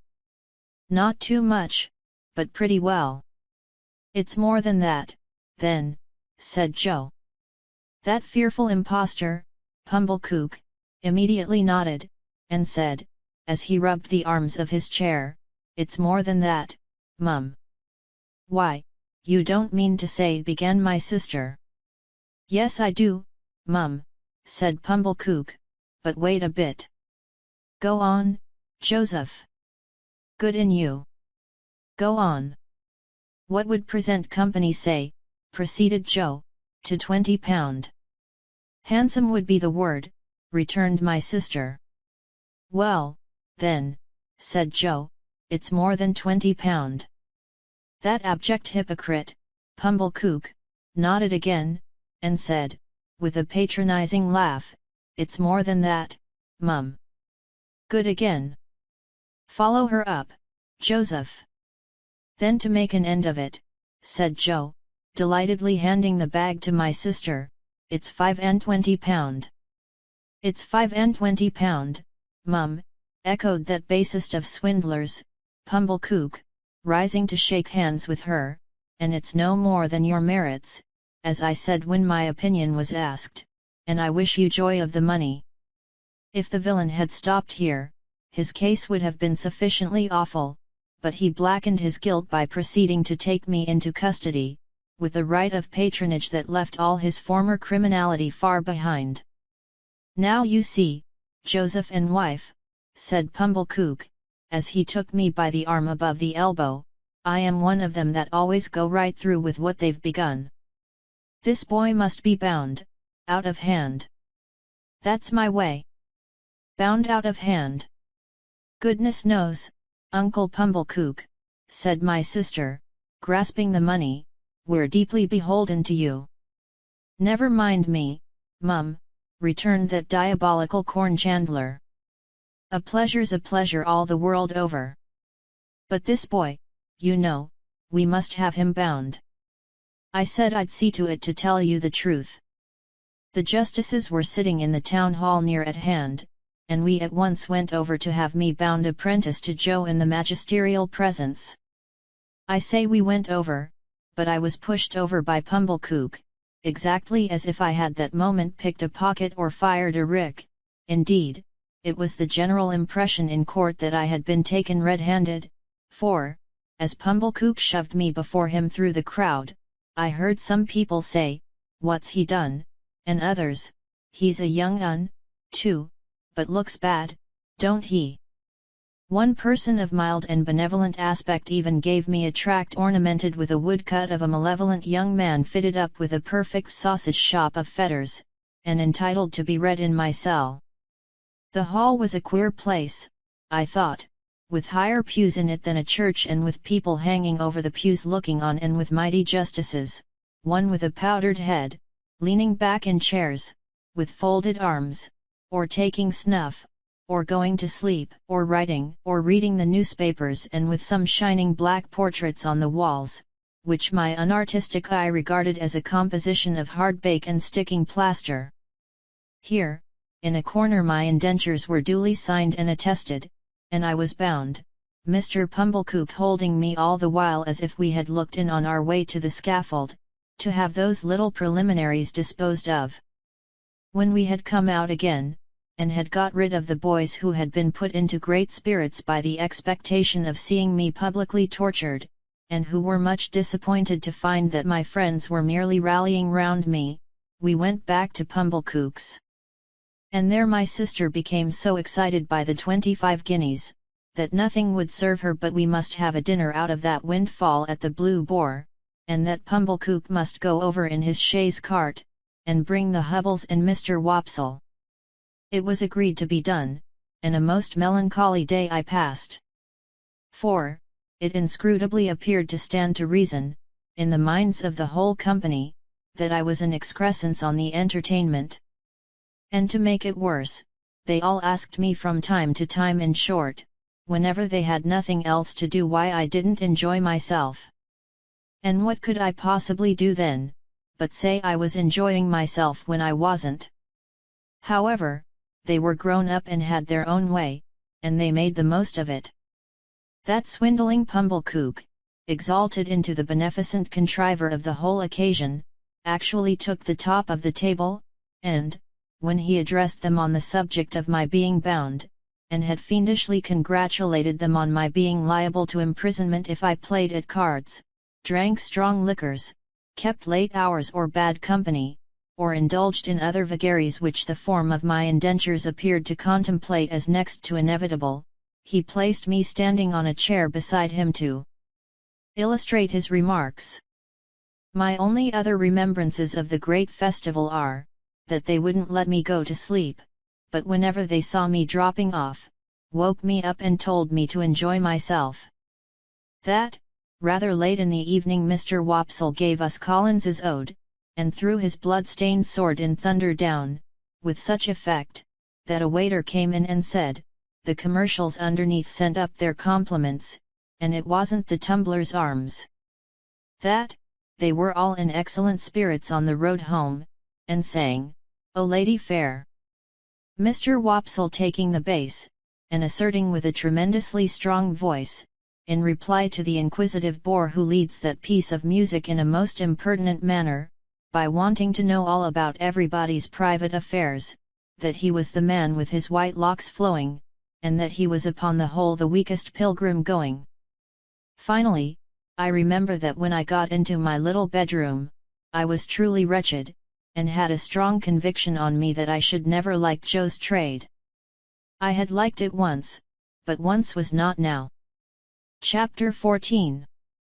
It is a most miserable thing to feel ashamed of home. There may be black ingratitude in the thing, and the punishment may be retributive and well deserved, but that it is a miserable thing, I can testify. Home had never been a very pleasant place to me, because of my sister's temper. But, Joe had sanctified it, and I had believed in it. I had believed in the best parlour as a most elegant saloon, I had believed in the front door, as a mysterious portal of the temple of state whose solemn opening was attended with a sacrifice of roast fowls. I had believed in the kitchen as a chaste though not magnificent apartment. I had believed in the forge as the glowing road to manhood and independence. Within a single year all this was changed. Now it was all coarse and common, and I would not have had Miss Havisham and Estella see it on any account. How much of my ungracious condition of mind may have been my own fault, how much Miss Havisham's, how much my sister's, is now of no moment to me or to any one. The change was made in me, the thing was done. Well or ill done, excusably or inexcusably, it was done. Once, it had seemed to me that when I should at last roll up my shirt sleeves and go into the forge, Joe's prentice, I should be distinguished and happy. Now the reality was in my hold. I only felt that I was dusty with the dust of small coal, and that I had a weight upon my daily remembrance to which the anvil was a feather. There have been occasions in my later life, I suppose as in most lives, when I have felt for a time as if a thick curtain had fallen on all its interest and romance, to shut me out from anything save dull endurance any more. Never has that curtain dropped so heavy and blank, as when my way in life lay stretched out straight before me through the newly entered road of apprenticeship to Joe. I remember that at a later period of my time, I used to stand about the churchyard on Sunday evenings when night was falling, comparing my own perspective with the windy marsh view, and making out some likeness between them by thinking how flat and low both were, and how on both there came an unknown way and a dark mist and then the sea. I was quite as dejected on the first working day of my apprenticeship as in that after time, but I am glad to know that I never breathed a murmur to Joe while my indentures lasted. It is about the only thing I am glad to know of myself in that connection. For, though it includes what I proceed to add, all the merit of what I proceed to add was Joe's. It was not because I was faithful, but because Joe was faithful, that I never ran away and went for a soldier or a sailor. It was not because I had a strong sense of the virtue of industry, but because Joe had a strong sense of the virtue of industry, that I worked with tolerable zeal against the grain. It is not possible to know how far the influence of any amiable honest-hearted duty-doing man flies out into the world, but it is very possible to know how it has touched oneself in going by, and I know right well that any good that intermixed itself with my apprenticeship came of plain contented Joe, and not of restlessly aspiring discontented me. What I wanted, who can say? How can I say, when I never knew? What I dreaded was, that in some unlucky hour I, being at my grimiest and commonest, should lift up my eyes and see Estella looking in at one of the wooden windows of the forge. I was haunted by the fear that she would, sooner or later, find me out, with a black face and hands, doing the coarsest part of my work, and would exult over me and despise me.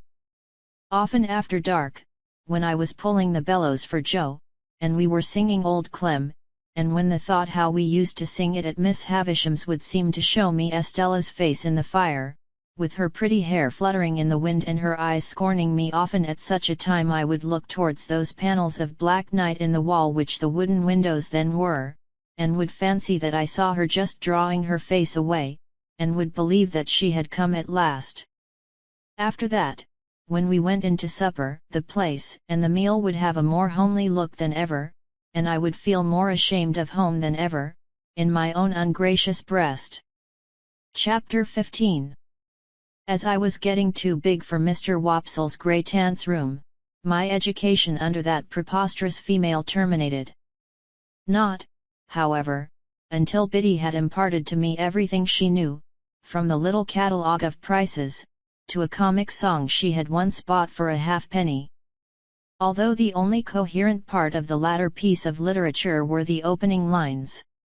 When I went to Lunnon town, sirs. To rul lu rul. To rul lu rul. Wasn't I done very brown, sirs? To rul lu rul. To rul lu rul.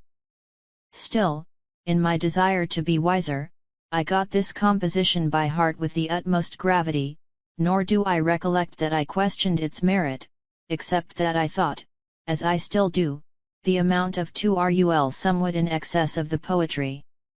In my hunger for information, I made proposals to Mr. Wopsle to bestow some intellectual crumbs upon me, with which he kindly complied. As it turned out, however, that he only wanted me for a dramatic lay figure, to be contradicted and embraced and wept over and bullied and clutched and stabbed and knocked about in a variety of ways, I soon declined that course of instruction, though not until Mr. Wopsle in his poetic fury had severely mauled me. Whatever I acquired, I tried to impart to Joe. This statement sounds so well, that I cannot in my conscience let it pass unexplained.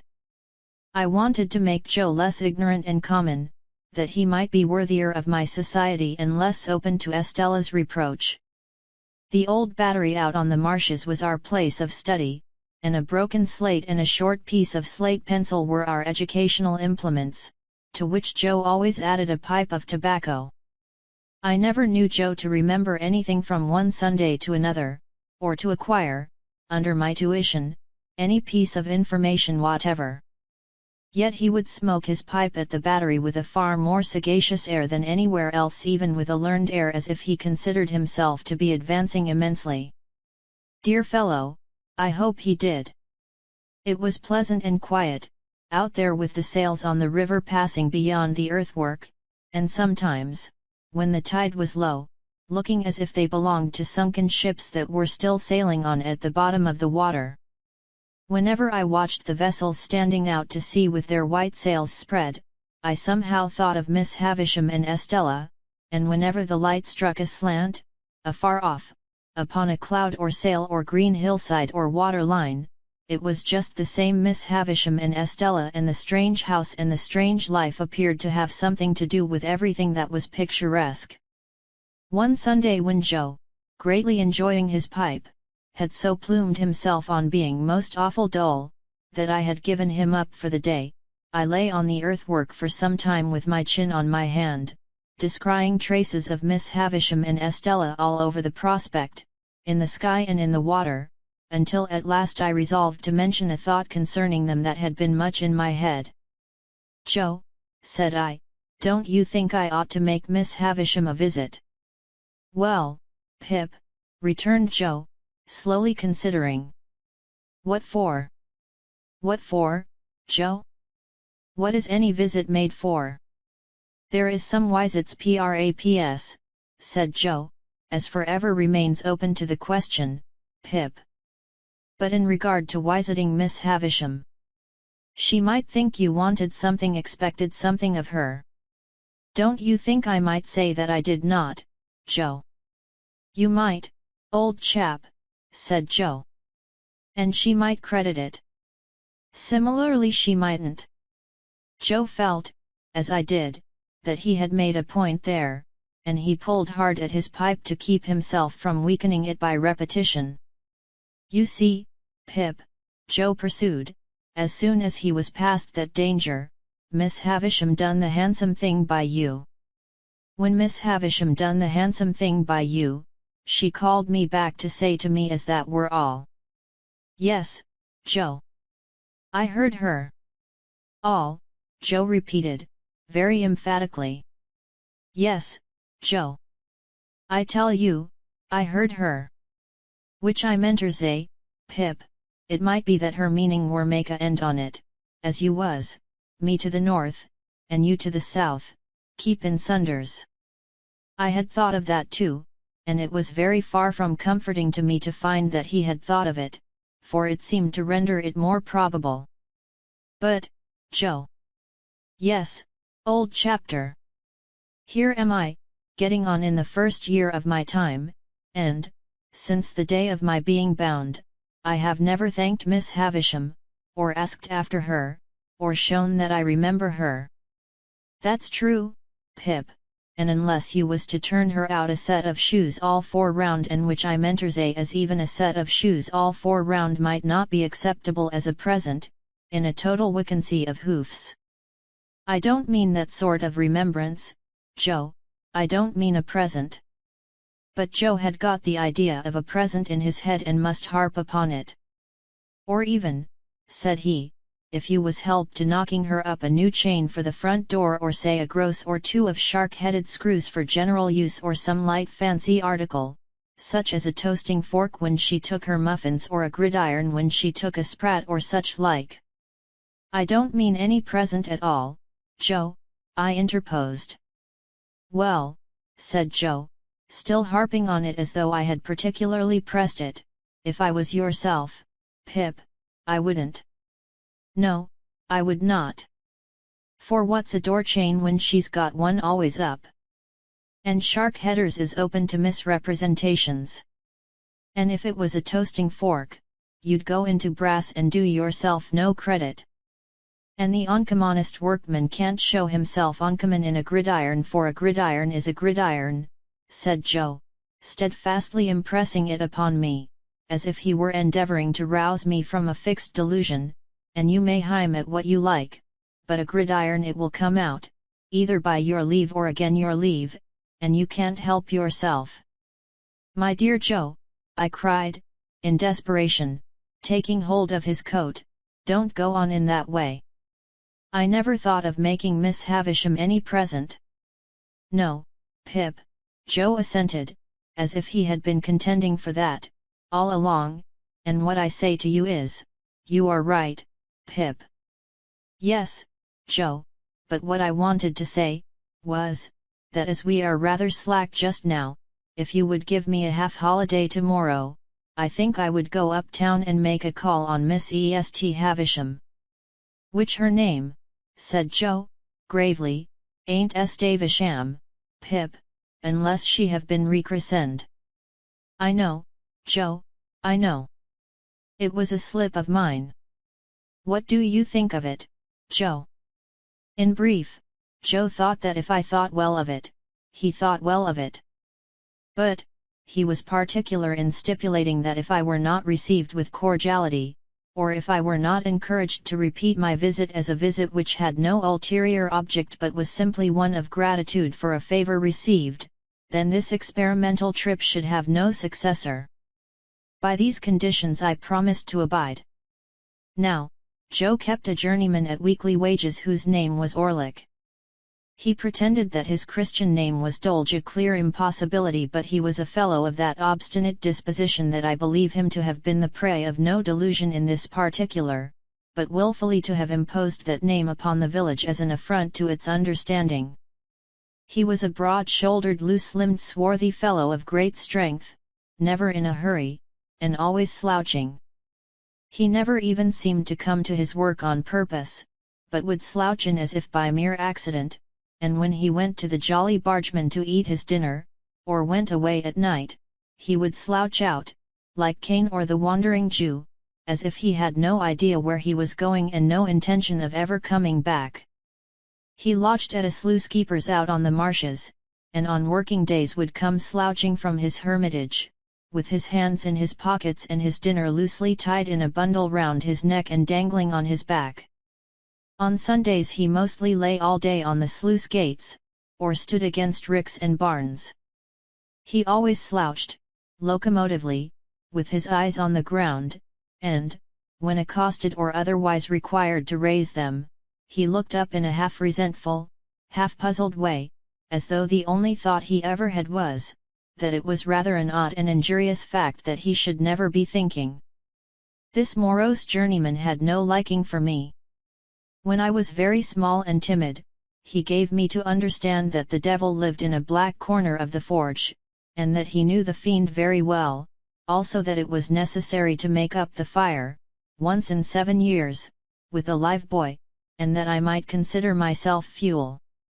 When I became Joe's prentice, Orlick was perhaps confirmed in some suspicion that I should displace him, howbeit, he liked me still less.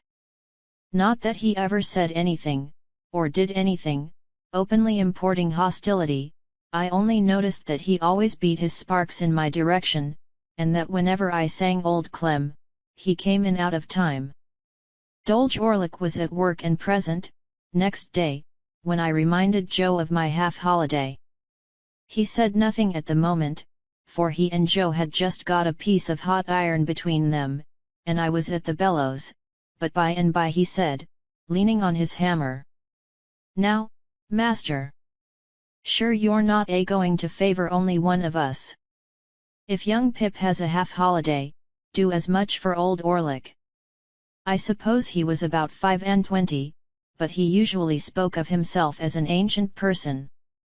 "Why, what'll you do with a half-holiday, if you get it?" said Joe. "What'll I do with it? What'll he do with it?" "I'll do as much with it as him," said Orlick. "As to Pip, he's going uptown," said Joe. "Well then, as to old Orlick, he's going uptown," retorted that worthy. "Two can go uptown. 'Tain't only one what can go uptown." "Don't lose your temper," said Joe. "Shall if I like," growled Orlick. "Some and they're uptowning. Now, master. Come. No favouring in this shop. Be a man." The master refusing to entertain the subject until the journeyman was in a better temper, Orlick plunged at the furnace, drew out a red-hot bar, made at me with it as if he were going to run it through my body, whisked it round my head, laid it on the anvil, hammered it out as if it were I thought, and the sparks were my spurting blood, and finally said, when he had hammered himself hot and the iron cold, and he again leaned on his hammer. "Now, master. Are you all right now?" demanded Joe. "Ah. I am all right," said gruff old Orlick. "Then, as in general you stick to your work as well as most men," said Joe, "let it be a half-holiday for all." My sister had been standing silent in the yard. Within hearing she was a most unscrupulous spy and listener, and she instantly looked in at one of the windows. "Like you fool," said she to Joe, "giving holidays to great idle hulkiers like that. You are a rich man, upon my life, to waste wages in that way. I wish I was his master." "You'd be everybody's master, if you durst," retorted Orlick, with an ill-favoured grin. "Let her alone," said Joe.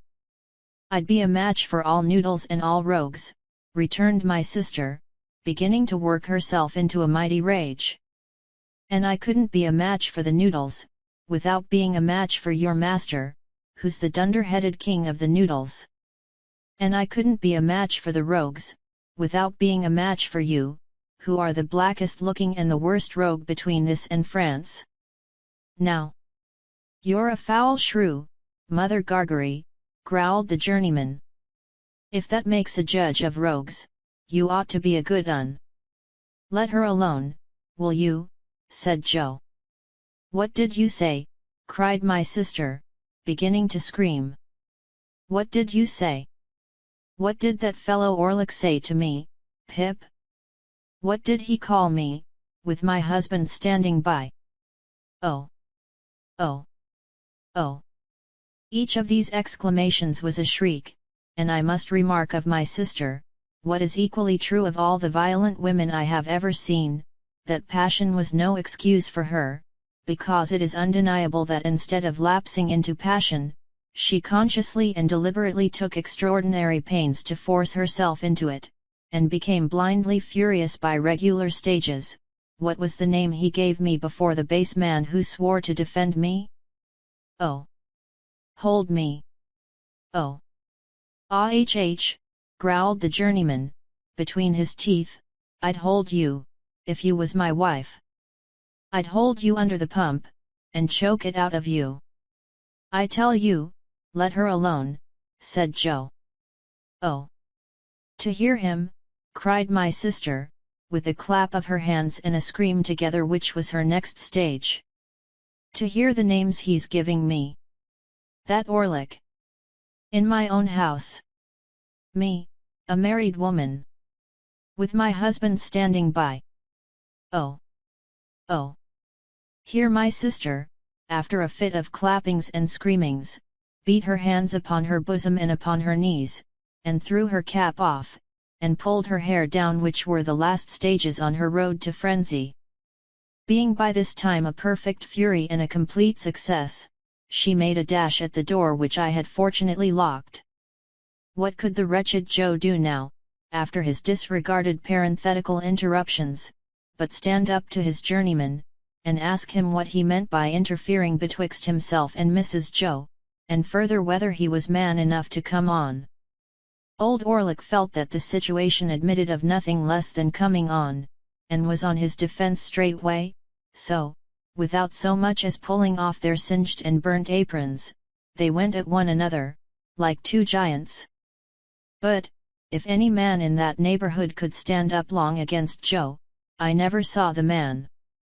Orlick, as if he had been of no more account than the pale young gentleman, was very soon among the coal dust, and in no hurry to come out of it.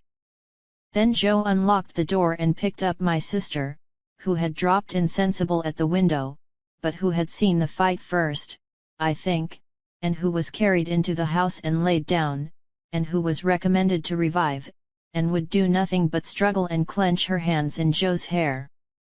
Then came that singular calm and silence which succeed all uproars, and then, with the vague sensation which I have always connected with such a lull, namely, that it was Sunday, and somebody was dead, I went upstairs to dress myself. Illustration.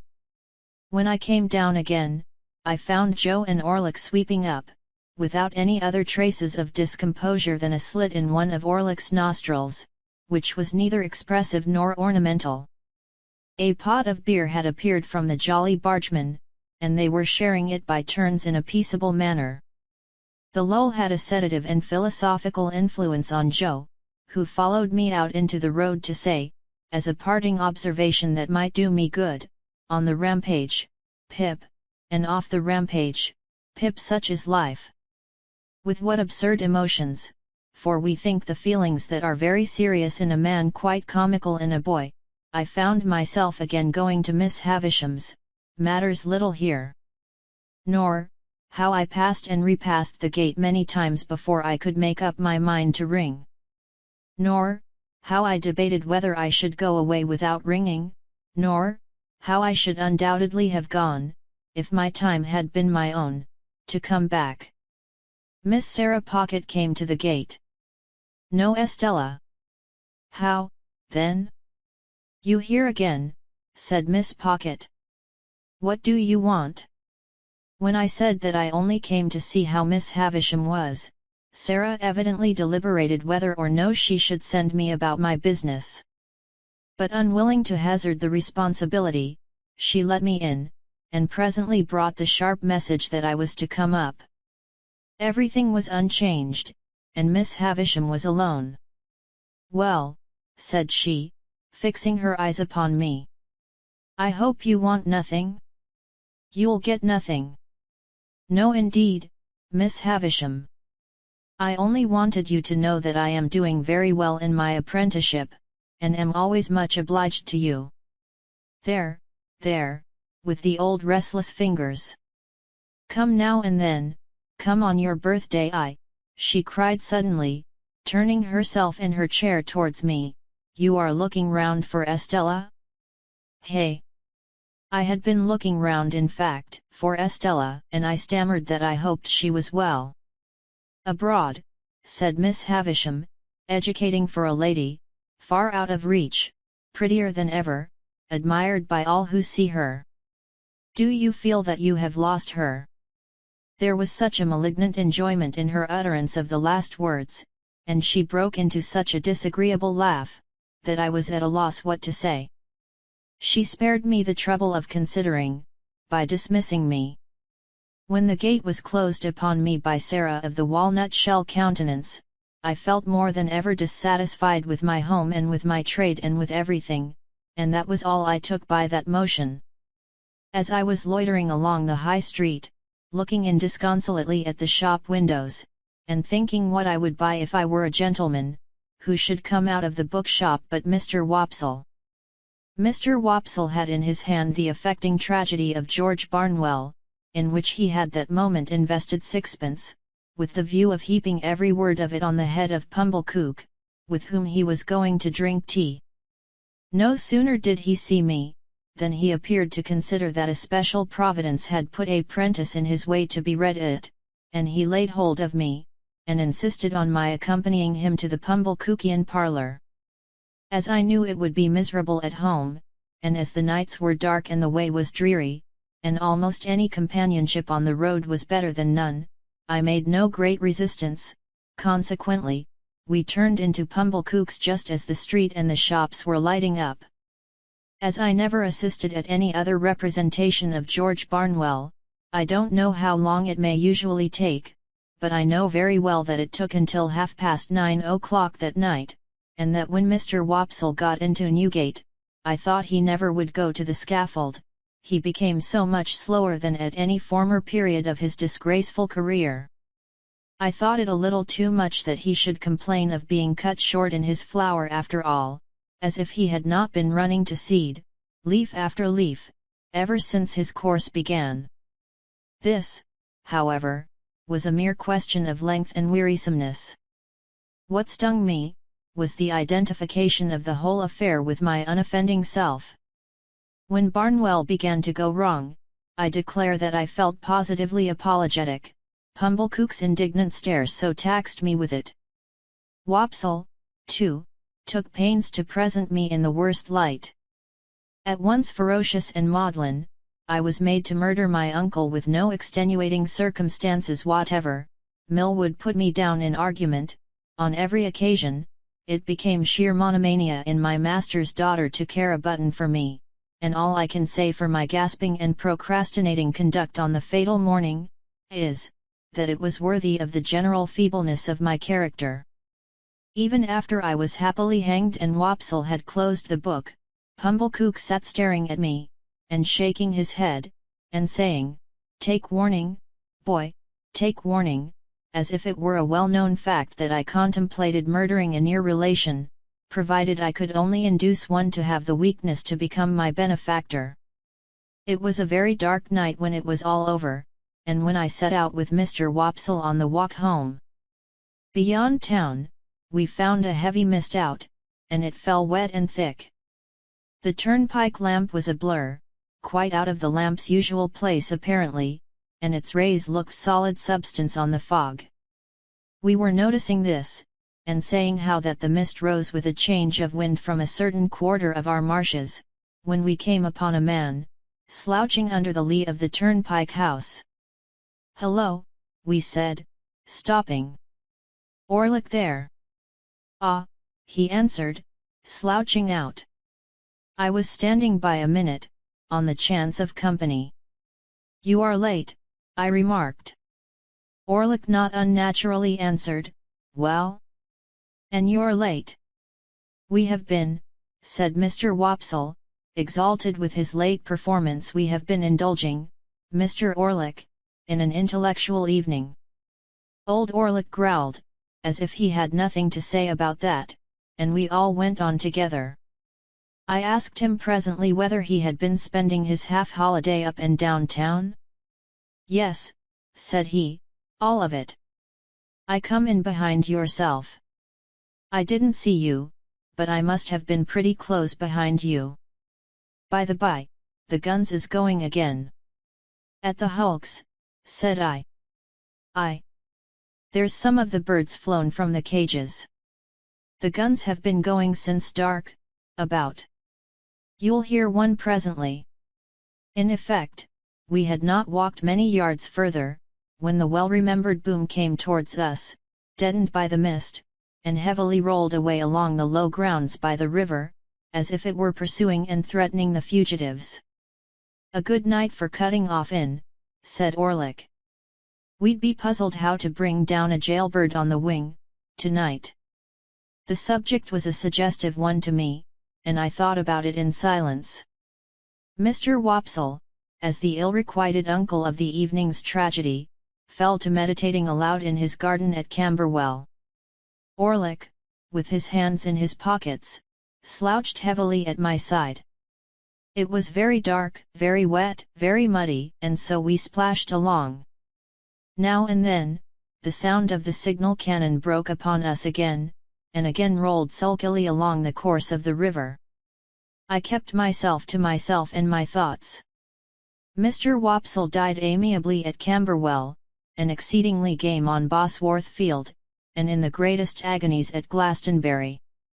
Orlick sometimes growled, beat it out, old Clem!" with a clink for the stout old Clem. I thought he had been drinking, but he was not drunk. Thus, we came to the village. The way by which we approached it took us past the Three Jolly Bargemen, which we were surprised to find it being 11 o'clock in a state of commotion, with the door wide open, and unwonted lights that had been hastily caught up and put down scattered about. Mr. Wopsle dropped in to ask what was the matter, surmising that a convict had been taken, but came running out in a great hurry. "There's something wrong," said he, without stopping, "up at your place, Pip. Run all." "What is it?" I asked, keeping up with him. So did Orlick, at my side. "I can't quite understand. The house seems to have been violently entered when Joe Gargery was out. Supposed by convicts. Somebody has been attacked and hurt." We were running too fast to admit of more being said, and we made no stop until we got into our kitchen. It was full of people, the whole village was there, or in the yard, and there was a surgeon, and there was Joe, and there were a group of women, all on the floor in the midst of the kitchen. The unemployed bystanders drew back when they saw me, and so I became aware of my sister lying without sense or movement on the bare boards where she had been knocked down by a tremendous blow on the back of the head, dealt by some unknown hand when her face was turned towards the fire, destined never to be on the rampage again, while she was the wife of Joe. Chapter 16.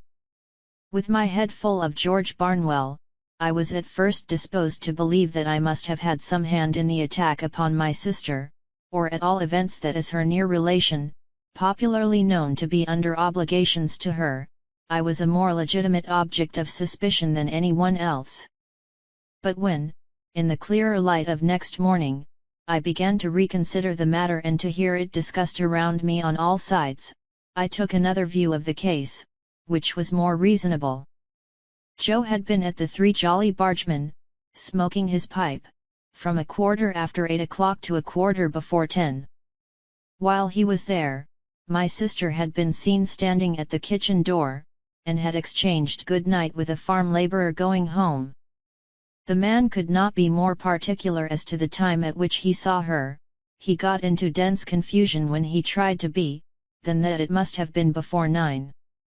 When Joe went home at 5 minutes before 10, he found her struck down on the floor, and promptly called in assistance.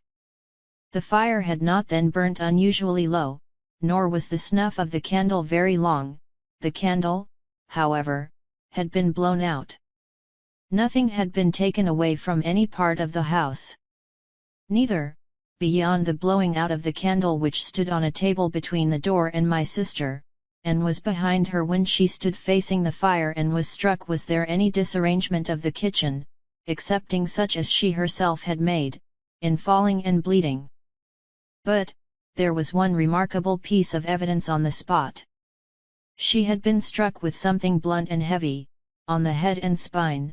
After the blows were dealt, something heavy had been thrown down at her with considerable violence, as she lay on her face. And on the ground beside her, when Joe picked her up, was a convict's leg iron which had been filed asunder. Now, Joe, examining this iron with a smith's eye, declared it to have been filed asunder some time ago. The hue and cry going off to the hulks, and people coming thence to examine the iron, Joe's opinion was corroborated. They did not undertake to say when it had left the prison ships to which it undoubtedly had once belonged, but they claimed to know for certain that that particular manacle had not been worn by either of the two convicts who had escaped last night. Further, one of those two was already retaken, and had not freed himself of his iron. Knowing what I knew, I set up an inference of my own here. I believed the iron to be my convict's iron, the iron I had seen and heard him filing it, on the marshes, but my mind did not accuse him of having put it to its latest use. For I believed one of two other persons to have become possessed of it, and to have turned it to this cruel account. Either Orlick, or the strange man who had shown me the file. Now, as to Orlick, he had gone to town exactly as he told us when we picked him up at the turnpike. He had been seen about town all the evening, he had been in divers companies and several public houses, and he had come back with myself and Mr. Wopsle. There was nothing against him, save the quarrel, and my sister had quarrelled with him, and with everybody else about her, 10,000 times. As to the strange man, if he had come back for his 2 bank notes there could have been no dispute about them, because my sister was fully prepared to restore them. Besides, there had been no altercation, the assailant had come in so silently and suddenly, that she had been felled before she could look round. It was horrible to think that I had provided the weapon, however undesignedly, but I could hardly think otherwise. I suffered unspeakable trouble while I considered and reconsidered whether I should at last dissolve that spell of my childhood and tell Joe all the story. For months afterwards, I every day settled the question finally in the negative, and reopened and re-argued it next morning. The contention came, after all, to this: the secret was such an old one now, had so grown into me and become a part of myself, that I could not tear it away. In addition to the dread that, having led up to so much mischief, it would be now more likely than ever to alienate Joe from me if he believed it, I had a further restraining dread that he would not believe it, but would assort it with the fabulous dogs and veal cutlets as a monstrous invention. However, I temporized with myself, of course, for, was I not wavering between right and wrong, when the thing is always done, and resolved to make a full disclosure if I should see any such new occasion as a new chance of helping in the discovery of the assailant. The constables and the Bow Street men from London, for this happened in the days of the extinct red waistcoat police, were about the house for a week or two, and did pretty much what I have heard and read of like authorities doing in other such cases. They took up several obviously wrong people, and they ran their heads very hard against wrong ideas, and persisted in trying to fit the circumstances to the ideas, instead of trying to extract ideas from the circumstances. Also, they stood about the door of the Jolly Bargeman, with knowing and reserved looks that filled the whole neighbourhood with admiration, and they had a mysterious manner of taking their drink, that was almost as good as taking the culprit. But not quite, for they never did it. Long after these constitutional powers had dispersed, my sister lay very ill in bed. Her sight was disturbed, so that she saw objects multiplied, and grasped at visionary teacups and wineglasses instead of the realities. Her hearing was greatly impaired, her memory also, and her speech was unintelligible. When, at last, she came round so far as to be helped downstairs, it was still necessary to keep my slate always by her, that she might indicate in writing what she could not indicate in speech. As she was, very bad handwriting apart, a more than indifferent speller, and as Joe was a more than indifferent reader, extraordinary complications arose between them which I was always called in to solve. The administration of mutton instead of medicine, the substitution of tea for Joe, and the baker for bacon, were among the mildest of my own mistakes. However, her temper was greatly improved, and she was patient. A tremulous uncertainty of the action of all her limbs soon became a part of her regular state, and afterwards, at intervals of 2 or 3 months, she would often put her hands to her head, and would then remain for about a week at a time in some gloomy aberration of mind. We were at a loss to find a suitable attendant for her, until a circumstance happened conveniently to relieve us. Mr. Wopsle's great-aunt conquered a confirmed habit of living into which she had fallen, and Biddy became a part of our establishment. It may have been about a month after my sister's reappearance in the kitchen, when Biddy came to us with a small speckled box containing the whole of her worldly effects, and became a blessing to the household. Above all, she was a blessing to Joe, for the dear old fellow was sadly cut up by the constant contemplation of the wreck of his wife, and had been accustomed, while attending on her of an evening, to turn to me every now and then and say, with his blue eyes moistened, "Such a fine figure of a woman as she once were, Pip." Biddy instantly taking the cleverest charge of her as though she had studied her from infancy, Joe became able in some sort to appreciate the greater quiet of his life, and to get down to the Jolly Bargeman now and then for a change that did him good. It was characteristic of the police people that they had all more or less suspected poor Joe, though he never knew it, and that they had to a man concurred in regarding him as one of the deepest spirits they had ever encountered. Biddy's first triumph in her new office was to solve a difficulty that had completely vanquished me. I had tried hard at it, but had made nothing of it. Thus it was. Again and again and again, my sister had traced upon the slate a character that looked like a curious T, and then with the utmost eagerness had called our attention to it as something she particularly wanted. I had in vain tried everything producible that began with a T, from tar to toast and tub. At length it had come into my head that the sign looked like a hammer, and on my lustily calling that word in my sister's ear, she had begun to hammer on the table and had expressed a qualified assent. Thereupon, I had brought in all our hammers, one after another, but without avail.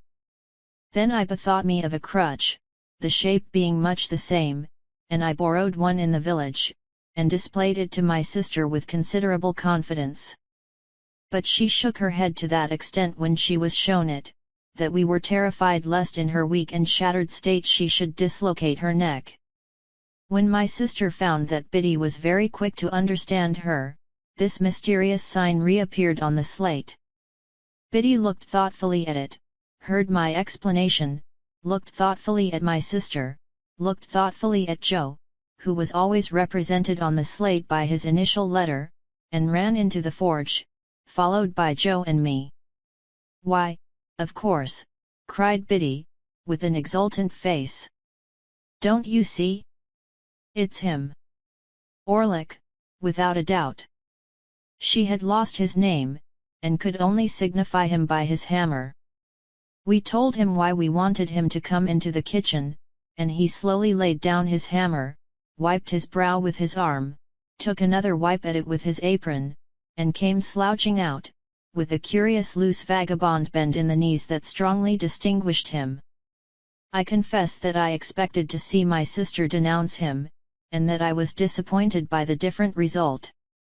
She manifested the greatest anxiety to be on good terms with him, was evidently much pleased by his being at length produced, and motioned that she would have him given something to drink. She watched his countenance as if she were particularly wishful to be assured that he took kindly to his reception.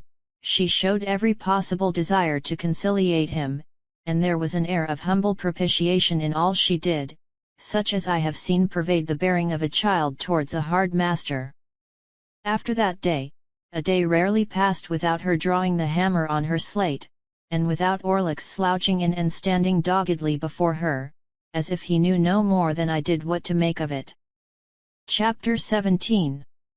I now fell into a regular routine of apprenticeship life, which was varied beyond the limits of the village and the marshes, by no more remarkable circumstance than the arrival of my birthday and my paying another visit to Miss Havisham. I found Miss Sarah Pocket still on duty at the gate. I found Miss Havisham just as I had left her, and she spoke of Estella in the very same way, if not in the very same words. The interview lasted but a few minutes, and she gave me a guinea when I was going, and told me to come again on my next birthday. I may mention at once that this became an annual custom. I tried to decline taking the guinea on the first occasion, but with no better effect than causing her to ask me very angrily, if I expected more. Then, and after that, I took it. So unchanging was the dull old house, the yellow light in the darkened room, the faded spectre in the chair by the dressing-table glass, that I felt as if the stopping of the clocks had stopped time in that mysterious place, and, while I and everything else outside it grew older, it stood still. Daylight never entered the house as to my thoughts and remembrances of it, any more than as to the actual fact. It bewildered me, and under its influence I continued at heart to hate my trade and to be ashamed of home. Imperceptibly I became conscious of a change in Biddy, however. Her shoes came up at the heel, her hair grew bright and neat, her hands were always clean. She was not beautiful, she was common, and could not be like Estella, but she was pleasant and wholesome and sweet-tempered. She had not been with us more than a year. I remember her being newly out of mourning at the time it struck me, when I observed to myself one evening that she had curiously thoughtful and attentive eyes that were very pretty and very good. It came of my lifting up my own eyes from a task I was poring at, writing some passages from a book, to improve myself in two ways at once by a sort of stratagem and seeing Biddy observant of what I was about. I laid down my pen, and Biddy stopped in her needlework without laying it down.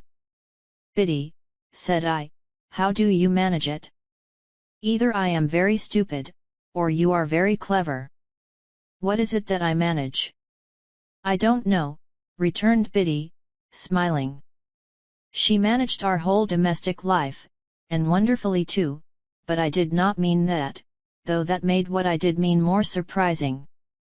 "How do you manage, Biddy," said I, "to learn everything that I learn, and always to keep up with me?"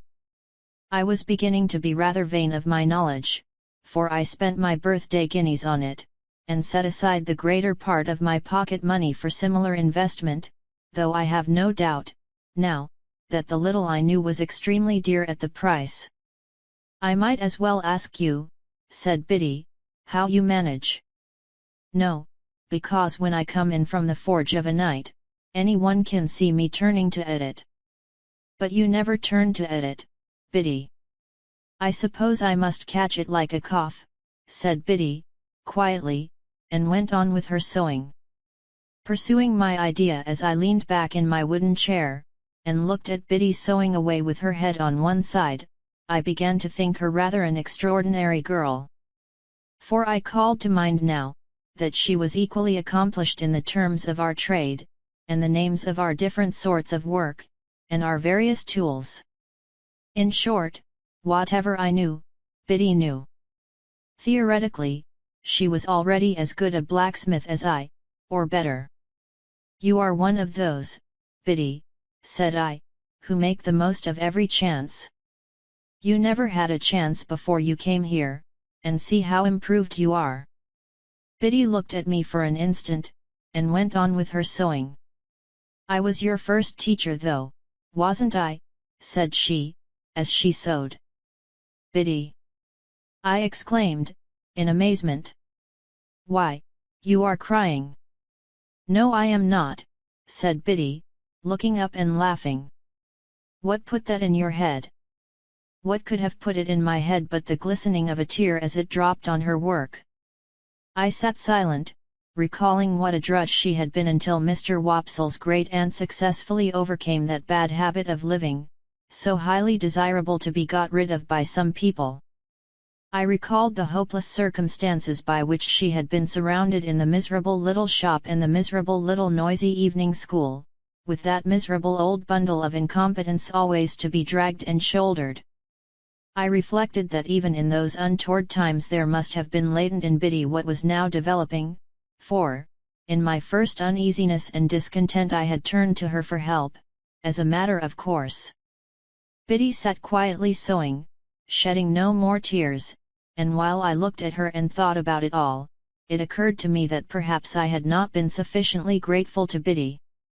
I might have been too reserved, and should have patronized her more, though I did not use that precise word in my meditations, with my confidence.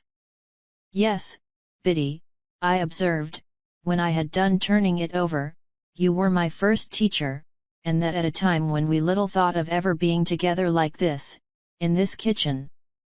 "Ah, poor thing," replied Biddy. It was like her self-forgetfulness to transfer the remark to my sister, and to get up and be busy about her, making her more comfortable, that's sadly true.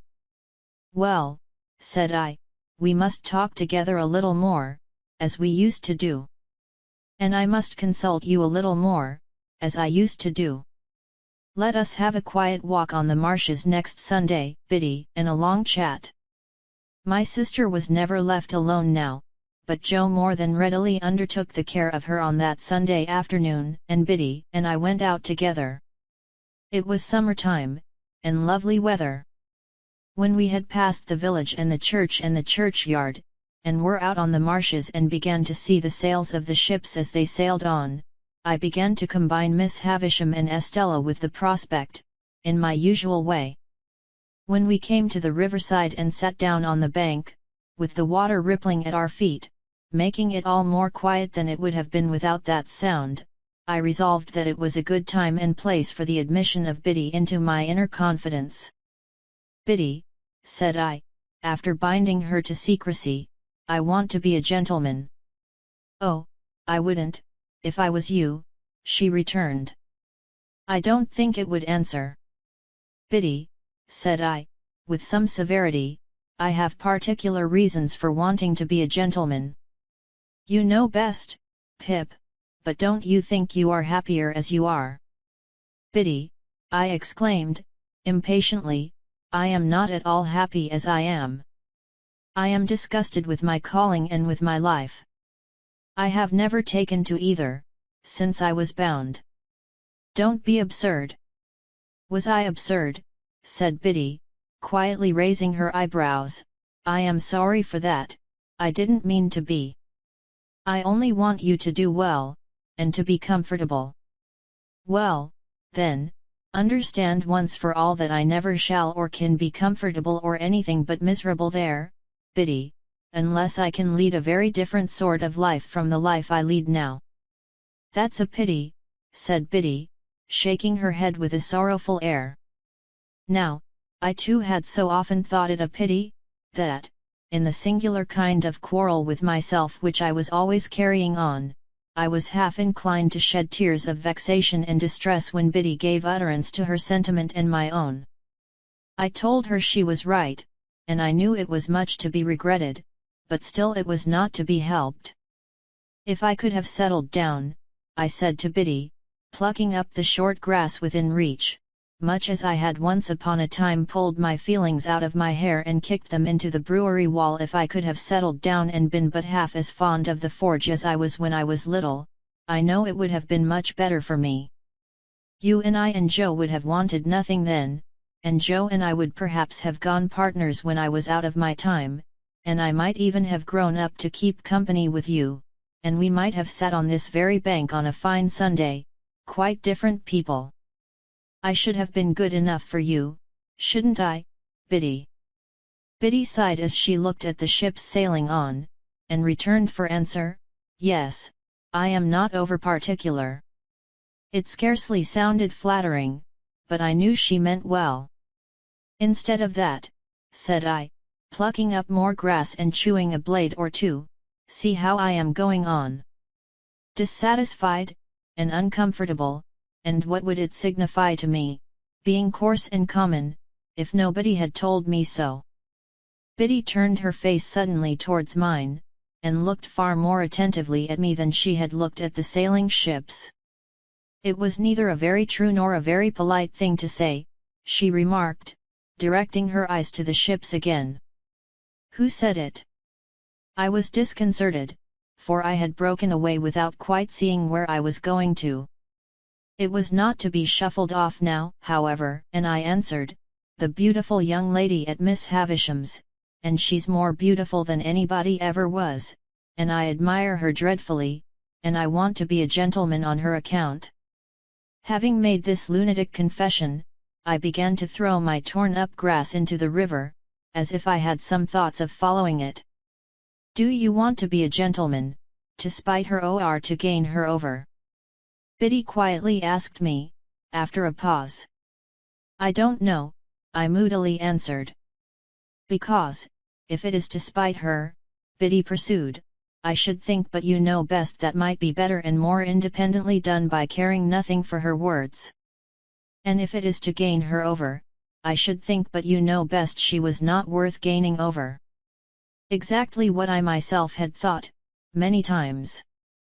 Exactly what was perfectly manifest to me at the moment. But how could I, a poor dazed village lad, avoid that wonderful inconsistency into which the best and wisest of men fall every day? It may be all quite true, said I to Biddy, but I admire her dreadfully. In short, I turned over on my face when I came to that, and got a good grasp on the hair on each side of my head, and wrenched it well.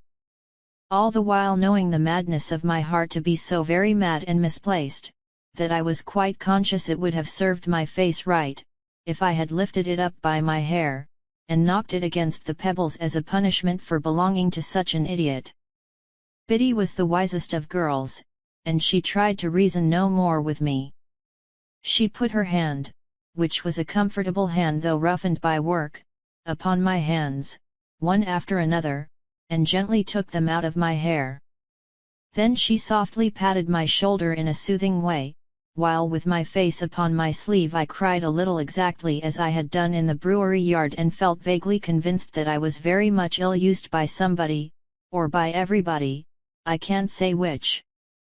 I am glad of one thing, said Biddy, and that is, that you have felt you could give me your confidence, Pip.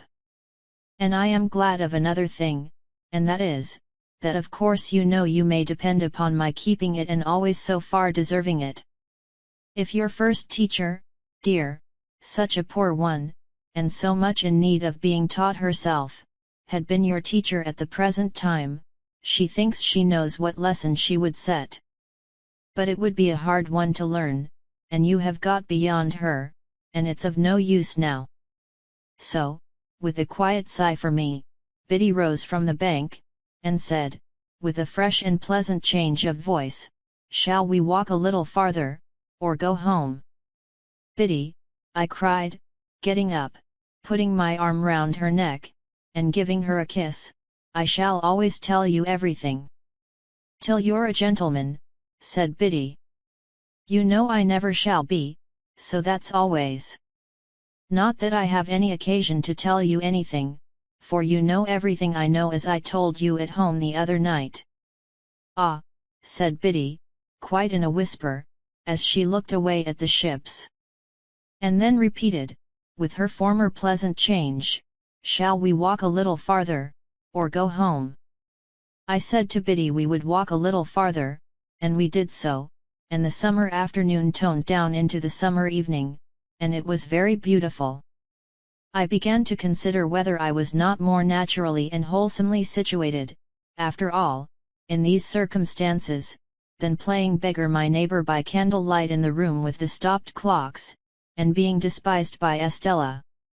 I thought it would be very good for me if I could get her out of my head, with all the rest of those remembrances and fancies, and could go to work determined to relish what I had to do, and stick to it, and make the best of it. I asked myself the question whether I did not surely know that if Estella were beside me at that moment instead of Biddy, she would make me miserable. I was obliged to admit that I did know it for a certainty, and I said to myself, "Pip, what a fool you are."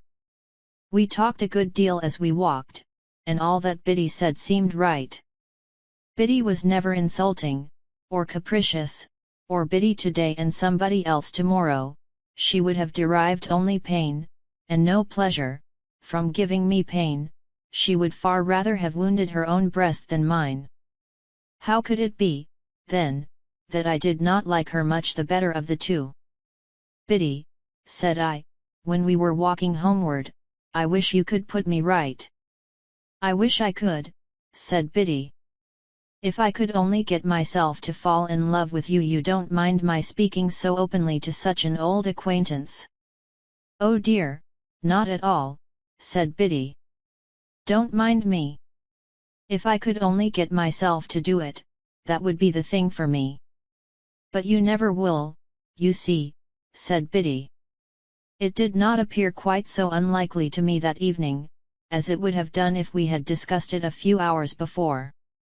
I therefore observed I was not quite sure of that. But Biddy said she was, and she said it decisively. In my heart I believed her to be right, and yet I took it rather ill, too, that she should be so positive on the point. When we came near the churchyard, we had to cross an embankment, and get over a stile near a sluice gate. There started up, from the gate, or from the rushes, or from the ooze, which was quite in his stagnant way, old Orlick. "Hello," he growled, "where are you two going?" "Where should we be going, but home?" "Well, then," said he, "I'm jiggered if I don't see you home." This penalty of being jiggered was a favourite supposititious case of his. He attached no definite meaning to the word that I am aware of, but used it, like his own pretended Christian name, to affront mankind, and convey an idea of something savagely damaging. When I was younger, I had had a general belief that if he had jiggered me personally, he would have done it with a sharp and twisted hook. Biddy was much against his going with us, and said to me in a whisper, "Don't let him come, I don't like him." As I did not like him either, I took the liberty of saying that we thanked him, but we didn't want seeing home. He received that piece of information with a yell of laughter, and dropped back, but came slouching after us at a little distance. Curious to know whether Biddy suspected him of having had a hand in that murderous attack of which my sister had never been able to give any account, I asked her why she did not like him. "Oh," she replied, glancing over her shoulder as he slouched after us, "because I am afraid he likes me." "Did he ever tell you he liked you?" I asked indignantly. "No," said Biddy, glancing over her shoulder again, "he never told me so, but he dances at me, whenever he can catch my eye." However novel and peculiar this testimony of attachment, I did not doubt the accuracy of the interpretation. I was very hot indeed upon old Orlick's daring to admire her, as hot as if it were an outrage on myself. "But it makes no difference to you, you know," said Biddy, calmly. "No, Biddy, it makes no difference to me, only I don't like it, I don't approve of it." "Nor I neither," said Biddy. "Though that makes no difference to you."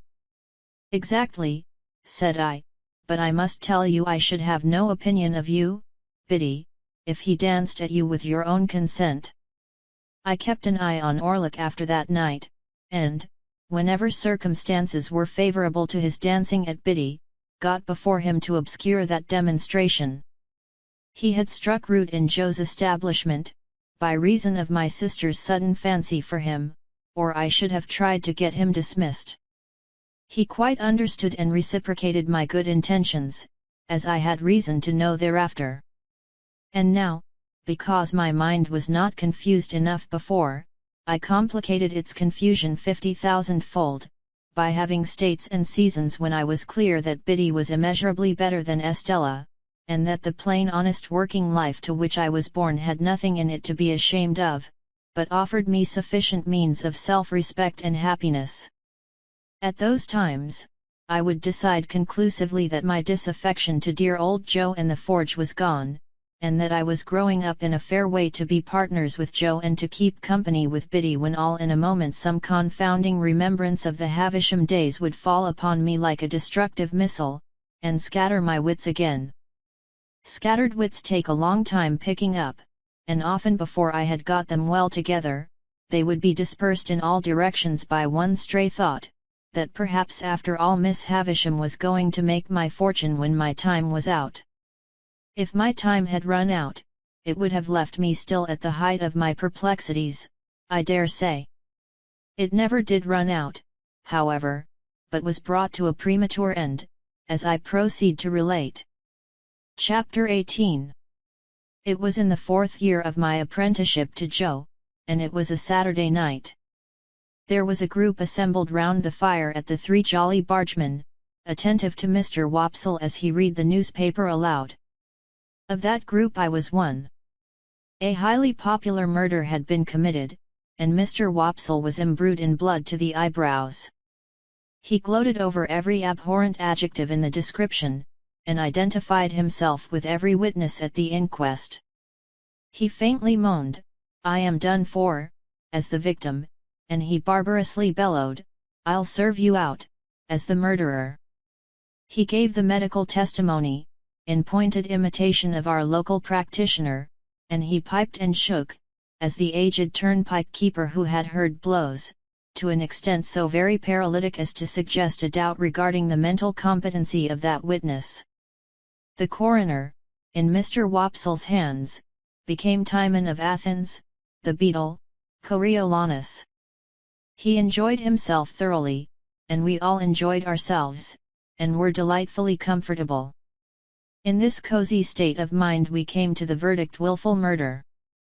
Then, and not sooner, I became aware of a strange gentleman leaning over the back of the settle opposite me, looking on. There was an expression of contempt on his face, and he bit the side of a great forefinger as he watched the group of faces. "Well," said the stranger to Mr. Wopsle, when the reading was done, "you have settled it all to your own satisfaction, I have no doubt." Everybody started and looked up, as if it were the murderer. He looked at everybody coldly and sarcastically. "Guilty, of course," said he. "Out with it." "Come." "Sir," returned Mr. Wopsle, "without having the honour of your acquaintance, I do say guilty." Upon this we all took courage to unite in a confirmatory murmur. "I know you do," said the stranger, "I knew you would. I told you so. But now I'll ask you a question.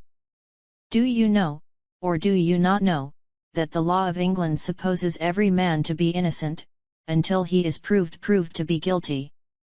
"Sir," Mr. Wopsle began to reply, "as an Englishman myself, I—" "Come," said the stranger, biting his forefinger at him. "Don't evade the question. Either you know it, or you don't know it. Which is it to be?" He stood with his head on one side and himself on one side, in a bullying, interrogative manner, and he threw his forefinger at Mr. Wopsle as it were to mark him out before biting it again. "Now," said he, "do you know it, or don't you know it?" "Certainly I know it," replied Mr. Wopsle. "Certainly you know it. Then why didn't you say so at first? Now, I'll ask you another question," taking possession of Mr. Wopsle, as if he had a right to him. "Do you know that none of these witnesses have yet been cross-examined?" Mr. Wopsle was beginning, I can only say, when the stranger stopped him. "What? You won't answer the question, yes or no? Now, I'll try you again." Throwing his finger at him again. "Attend to me. Are you aware, or are you not aware, that none of these witnesses have yet been cross-examined? Come, I only want one word from you. Yes, or no?" Mr. Wopsle hesitated, and we all began to conceive rather a poor opinion of him. "Come," said the stranger, "I'll help you. You don't deserve help, but I'll help you. Look at that paper you hold in your hand." "What is it? What is it?" repeated Mr. Wopsle, eyeing it, much at a loss. "Is it," pursued the stranger in his most sarcastic and suspicious manner, "the printed paper you have just been reading from?" "Undoubtedly. Undoubtedly." "Now, turn to that paper, and tell me whether it distinctly states that the prisoner expressly said that his legal advisers instructed him altogether to reserve his defense." "I read that just now," Mr. Wopsle pleaded. "Never mind what you read just now, sir, I don't ask you what you read just now. You may read the Lord's Prayer backwards, if you like, and, perhaps, have done it before today. Turn to the paper. No, no, no, my friend, not to the top of the column, you know better than that, to the bottom, to the bottom." We all began to think Mr. Wopsle full of subterfuge. "Well? Have you found it?" "Here it is," said Mr. Wopsle. "Now, follow that passage with your eye, and tell me whether it distinctly states that the prisoner expressly said that he was instructed by his legal advisers wholly to reserve his defense? Come! Do you make that of it?" Mr. Wopsle answered, "Those are not the exact words." "Not the exact words," repeated the gentleman bitterly. "Is that the exact substance?" "Yes," said Mr. Wopsle. "Yes," repeated the stranger, looking round at the rest of the company with his right hand extended towards the witness, "Wopsle. And now I ask you what you say to the conscience of that man who, with that passage before his eyes, can lay his head upon his pillow after having pronounced a fellow creature guilty, unheard?" We all began to suspect that Mr. Wopsle was not the man we had thought him, and that he was beginning to be found out. "And that same man, remember," pursued the gentleman, throwing his finger at Mr. Wopsle heavily, "that same man might be summoned as a juryman upon this very trial, and, having thus deeply committed himself, might return to the bosom of his family and lay his head upon his pillow, after deliberately swearing that he would well and truly try the issue joined between our sovereign lord the king and the prisoner at the bar, and would a true verdict give according to the evidence, so help him God." We were all deeply persuaded that the unfortunate Wopsle had gone too far, and had better stop in his reckless career while there was yet time. The strange gentleman, with an air of authority not to be disputed, and with a manner expressive of knowing something secret about every one of us that would effectually do for each individual if he chose to disclose it, left the back of the settle, and came into the space between the two settles, in front of the fire, where he remained standing, his left hand in his pocket, and he biting the forefinger of his right. "From information I have received," said he, looking round at us as we all quailed before him, "I have reason to believe there is a blacksmith among you, by name Joseph or Joe Gargery. Which is the man?" "Here is the man," said Joe. The strange gentleman beckoned him out of his place, and Joe went. "You have an apprentice," pursued the stranger, "commonly known as Pip? Is he here?" "I am here," I cried. The stranger did not recognize me, but I recognized him as the gentleman I had met on the stairs, on the occasion of my second visit to Miss Havisham. I had known him the moment I saw him looking over the settle, and now that I stood confronting him with his hand upon my shoulder, I checked off again in detail his large head, his dark complexion, his deep-set eyes, his bushy black eyebrows, his large watch chain, his strong black dots of beard and whisker, and even the smell of scented soap on his great hand. "I wish to have a private conference with you two," said he, when he had surveyed me at his leisure. "It will take a little time. Perhaps we had better go to your place of residence. I prefer not to anticipate my communication here. You will impart as much or as little of it as you please to your friends afterwards, I have nothing to do with that." Amidst a wondering silence, we three walked out of the Jolly Bargeman, and in a wondering silence walked home. While going along, the strange gentleman occasionally looked at me, and occasionally bit the side of his finger. As we neared home, Joe, vaguely acknowledging the occasion as an impressive and ceremonious one, went on ahead to open the front door. Our conference was held in the state parlour, which was feebly lighted by one candle. It began with the strange gentleman sitting down at the table, drawing the candle to him, and looking over some entries in his pocket-book. He then put up the pocket-book and set the candle a little aside, after peering round it into the darkness at Joe and me, to ascertain which was which. "My name," he said, "is Jaggers, and I am a lawyer in London. I am pretty well known. I have unusual business to transact with you, and I commence by explaining that it is not of my originating. If my advice had been asked, I should not have been here. It was not asked, and you see me here. What I have to do as the confidential agent of another, I do. No less, no more. Finding that he could not see us very well from where he sat, he got up, and threw one leg over the back of a chair and leaned upon it, thus having one foot on the seat of the chair, and one foot on the ground. "Now, Joseph Gargery, I am the bearer of an offer to relieve you of this young fellow your apprentice. You would not object to cancel his indentures at his request and for his good? You would want nothing for so doing." "Lord forbid that I should want anything for not standing in Pip's way," said Joe, staring. "Lord forbidding is pious, but not to the purpose," returned Mr. Jaggers. "The question is, would you want anything? Do you want anything?" "The answer is," returned Joe, sternly, "no." I thought Mr. Jaggers glanced at Joe, as if he considered him a fool for his disinterestedness. But I was too much bewildered between breathless curiosity and surprise, to be sure of it. "Very well," said Mr. Jaggers. "Recollect the admission you have made, and don't try to go from it presently." "Who's going to try?" retorted Joe. "I don't say anybody is." "Do you keep a dog?" "Yes, I do keep a dog." "Bear in mind then, that Bragg is a good dog, but Holdfast is a better." "Bear that in mind, will you?" repeated Mr. Jaggers, shutting his eyes and nodding his head at Joe, as if he were forgiving him something.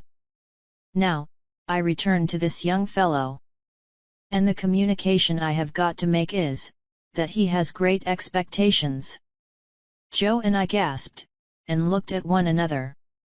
"I am instructed to communicate to him," said Mr. Jaggers, throwing his finger at me sideways, "that he will come into a handsome property. Further, that it is the desire of the present possessor of that property, that he be immediately removed from his present sphere of life and from this place, and be brought up as a gentleman, in a word, as a young fellow of great expectations." My dream was out, my wild fancy was surpassed by sober reality. Miss Havisham was going to make my fortune on a grand scale. "Now, Mr. Pip," pursued the lawyer, "I address the rest of what I have to say, to you. You are to understand, first, that it is the request of the person from whom I take my instructions that you always bear the name of Pip. You will have no objection, I dare say, to your great expectations being encumbered with that easy condition. But if you have any objection, this is the time to mention it." My heart was beating so fast, and there was such a singing in my ears, that I could scarcely stammer I had no objection. "I should think not. Now you are to understand, secondly, Mr. Pip, that the name of the person who is your liberal benefactor remains a profound secret, until the person chooses to reveal it. I am empowered to mention that it is the intention of the person to reveal it at first hand by word of mouth to yourself. When or where that intention may be carried out, I cannot say, no one can say. It may be years hence. Now, you are distinctly to understand that you are most positively prohibited from making any inquiry on this head, or any allusion or reference, however distant, to any individual whomsoever as the individual, in all the communications you may have with me. If you have a suspicion in your own breast, keep that suspicion in your own breast. It is not the least to the purpose what the reasons of this prohibition are, they may be the strongest and gravest reasons, or they may be mere whim. This is not for you to inquire into. The condition is laid down. Your acceptance of it, and your observance of it as binding, is the only remaining condition that I am charged with, by the person from whom I take my instructions, and for whom I am not otherwise responsible.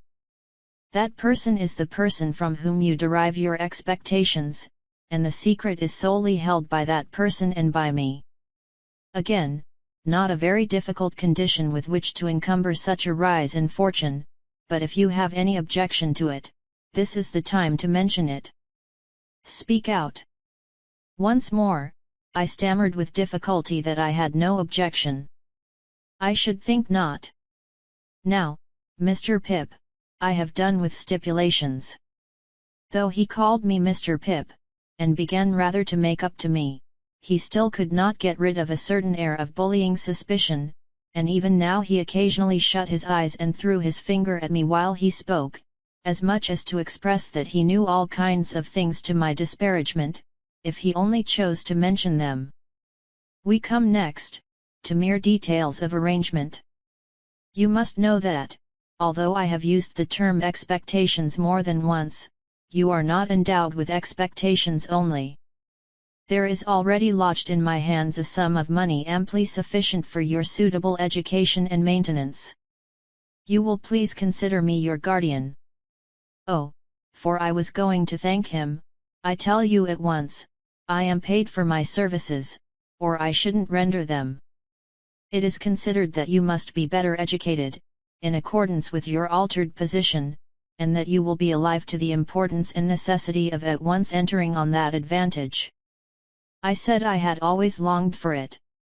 Never mind what you have always longed for, Mr. Pip, he retorted, keep to the record. If you long for it now, that's enough. Am I answered that you are ready to be placed at once under some proper tutor? Is that it? I stammered yes, that was it. Good. Now, your inclinations are to be consulted. I don't think that wise, mind, but it's my trust. Have you ever heard of any tutor whom you would prefer to another? I had never heard of any tutor but Biddy and Mr. Wopsle's great-aunt, so, I replied in the negative. There is a certain tutor, of whom I have some knowledge, who I think might suit the purpose, said Mr. Jaggers. I don't recommend him, observe, because I never recommend anybody. The gentleman I speak of is one Mr. Matthew Pocket. Ah! I caught at the name directly. Miss Havisham's relation. The Matthew whom Mr. and Mrs. Camilla had spoken of. The Matthew whose place was to be at Miss Havisham's head, when she lay dead, in her bride's dress on the bride's table. You know the name, said Mr. Jaggers, looking shrewdly at me, and then shutting up his eyes while he waited for my answer.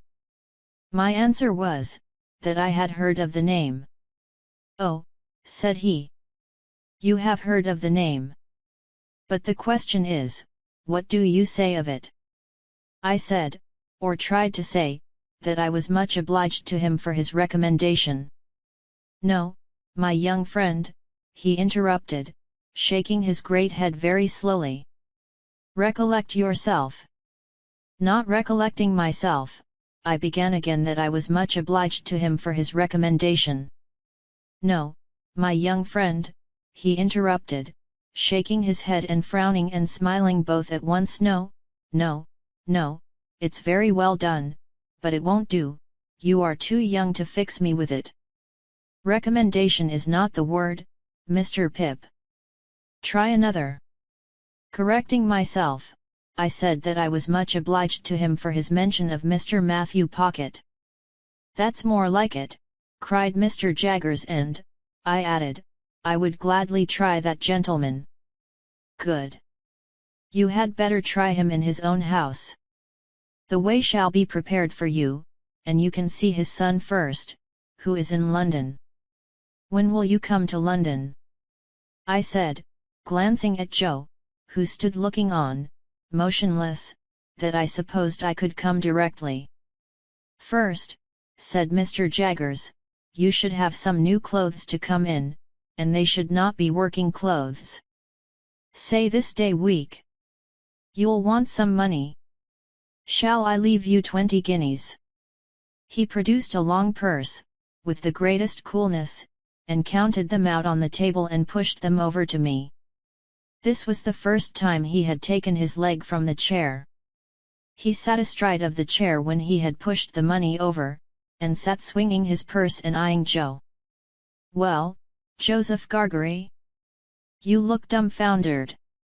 I am, said Joe, in a very decided manner. It was understood that you wanted nothing for yourself, remember. It were understood, said Joe. And it are understood. And it ever will be similar according. "But what," said Mr. Jaggers, swinging his purse, "what if it was in my instructions to make you a present, as compensation?" "As compensation what for?" Joe demanded. "For the loss of his services." Joe laid his hand upon my shoulder with the touch of a woman. I have often thought him since, like the steam hammer that can crush a man or pat an eggshell, in his combination of strength with gentleness. "Pip is that hearty welcome," said Joe, "to go free with his services to honour and fortune, as no words can tell him. But if you think as money can make compensation to me for the loss of the little child what come to the forge and ever the best of friends. Oh dear good Joe, whom I was so ready to leave and so unthankful to, I see you again, with your muscular blacksmith's arm before your eyes, and your broad chest heaving, and your voice dying away. Oh dear good faithful tender Joe, I feel the loving tremble of your hand upon my arm, as solemnly this day as if it had been the rustle of an angel's wing." But I encouraged Joe at the time. I was lost in the mazes of my future fortunes, and could not retrace the bypaths we had trodden together. I begged Joe to be comforted, for, as he said, we had ever been the best of friends, and, as I said, we ever would be so. Joe scooped his eyes with his disengaged wrist, as if he were bent on gouging himself, but said not another word. Mr. Jaggers had looked on at this, as one who recognized in Joe the village idiot, and in me his keeper. When it was over, he said, weighing in his hand the purse he had ceased to swing. "Now, Joseph Gargery, I warn you this is your last chance. No half measures with me. If you mean to take a present that I have it in charge to make you, speak out, and you shall have it.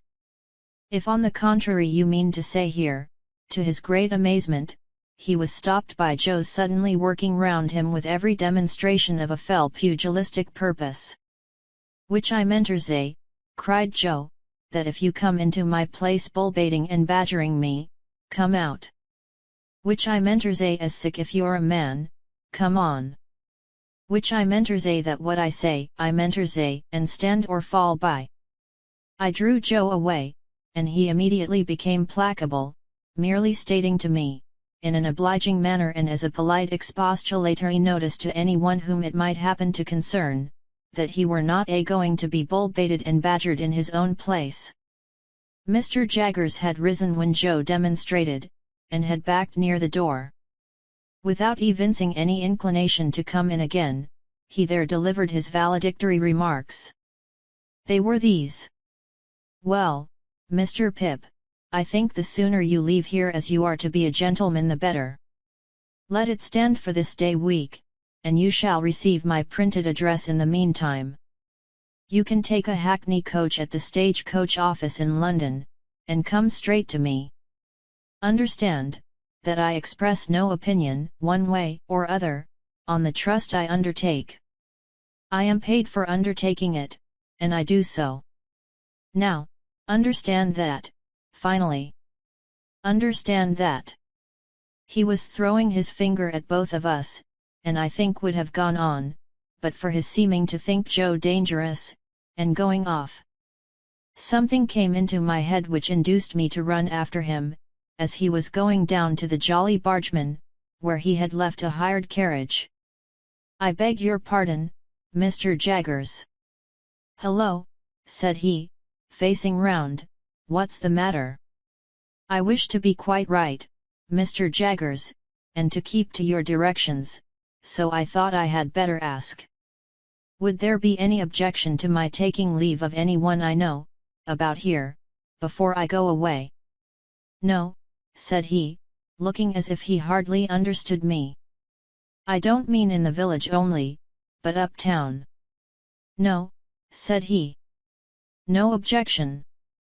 I thanked him and ran home again, and there I found that Joe had already locked the front door and vacated the state parlour, and was seated by the kitchen fire with a hand on each knee, gazing intently at the burning coals.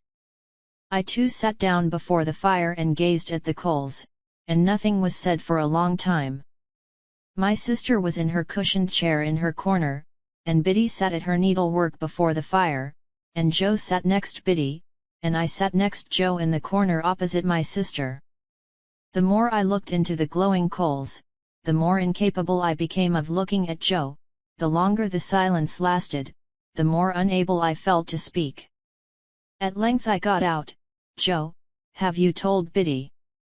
"No, Pip," returned Joe, still looking at the fire, and holding his knees tight, as if he had private information that they intended to make off somewhere, "which I left it to yourself, Pip." "I would rather you told, Joe." "Pip's a gentleman of fortune then," said Joe, "and God bless him in it." Biddy dropped her work, and looked at me. Joe held his knees and looked at me. I looked at both of them. After a pause, they both heartily congratulated me, but there was a certain touch of sadness in their congratulations that I rather resented. I took it upon myself to impress Biddy, and through Biddy, Joe, with the grave obligation I considered my friends under, to know nothing and say nothing about the maker of my fortune. It would all come out in good time, I observed, and in the meanwhile nothing was to be said, save that I had come into great expectations from a mysterious patron. Biddy nodded her head thoughtfully at the fire as she took up her work again, and said she would be very particular, and Joe, still detaining his knees, said, I'll be equally particular, Pip," and then they congratulated me again, and went on to express so much wonder at the notion of my being a gentleman that I didn't half like it. Infinite pains were then taken by Biddy to convey to my sister some idea of what had happened. To the best of my belief, those efforts entirely failed. She laughed and nodded her head a great many times, and even repeated after Biddy, the words "Pip" and "property." But I doubt if they had more meaning in them than an election cry, and I cannot suggest a darker picture of her state of mind. I never could have believed it without experience, but as Joe and Biddy became more at their cheerful ease again, I became quite gloomy. Dissatisfied with my fortune, of course I could not be, but it is possible that I may have been, without quite knowing it, dissatisfied with myself. Anyhow, I sat with my elbow on my knee and my face upon my hand, looking into the fire, as those two talked about my going away, and about what they should do without me, and all that. And whenever I caught one of them looking at me, though never so pleasantly, and they often looked at me, particularly Biddy, I felt offended, as if they were expressing some mistrust of me. Though heaven knows they never did by word or sign. At those times I would get up and look out at the door, for our kitchen door opened at once upon the night, and stood open on summer evenings to air the room. The very stars to which I then raised my eyes, I am afraid I took to be but poor and humble stars for glittering on the rustic objects among which I had passed my life.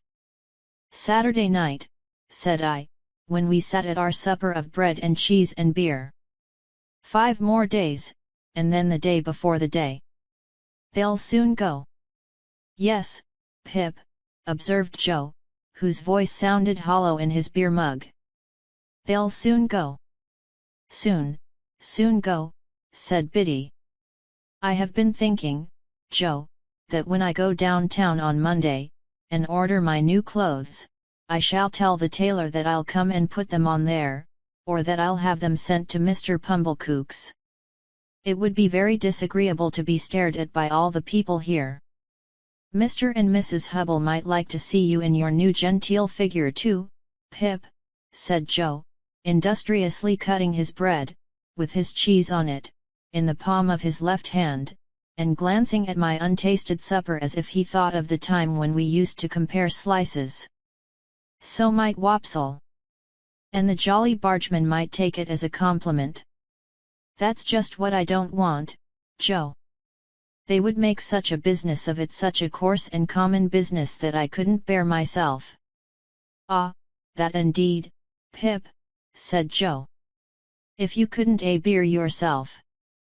Biddy asked me here, as she sat holding my sister's plate, have you thought about when you'll show yourself to Mr. Gargery, and your sister and me?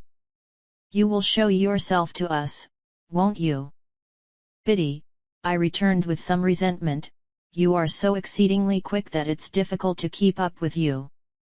"She always were quick," observed Joe. "If you had waited another moment, Biddy, you would have heard me say that I shall bring my clothes here in a bundle one evening, most likely on the evening before I go away." Biddy said no more. Handsomely forgiving her, I soon exchanged an affectionate good night with her and Joe, and went up to bed. When I got into my little room, I sat down and took a long look at it, as a mean little room that I should soon be parted from and raised above, forever. It was furnished with fresh young remembrances too, and even at the same moment I fell into much the same confused division of mind between it and the better rooms to which I was going, as I had been in so often between the Forge and Miss Havisham's and Biddy and Estella. The sun had been shining brightly all day on the roof of my attic, and the room was warm. As I put the window open and stood looking out, I saw Joe come slowly forth at the dark door, below, and take a turn or two in the air, and then I saw Biddy come, and bring him a pipe and light it for him. He never smoked so late, and it seemed to hint to me that he wanted comforting, for some reason or other. He presently stood at the door immediately beneath me, smoking his pipe, and Biddy stood there too, quietly talking to him, and I knew that they talked of me, for I heard my name mentioned in an endearing tone by both of them more than once. I would not have listened for more, if I could have heard more, so I drew away from the window, and sat down in my one chair by the bedside, feeling it very sorrowful and strange that this first night of my bright fortunes should be the loneliest I had ever known. Looking towards the open window, I saw light wreaths from Joe's pipe floating there, and I fancied it was like a blessing from Joe, not obtruded on me or paraded before me, but pervading the air we shared together. I put my light out, and crept into bed, and it was an uneasy bed now, and I never slept the old sound sleep in it any more. Chapter 19. Morning made a considerable difference in my general prospect of life, and brightened it so much that it scarcely seemed the same. What lay heaviest on my mind was, the consideration that 6 days intervened between me and the day of departure, for I could not divest myself of a misgiving that something might happen to London in the meanwhile, and that, when I got there, it would be either greatly deteriorated or clean gone. Joe and Biddy were very sympathetic and pleasant when I spoke of our approaching separation, but they only referred to it when I did. After breakfast, Joe brought out my indentures from the press in the best parlour, and we put them in the fire, and I felt that I was free. With all the novelty of my emancipation on me, I went to church with Joe, and thought perhaps the clergyman wouldn't have read that about the rich man and the kingdom of heaven, if he had known all. After our early dinner, I strolled out alone, purposing to finish off the marshes at once, and get them done with. As I passed the church, I felt, as I had felt during service in the morning, a sublime compassion for the poor creatures who were destined to go there, Sunday after Sunday, all their lives through, and to lie obscurely at last among the low green mounds. I promised myself that I would do something for them one of these days, and formed a plan in outline for bestowing a dinner of roast beef and plum pudding, a pint of ale, and a gallon of condescension, upon everybody in the village. If I had often thought before, with something allied to shame, of my companionship with the fugitive whom I had once seen limping among those graves, what were my thoughts on this Sunday, when the place recalled the wretch, ragged and shivering, with his felon iron and badge. My comfort was, that it happened a long time ago, and that he had doubtless been transported a long way off, and that he was dead to me, and might be veritably dead into the bargain.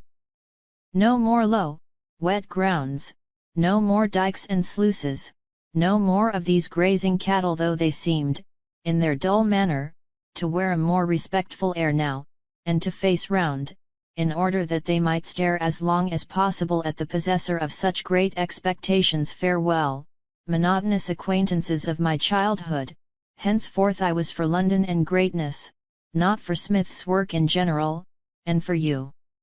I made my exultant way to the old Battery, and, lying down there to consider the question whether Miss Havisham intended me for Estella, fell asleep. When I awoke, I was much surprised to find Joe sitting beside me, smoking his pipe. He greeted me with a cheerful smile on my opening my eyes, and said, "As being the last time, Pip, I thought I'd foller. And Joe, I am very glad you did so." "Thank'ee, Pip. You may be sure, dear Joe," I went on, after we had shaken hands, "that I shall never forget you." "No, no, Pip," said Joe, in a comfortable tone, "I'm sure of that." I, old chap. Bless you, it were only necessary to get it well round in a man's mind, to be certain on it. But it took a bit of time to get it well round, the change come so uncommon plump, didn't it? Somehow, I was not best pleased with Joe's being so mightily secure of me. I should have liked him to have betrayed emotion, or to have said, "It does you credit, Pip," or something of that sort. Therefore, I made no remark on Joe's first head, merely saying as to his second, that the tidings had indeed come suddenly, but that I had always wanted to be a gentleman, and had often and often speculated on what I would do, if I were one. "Have you though?" said Joe. "Astonishing! It's a pity now, Joe," said I, "that you did not get on a little more, when we had our lessons here, isn't it?" "Well, I don't know," returned Joe. "I'm so awful dull. I'm only master of my own trade. It were always a pity as I was so awful dull, but it's no more of a pity now, than it was this day 12-month, don't you see? What I had meant was, that when I came into my property and was able to do something for Joe, it would have been much more agreeable if he had been better qualified for a rise in station. He was so perfectly innocent of my meaning, however, that I thought I would mention it to Biddy in preference. So, when we had walked home and had had tea, I took Biddy into our little garden by the side of the lane, and, after throwing out in a general way for the elevation of her spirits, that I should never forget her, said I had a favour to ask of her. "And it is, Biddy," said I, "that you will not omit any opportunity of helping Joe on, a little." "How helping him on?" asked Biddy, with a steady sort of glance. "Well, Joe is a dear good fellow. In fact, I think he is the dearest fellow that ever lived, but he is rather backward in some things. For instance, Biddy, in his learning and his manners." Although I was looking at Biddy as I spoke, and although she opened her eyes very wide when I had spoken, she did not look at me. "Oh, his manners. Won't his manners do then?" asked Biddy, plucking a black currant leaf. "My dear Biddy, they do very well here." "Oh, they do very well here," interrupted Biddy, looking closely at the leaf in her hand.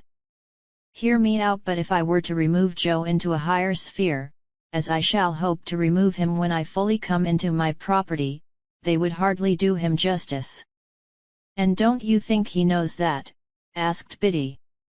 It was such a very provoking question, for it had never in the most distant manner occurred to me, that I said, snappishly, "Biddy, what do you mean?" Biddy, having rubbed the leaf to pieces between her hands, and the smell of a black currant bush has ever since recalled to me that evening in the little garden by the side of the lane, said, "Have you never considered that he may be proud?" "Proud?" I repeated, with disdainful emphasis. "Oh, there are many kinds of pride," said Biddy, looking full at me and shaking her head. "Pride is not all of one kind." "Well? What are you stopping for?" said I. "Not all of one kind," resumed Biddy. He may be too proud to let anyone take him out of a place that he is competent to fill, and fills well and with respect. To tell you the truth, I think he is, though it sounds bold in me to say so, for you must know him far better than I do. Now, Biddy, said I am very sorry to see this in you. I did not expect to see this in you. You are envious, Biddy, and grudging. You are dissatisfied on account of my rise in fortune, and you can't help showing it. If you have the heart to think so, returned Biddy, say so. Say so over and over again, if you have the heart to think so.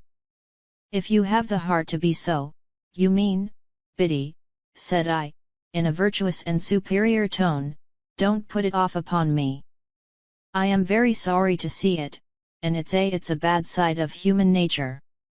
I did intend to ask you to use any little opportunities you might have after I was gone, of improving dear Joe. But after this I ask you nothing. I am extremely sorry to see this in you, Biddy, I repeated. It's a bad side of human nature. Whether you scold me or approve of me, returned poor Biddy, you may equally depend upon my trying to do all that lies in my power, here, at all times. And whatever opinion you take away of me, shall make no difference in my remembrance of you. Yet a gentleman should not be unjust neither, said Biddy, turning away her head. I again warmly repeated that it was a bad side of human nature, in which sentiment, waiving its application, I have since seen reason to think I was right, and I walked down the little path away from Biddy, and Biddy went into the house, and I went out at the garden gate and took a dejected stroll until supper time, again feeling it very sorrowful and strange that this, the second night of my bright fortunes, should be as lonely and unsatisfactory as the first. But, morning once more brightened my view, and I extended my clemency to Biddy, and we dropped the subject. Putting on the best clothes I had, I went into town as early as I could hope to find the shops open, and presented myself before Mr. Trabb, the tailor, who was having his breakfast in the parlour behind his shop, and who did not think it worth his while to come out to me, but called me in to him. Well, said Mr. Trabb, in a hail-fellow well-met kind of way. How are you, and what can I do for you? Mr. Trabb had sliced his hot roll into 3 feather beds, and was slipping butter in between the blankets, and covering it up. He was a prosperous old bachelor, and his open window looked into a prosperous little garden and orchard, and there was a prosperous iron safe let into the wall at the side of his fireplace, and I did not doubt that heaps of his prosperity were put away in it in bags. Mr. Trabb, said I, it's an unpleasant thing to have to mention, because it looks like boasting, but I have come into a handsome property. A change passed over Mr. Trabb. He forgot the butter in bed, got up from the bedside, and wiped his fingers on the tablecloth, exclaiming, Lord bless my soul! I am going up to my guardian in London, said I, casually drawing some guineas out of my pocket and looking at them, and I want a fashionable suit of clothes to go in. I wish to pay for them, I added, otherwise I thought he might only pretend to make them, with ready money. My dear sir, said Mr. Trabb, as he respectfully bent his body, opened his arms, and took the liberty of touching me on the outside of each elbow, don't hurt me by mentioning that. May I venture to congratulate you? Would you do me the favour of stepping into the shop? Mr. Trabb's boy was the most audacious boy in all that countryside. When I had entered he was sweeping the shop, and he had sweetened his labours by sweeping over me. He was still sweeping when I came out into the shop with Mr. Trabb, and he knocked the broom against all possible corners and obstacles, to express, as I understood it, equality with any blacksmith, alive or dead. Hold that noise, said Mr. Trabb, with the greatest sternness, or I'll knock your head off. Do me the favour to be seated, sir. Now, this, said Mr. Trabb, taking down a roll of cloth, and tiding it out in a flowing manner over the counter, preparatory to getting his hand under it to show the gloss, is a very sweet article. I can recommend it for your purpose, sir, because it really is extra super. But you shall see some others. Give me number 4, you. To the boy, and with a dreadfully severe stare, foreseeing the danger of that miscreant's brushing me with it, or making some other sign of familiarity. Mr. Trabb never removed his stern eye from the boy until he had deposited number 4 on the counter and was at a safe distance again. Then he commanded him to bring number 5, and number 8. "And let me have none of your tricks here," said Mr. Trabb, "or you shall repent it, you young scoundrel, the longest day you have to live." Mr. Trabb then bent over number 4, and in a sort of deferential confidence recommended it to me as a light article for summer wear, an article much in vogue among the nobility and gentry, an article that it would ever be an honour to him to reflect upon a distinguished fellow townsman's, if he might claim me for a fellow townsman, having worn. "Are you bringing numbers 5 and 8, you vagabond?" said Mr. Trabb to the boy after that, "or shall I kick you out of the shop and bring them myself?" I selected the materials for a suit, with the assistance of Mr. Trabb's judgment, and re-entered the parlour to be measured. For although Mr. Trabb had my measure already, and had previously been quite contented with it, he said apologetically that it wouldn't do under existing circumstances, sir, wouldn't do at all.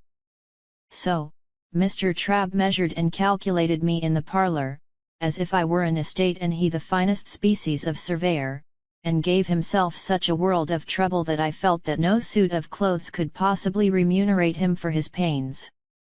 When he had at last done and had appointed to send the articles to Mr. Pumblechook's on the Thursday evening, he said, with his hand upon the parlour lock, "I know, sir, that London gentlemen cannot be expected to patronize local work, as a rule, but if you would give me a turn now and then in the quality of a townsman, I should greatly esteem it. Good morning, sir, much obliged door." The last word was flung at the boy, who had not the least notion what it meant. But I saw him collapse as his master rubbed me out with his hands, and my first decided experience of the stupendous power of money was, that it had morally laid upon his back Trabb's boy. After this memorable event, I went to the hatters, and the bootmakers, and the hosiers, and felt rather like Mother Hubbard's dog whose outfit required the services of so many trades. I also went to the coach office and took my place for 7 o'clock on Saturday morning. It was not necessary to explain everywhere that I had come into a handsome property, but whenever I said anything to that effect, it followed that the officiating tradesman ceased to have his attention diverted through the window by the high street, and concentrated his mind upon me. When I had ordered everything I wanted, I directed my steps towards Pumblechook's, and, as I approached that gentleman's place of business, I saw him standing at his door.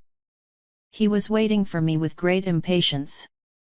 He had been out early with the chaise cart, and had called at the forge and heard the news. He had prepared a collation for me in the Barnwell parlour, and he too ordered his shopman to come out of the gangway as my sacred person passed. "My dear friend," said Mr. Pumblechook, taking me by both hands, when he and I and the collation were alone, "I give you joy of your good fortune. Well deserved, well deserved." This was coming to the point, and I thought it a sensible way of expressing himself. "To think," said Mr. Pumblechook, after snorting admiration at me for some moments, "that I should have been the humble instrument of leading up to this, is a proud reward." I begged Mr. Pumblechook to remember that nothing was to be ever said or hinted, on that point. "My dear young friend," said Mr. Pumblechook, "if you will allow me to call you so." I murmured certainly, and Mr. Pumblechook took me by both hands again, and communicated a movement to his waistcoat, which had an emotional appearance, though it was rather low down. "My dear young friend, rely upon my doing my little all in your absence, by keeping the fact before the mind of Joseph. Joseph, said Mr. Pumblechook, in the way of a compassionate adjuration. Joseph! Joseph! Thereupon he shook his head and tapped it, expressing his sense of deficiency in Joseph. But my dear young friend, said Mr. Pumblechook, you must be hungry, you must be exhausted. Be seated. Here is a chicken head round from the boar, here is a tongue head round from the boar, here's one or two little things head round from the boar, that I hope you may not despise. But do I, said Mr. Pumblechook, getting up again the moment after he had sat down, see afore me, him as I ever sported with in his times of happy infancy? And may I? This may I, meant might he shake hands? I consented, and he was fervent, and then sat down again. Here is wine, said Mr. Pumblechook. Let us drink, thanks to fortune, and may she ever pick out her favourites with equal judgment. And yet I cannot, said Mr. Pumblechook, getting up again, see afore me one and likewise drink to one without again expressing may I. I said he might, and he shook hands with me again, and emptied his glass and turned it upside down. I did the same, and if I had turned myself upside down before drinking, the wine could not have gone more direct to my head. Mr. Pumblechook helped me to the liver wing, and to the best slice of tongue, none of those out of the way no thoroughfares of pork now, and took, comparatively speaking, no care of himself at all. Ah!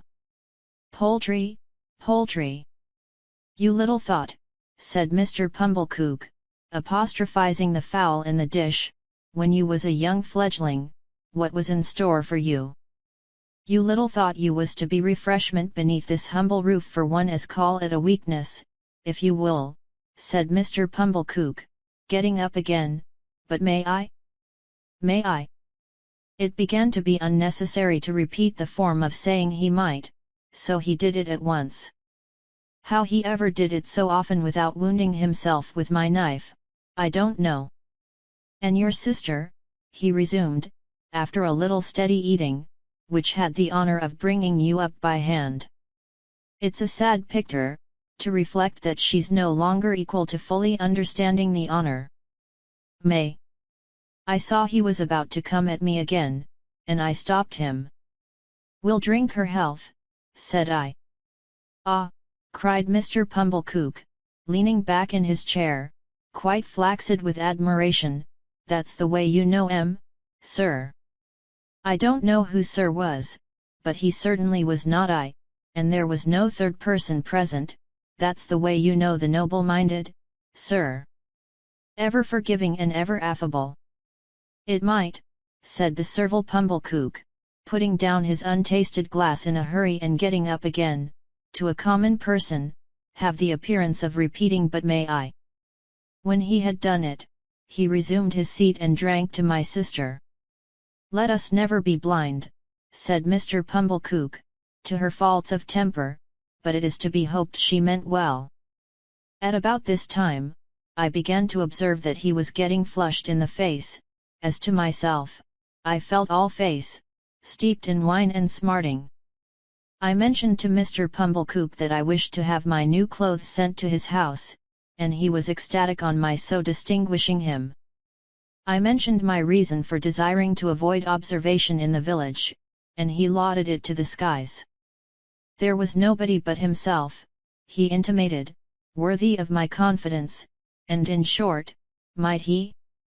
Then he asked me tenderly if I remembered our boyish games at sums, and how we had gone together to have me bound apprentice, and, in effect, how he had ever been my favourite fancy and my chosen friend.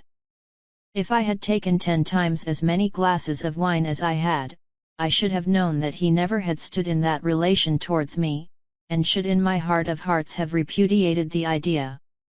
Yet for all that, I remember feeling convinced that I had been much mistaken in him, and that he was a sensible, practical, good-hearted prime fellow.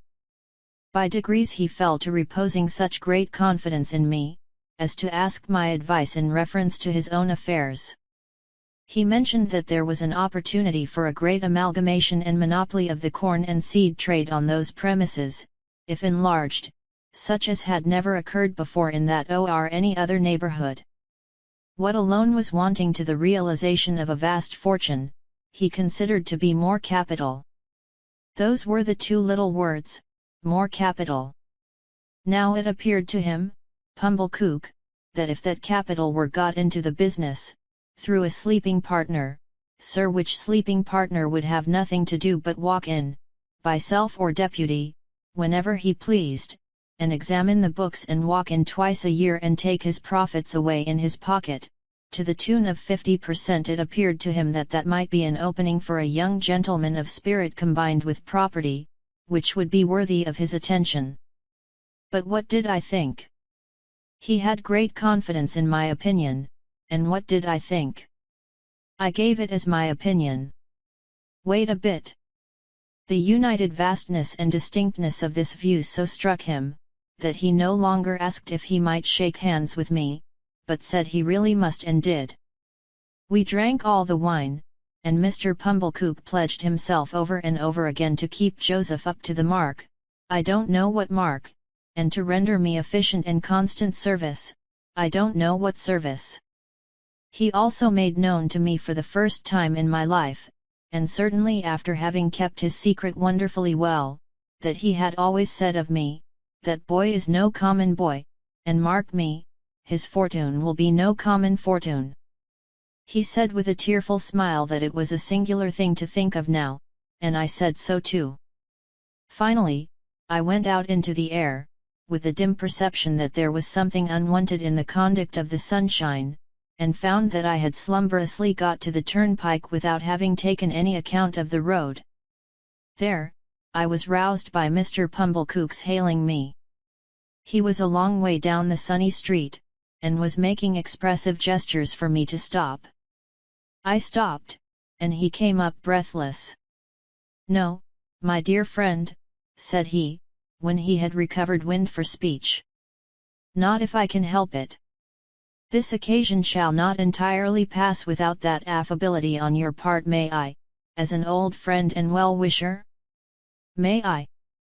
We shook hands for the 100th time at least, and he ordered a young carter out of my way with the greatest indignation. Then, he blessed me and stood waving his hand to me until I had passed the crook in the road, and then I turned into a field and had a long nap under a hedge before I pursued my way home.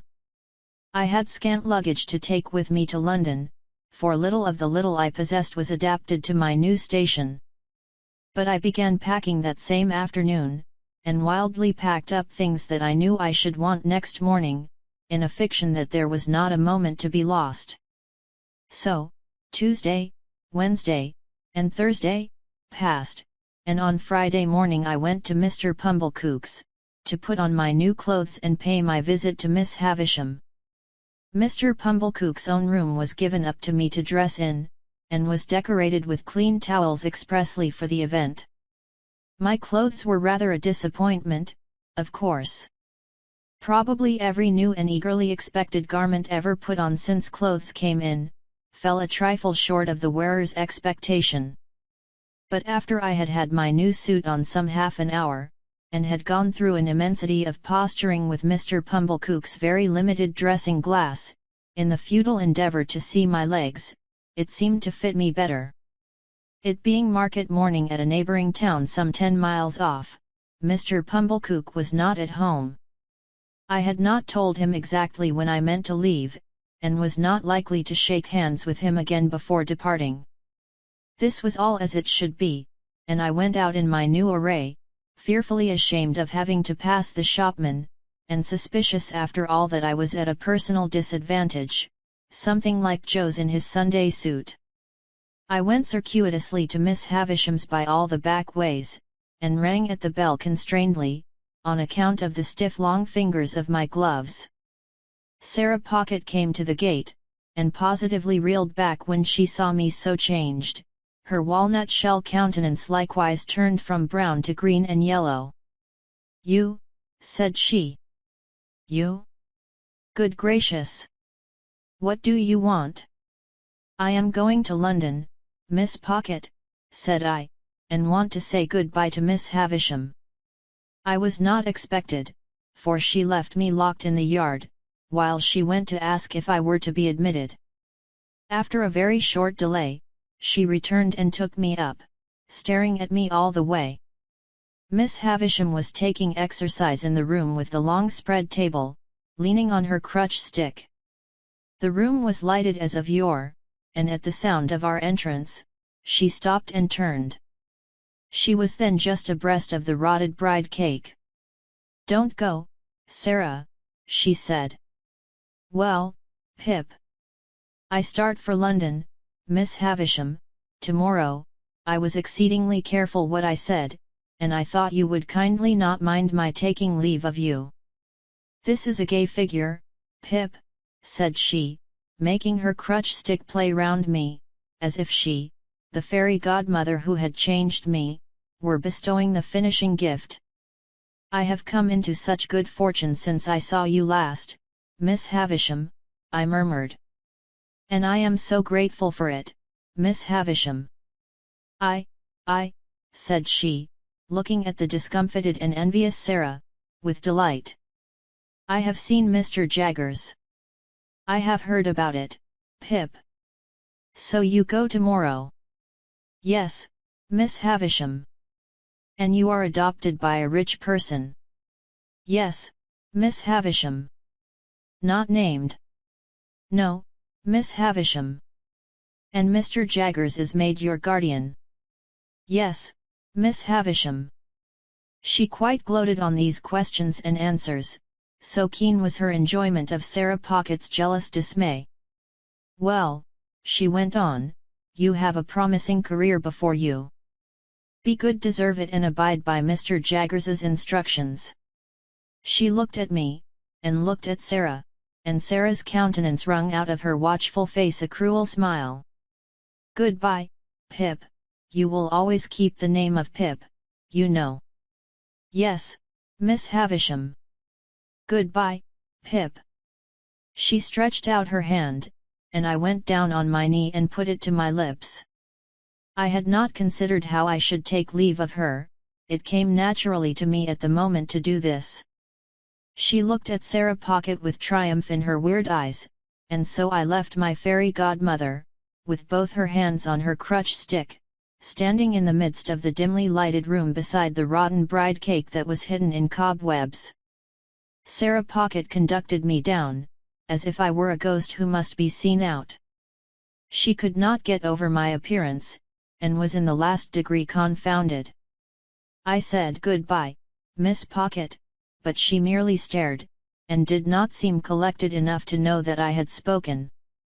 Clear of the house, I made the best of my way back to Pumblecook's, took off my new clothes, made them into a bundle, and went back home in my older dress, carrying it to speak the truth much more at my ease too, though I had the bundle to carry. And now, those 6 days which were to have run out so slowly, had run out fast and were gone, and tomorrow looked me in the face more steadily than I could look at it. As the 6 evenings had dwindled away, to 5, to 4, to 3, to 2, I had become more and more appreciative of the society of Joe and Biddy. On this last evening, I dressed myself out in my new clothes for their delight, and sat in my splendor until bedtime. We had a hot supper on the occasion, graced by the inevitable roast fowl, and we had some flip to finish with. We were all very low, and none the higher for pretending to be in spirits. I was to leave our village at 5 in the morning, carrying my little hand portmanteau, and I had told Joe that I wished to walk away all alone. I am afraid, sore afraid, that this purpose originated in my sense of the contrast there would be between me and Joe, if we went to the coach together.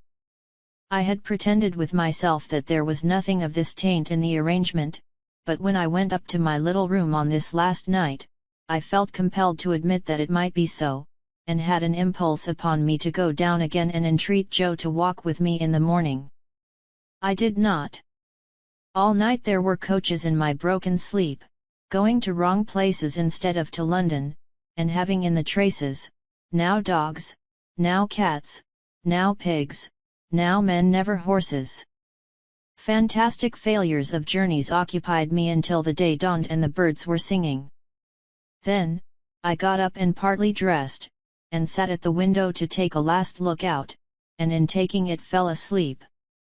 Biddy was astir so early to get my breakfast, that, although I did not sleep at the window an hour, I smelt the smoke of the kitchen fire when I started up with a terrible idea that it must be late in the afternoon.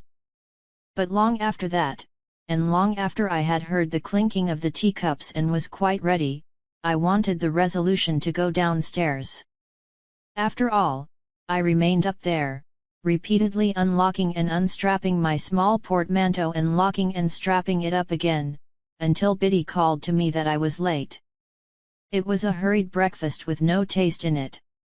I got up from the meal, saying with a sort of briskness, as if it had only just occurred to me, "Well, I suppose I must be off," and then I kissed my sister who was laughing and nodding and shaking in her usual chair, and kissed Biddy, and threw my arms around Joe's neck. Then I took up my little portmanteau and walked out. The last I saw of them was, when I presently heard a scuffle behind me, and looking back, saw Joe throwing an old shoe after me and Biddy throwing another old shoe. I stopped then, to wave my hat, and dear old Joe waved his strong right arm above his head, crying huskily "Hurrah!" and Biddy put her apron to her face. I walked away at a good pace, thinking it was easier to go than I had supposed it would be, and reflecting that it would never have done to have had an old shoe thrown after the coach, in sight of all the high street. I whistled and made nothing of going. But the village was very peaceful and quiet, and the light mists were solemnly rising, as if to show me the world, and I had been so innocent and little there, and all beyond was so unknown and great, that in a moment with a strong heave and sob I broke into tears. It was by the finger post at the end of the village, and I laid my hand upon it, and said, "Goodbye, oh my dear, dear friend. Heaven knows we need never be ashamed of our tears, for they are rain upon the blinding dust of earth, overlying our hard hearts." I was better after I had cried than before, more sorry, more aware of my own ingratitude, more gentle. If I had cried before, I should have had Joe with me then. So subdued I was by those tears, and by their breaking out again in the course of the quiet walk, that when I was on the coach, and it was clear of the town, I deliberated with an aching heart whether I would not get down when we changed horses and walk back, and have another evening at home, and a better parting. We changed, and I had not made up my mind, and still reflected for my comfort that it would be quite practicable to get down and walk back, when we changed again. And while I was occupied with these deliberations, I would fancy an exact resemblance to Joe in some man coming along the road towards us, and my heart would beat high as if he could possibly be there. We changed again, and yet again, and it was now too late and too far to go back, and I went on. And the mists had all solemnly risen now, and the world lay spread before me. This is the end of the first stage of Pip's expectations. Chapter XX. The journey from our town to the metropolis was a journey of about 5 hours. It was a little past midday when the 4-horse stage-coach by which I was a passenger, got into the ravel of traffic frayed out about the Cross Keys, Wood Street, Cheapside, London. We Britons had at that time particularly settled that it was treasonable to doubt our having and our being the best of everything, otherwise, while I was scared by the immensity of London, I think I might have had some faint doubts whether it was not rather ugly, crooked, narrow, and dirty. Mr. Jaggers had duly sent me his address. It was Little Britain, and he had written after it on his card, just out of Smithfield, and close by the coach office. Nevertheless, a hackney coachman, who seemed to have as many capes to his greasy greatcoat as he was years old, packed me up in his coach and hemmed me in with a folding and jingling barrier of steps, as if he were going to take me 50 miles.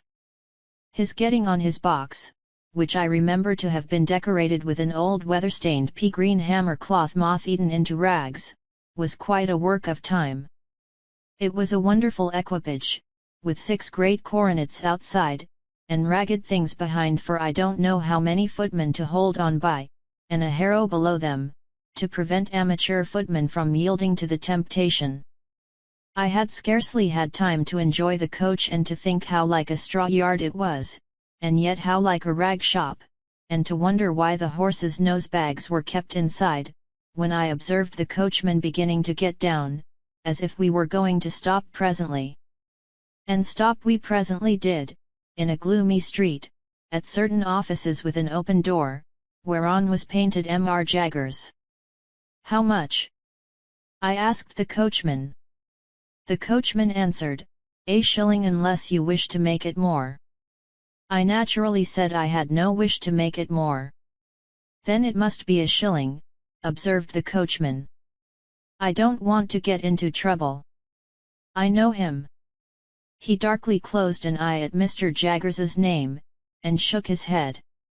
When he had got his shilling, and had in course of time completed the ascent to his box, and had got away, which appeared to relieve his mind, I went into the front office with my little portmanteau in my hand and asked, "Was Mr. Jaggers at home?" "He is not," returned the clerk. "He is in court at present." "Am I addressing Mr. Pip?" I signified that he was addressing Mr. Pip. "Mr. Jaggers left word, would you wait in his room? He couldn't say how long he might be, having a case on. But it stands to reason, his time being valuable, that he won't be longer than he can help." With those words, the clerk opened a door, and ushered me into an inner chamber at the back. Here, we found a gentleman with one eye, in a velveteen suit and knee breeches, who wiped his nose with his sleeve on being interrupted in the perusal of the newspaper. "Go and wait outside, Mike," said the clerk. I began to say that I hoped I was not interrupting, when the clerk shoved this gentleman out with as little ceremony as I ever saw used, and tossing his fur cap out after him, left me alone. Mr. Jaggers's room was lighted by a skylight only, and was a most dismal place, the skylight, eccentrically pitched like a broken head, and the distorted adjoining houses looking as if they had twisted themselves to peep down at me through it. There were not so many papers about, as I should have expected to see, and there were some odd objects about, that I should not have expected to see, such as an old rusty pistol, a sword in a scabbard, several strange-looking boxes and packages, and 2 dreadful casts on a shelf, of faces peculiarly swollen, and twitchy about the nose. Mr. Jaggers's own high-backed chair was of deadly black horsehair, with rows of brass nails round it, like a coffin, and I fancied I could see how he leaned back in it, and bit his forefinger at the clients. The room was but small, and the clients seemed to have had a habit of backing up against the wall, especially opposite to Mr. Jaggers's chair, being greasy with shoulders. I recalled, too, that the one-eyed gentleman had shuffled forth against the wall when I was the innocent cause of his being turned out. I sat down in the cliental chair placed over against Mr. Jaggers's chair, and became fascinated by the dismal atmosphere of the place. I called to mind that the clerk had the same air of knowing something to everybody else's disadvantage, as his master had.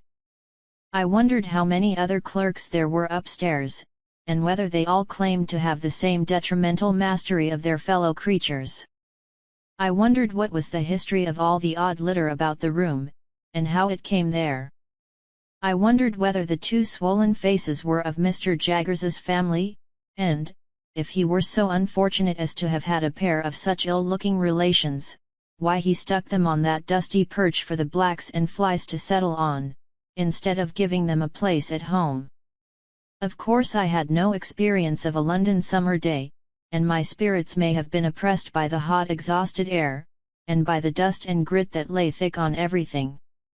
But I sat wondering and waiting in Mr. Jaggers's close room, until I really could not bear the 2 casts on the shelf above Mr. Jaggers's chair, and got up and went out. When I told the clerk that I would take a turn in the air while I waited, he advised me to go round the corner and I should come into Smithfield. So I came into Smithfield, and the shameful place, being all asmear with filth and fat and blood and foam, seemed to stick to me.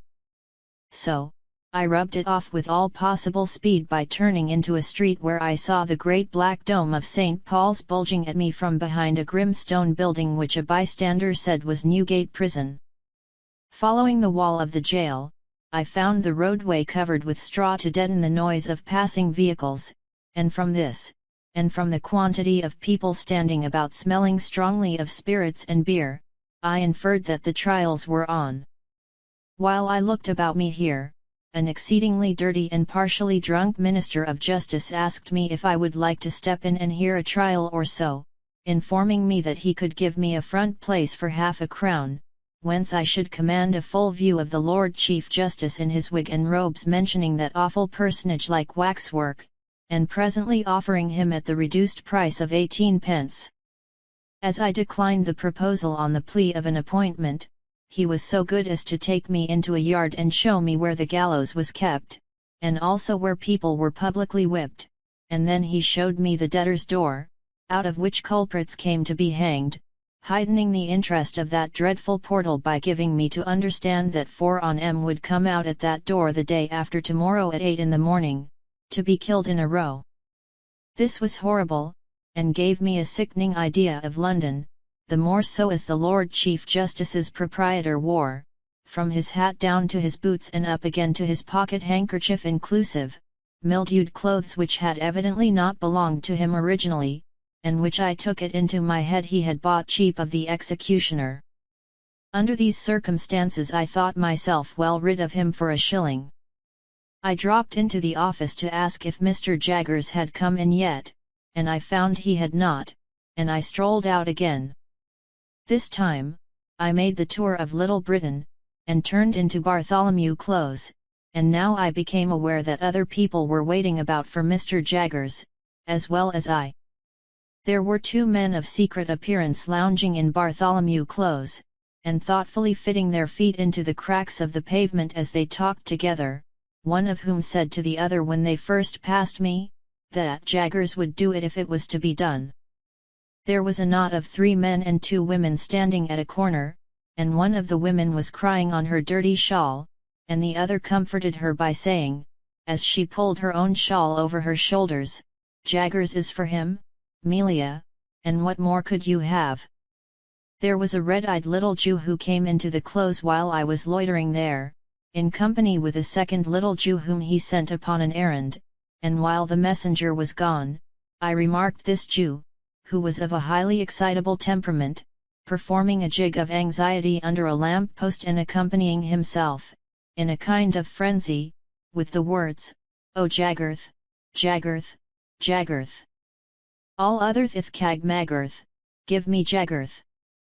These testimonies to the popularity of my guardian made a deep impression on me, and I admired and wondered more than ever. At length, as I was looking out at the iron gate of Bartholomew Close into Little Britain, I saw Mr. Jaggers coming across the road towards me. All the others who were waiting saw him at the same time, and there was quite a rush at him.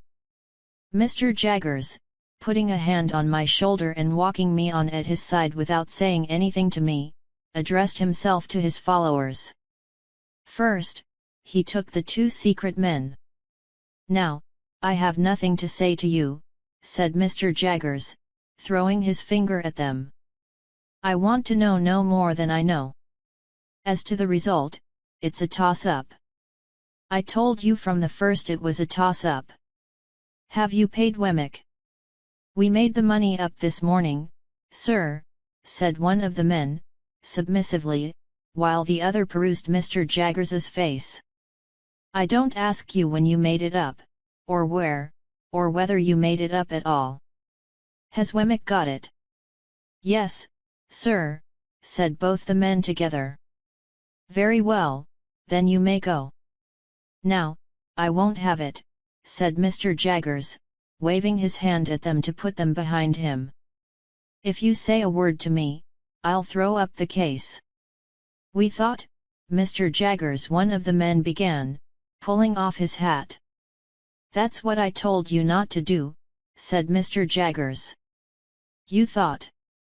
I think for you, that's enough for you. If I want you, I know where to find you, I don't want you to find me. Now I won't have it. I won't hear a word." The two men looked at one another as Mr. Jaggers waved them behind again, and humbly fell back and were heard no more. "And now you," said Mr. Jaggers, suddenly stopping, and turning on the two women with the shawls, from whom the three men had meekly separated. "Oh, Amelia, is it?" "Yes, Mr. Jaggers." "And do you remember," retorted Mr. Jaggers, "that but for me you wouldn't be here and couldn't be here?" "Oh yes, sir," exclaimed both women together. "Lord bless you, sir, well we knows that." "Then why," said Mr. Jaggers, "do you come here?" "My bill, sir," the crying woman pleaded. "Now, I tell you what," said Mr. Jaggers. "Once for all. If you don't know that your bill's in good hands, I know it. And if you come here bothering about your bill, I'll make an example of both your bill and you, and let him slip through my fingers. Have you paid Wemmick?" "Oh yes, sir. Every farden." "Very well. Then you have done all you have got to do. Say another word, one single word, and Wemmick shall give you your money back." This terrible threat caused the two women to fall off immediately. No one remained now but the excitable Jew, who had already raised the skirts of Mr. Jaggers's coat to his lips several times. "I don't know this man," said Mr. Jaggers, in the same devastating strain. "What does this fellow want?" "Mothier Mr. Jaggerth. Hound brother to Abraham Lotharuth." "Who's he?" said Mr. Jaggers. "Let go of my coat." The suitor, kissing the hem of the garment again before relinquishing it, replied, "Abraham Lotharuth, on Thuthpathion of plate." "You're too late," said Mr. Jaggers. "I am over the way." "Holy Father, Mr. Jaggerth," cried my excitable acquaintance, turning white, "don't they you're again Abraham Lotharuth?" "I am," said Mr. Jaggers, "and there's an end of it. Get out of the way, Mr. Jaggerth." "Half a moment. My hound could hen th gone to Mr. Wemmick at thith present minute, to offer him haney termth. Mr. Jaggerth. Half a quarter of a moment. If you'd have the condit henthen to be bought off from the t'other tid at haney thuperior prith, money no object, Mr. Jaggerth Mr.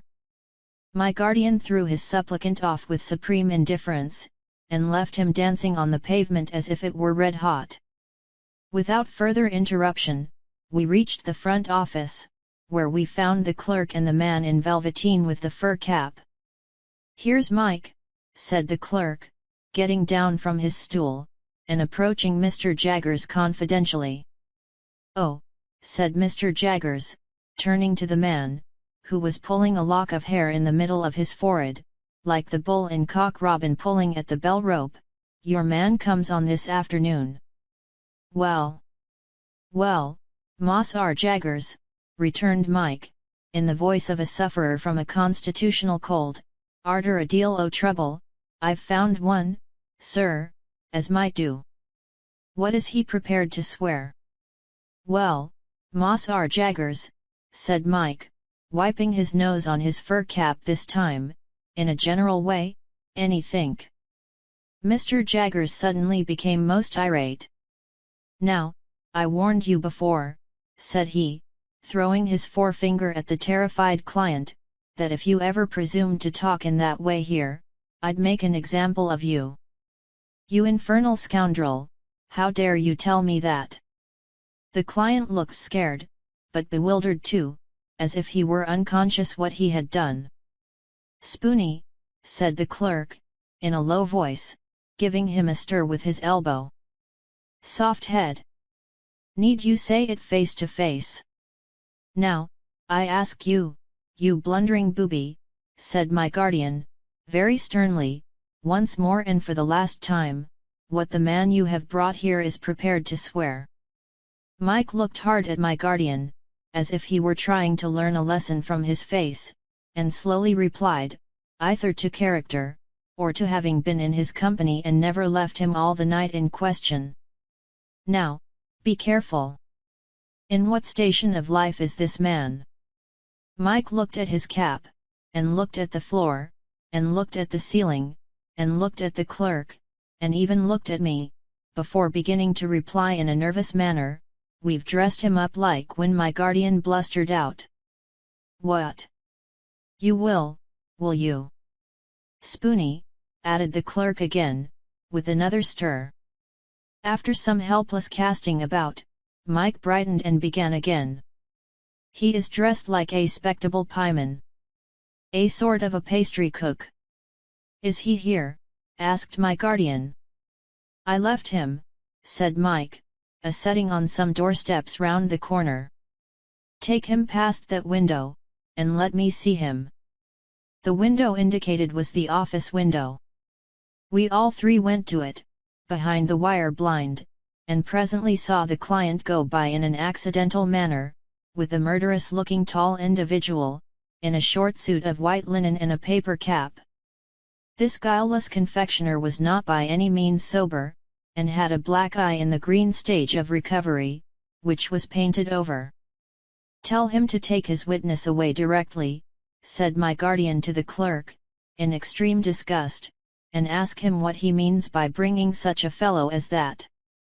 My guardian then took me into his own room, and while he lunched, standing, from a sandwich box and a pocket flask of sherry, he seemed to bully his very sandwich as he ate it, informed me what arrangements he had made for me.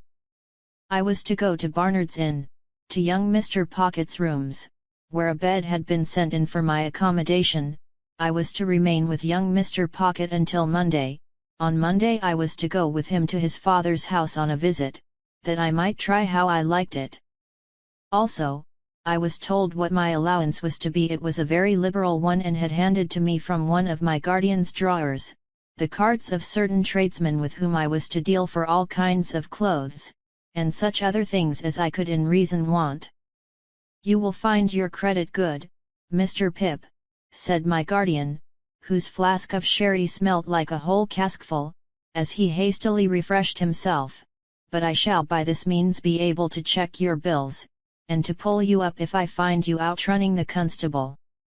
Of course you'll go wrong somehow, but that's no fault of mine. After I had pondered a little over this encouraging sentiment, I asked Mr. Jaggers if I could send for a coach. He said it was not worth while, I was so near my destination. Wemmick should walk round with me, if I pleased. I then found that Wemmick was the clerk in the next room. Another clerk was rung down from upstairs to take his place while he was out, and I accompanied him into the street, after shaking hands with my guardian. We found a new set of people lingering outside, but Wemmick made a way among them by saying coolly yet decisively, I tell you it's no use, he won't have a word to say to one of you, and we soon got clear of them, and went on side by side. End of chapter 20. You can find next chapter 21 in the description or comment section below.